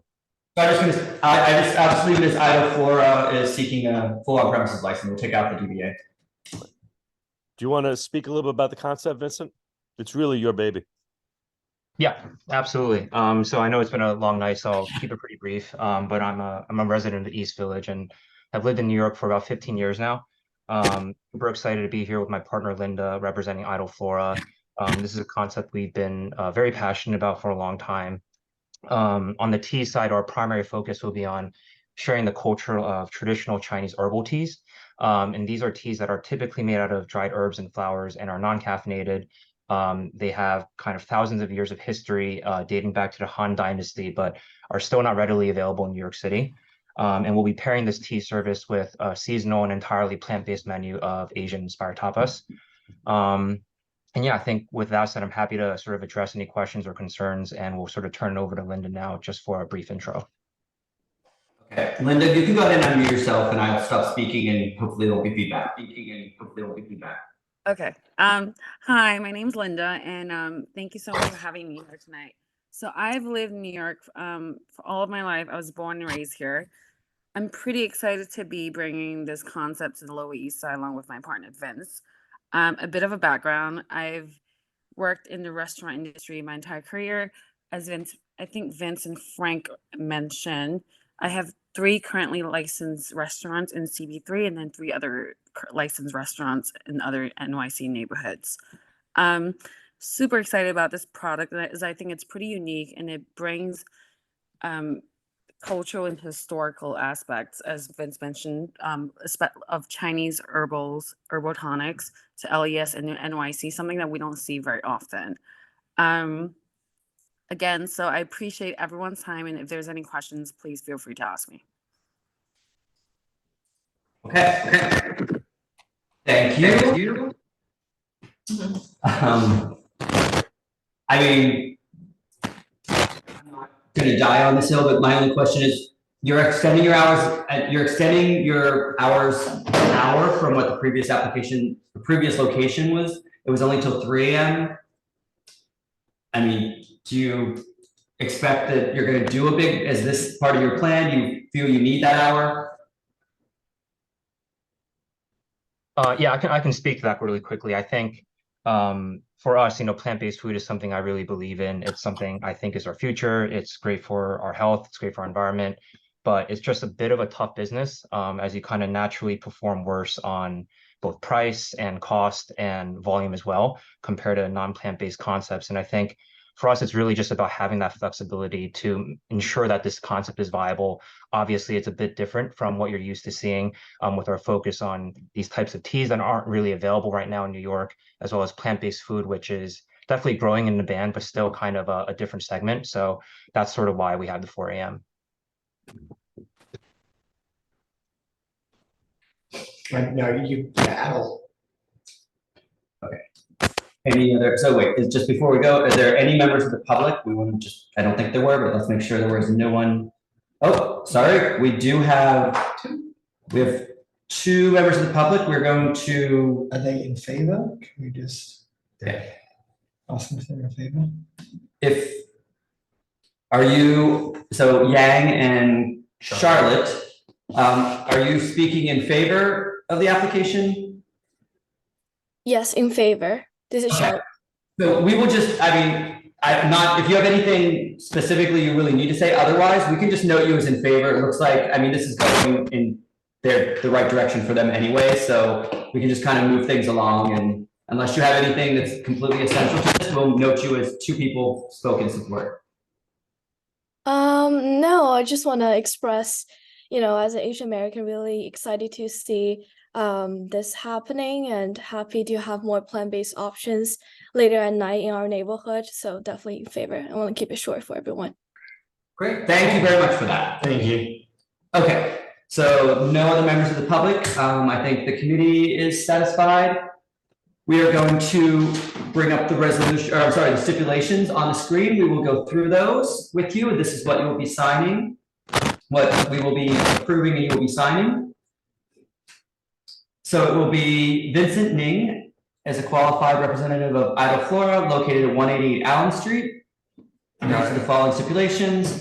It's going to be TBD, isn't it?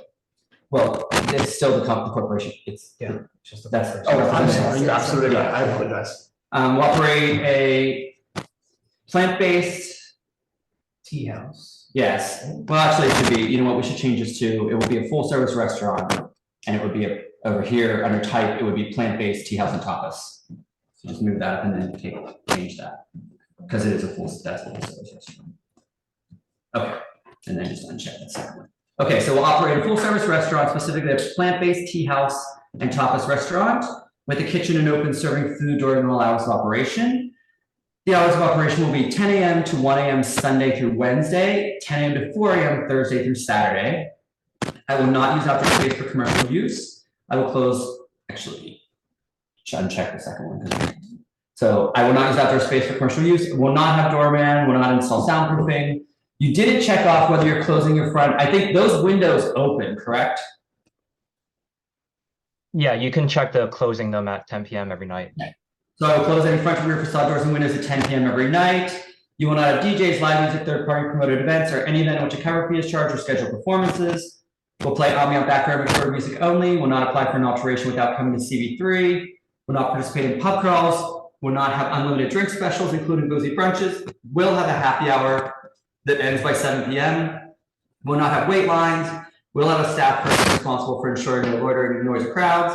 Will conspicuously post a stipulation, and residents may contact the owner at the number below, and that's Vincent Ning, 212-994-4914. Normally, we often have a cell phone there. Is that a cell phone, Vincent? That is, yes. Okay, great. Lucky 212 cell phone number.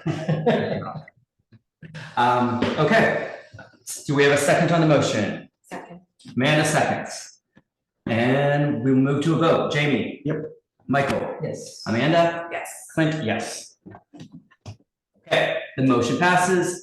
We will, as you heard, and Frank knows the deal, we'll send out this stipulation form within the next day or so. You will get it signed, notarized, and returned back to the community board, and you're good to go. Thanks, everyone. Happy Thanksgiving, everyone. Thank you. Happy Thanksgiving, Frank. Thank you. Okay, so we have two more.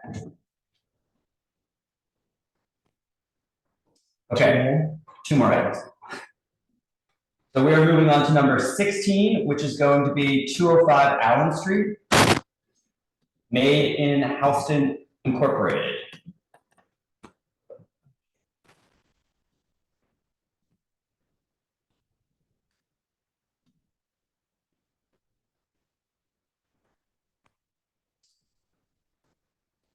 Okay, do we have okay, Jay Choi?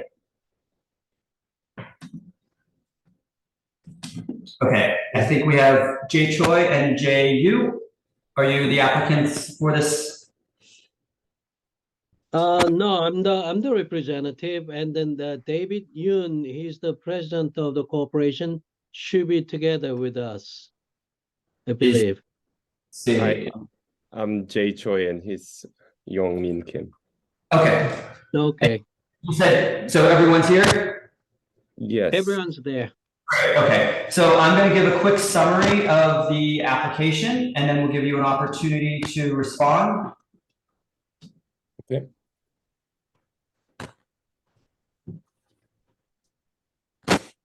Okay.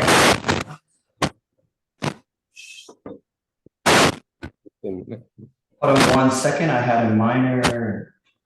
Let's see if it works. Idle floor.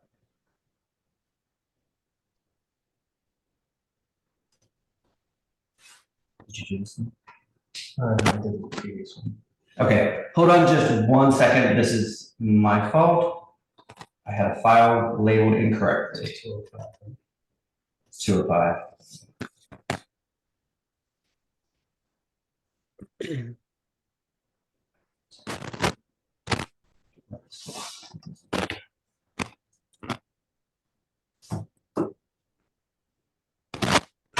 Yes, okay.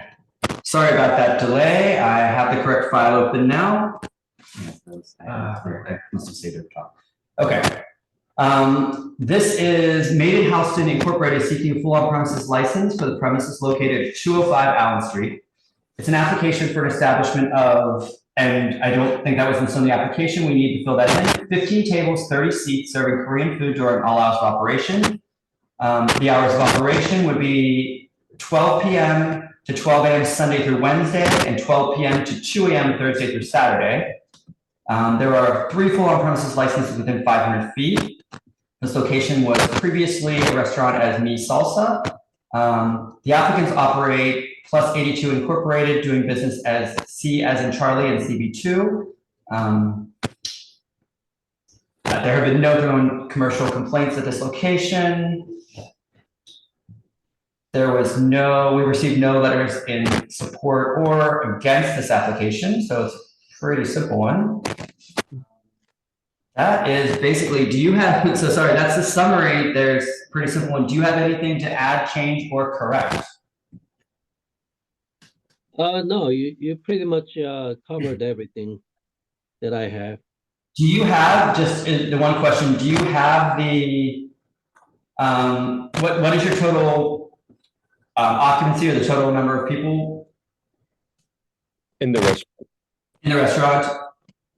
We are thinking about doing 15 tables, roughly 30 seats. Is your occupancy 74, I'm guessing? I believe so. It's gonna be the smallest. Yeah, that's because it's a very small restaurant. It's a very small venue. Okay, that's fine. So, and nothing else to add or change? Not that we know of. Are there any members of the public here to speak to this item? If you are here, please raise your Zoom hand. Seeing none, we will move on to the committee. Committee, do you have any questions? Nope. I have to add one more thing. I don't know if I indicated we're gonna have 6 tables with the 12 sittings outside, which the current restaurant has the exact same layout, and we're gonna keep the same layout. It's actually 3 tables, not 6 tables. Okay, actually, then they are reducing 3 tables out. But it's 3 tables, but it's 4 seats on each table, so it's technically the 12 seats outside. So 12 seats outside.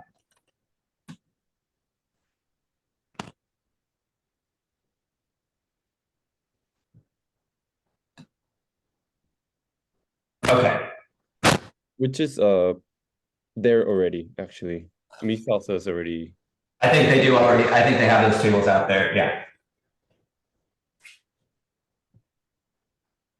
Okay. Anything else? I think we've made that correction. No. We do not believe so.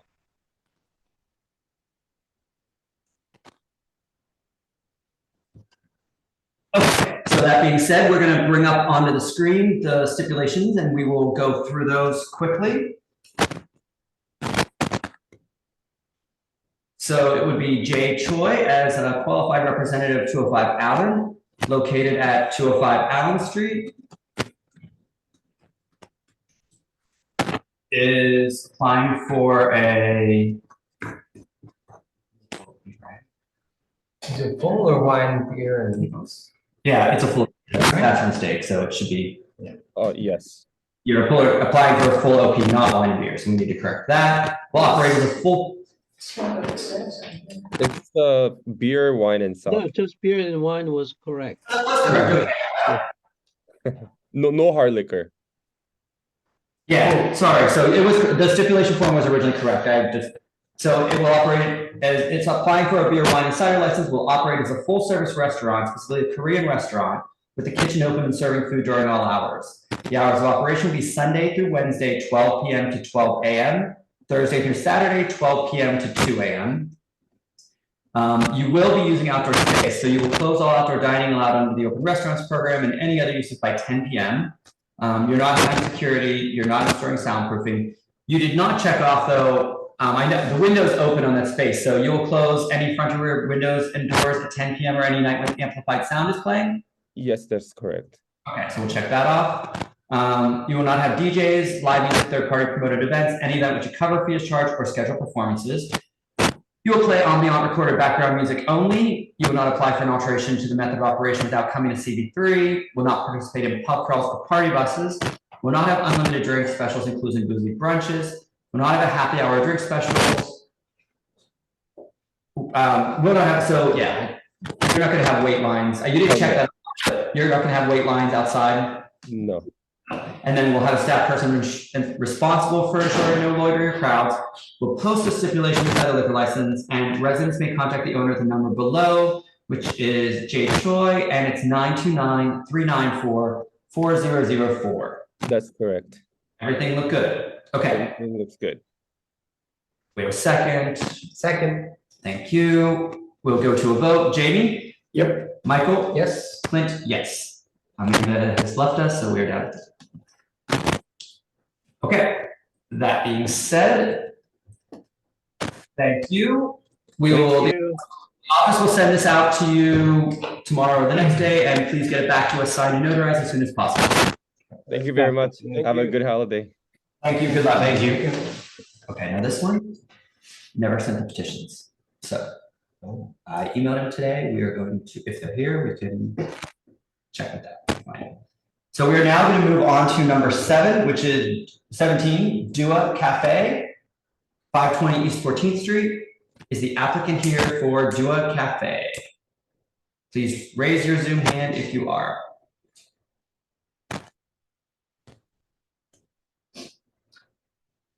Right.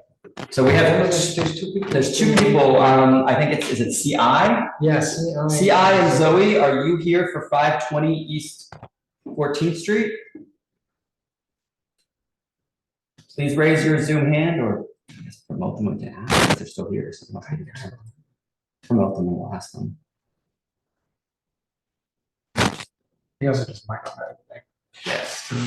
So Zoe, CI, unmute yourself if you want to talk. If not, we're going to move on. Okay. So at this point, because we did not hear from the applicants, we do need to at least make a motion on this. So at this point, we have to deny for non-appearance. Okay. I will make a motion to deny. I will second that. Cafe for non-appearance, seconded by Jamie. Move to a vote, Jamie. Yep. Michael. Yes. Clint. Okay, motion passes, denied for non-appearance. That being said, we will do a final roll call and motion to adjourn. Jamie? Yep. Michael? Yes. Clint? Yes. Good night. That being said, Bravo. Thank you, everyone. Good job. Good job. Good night.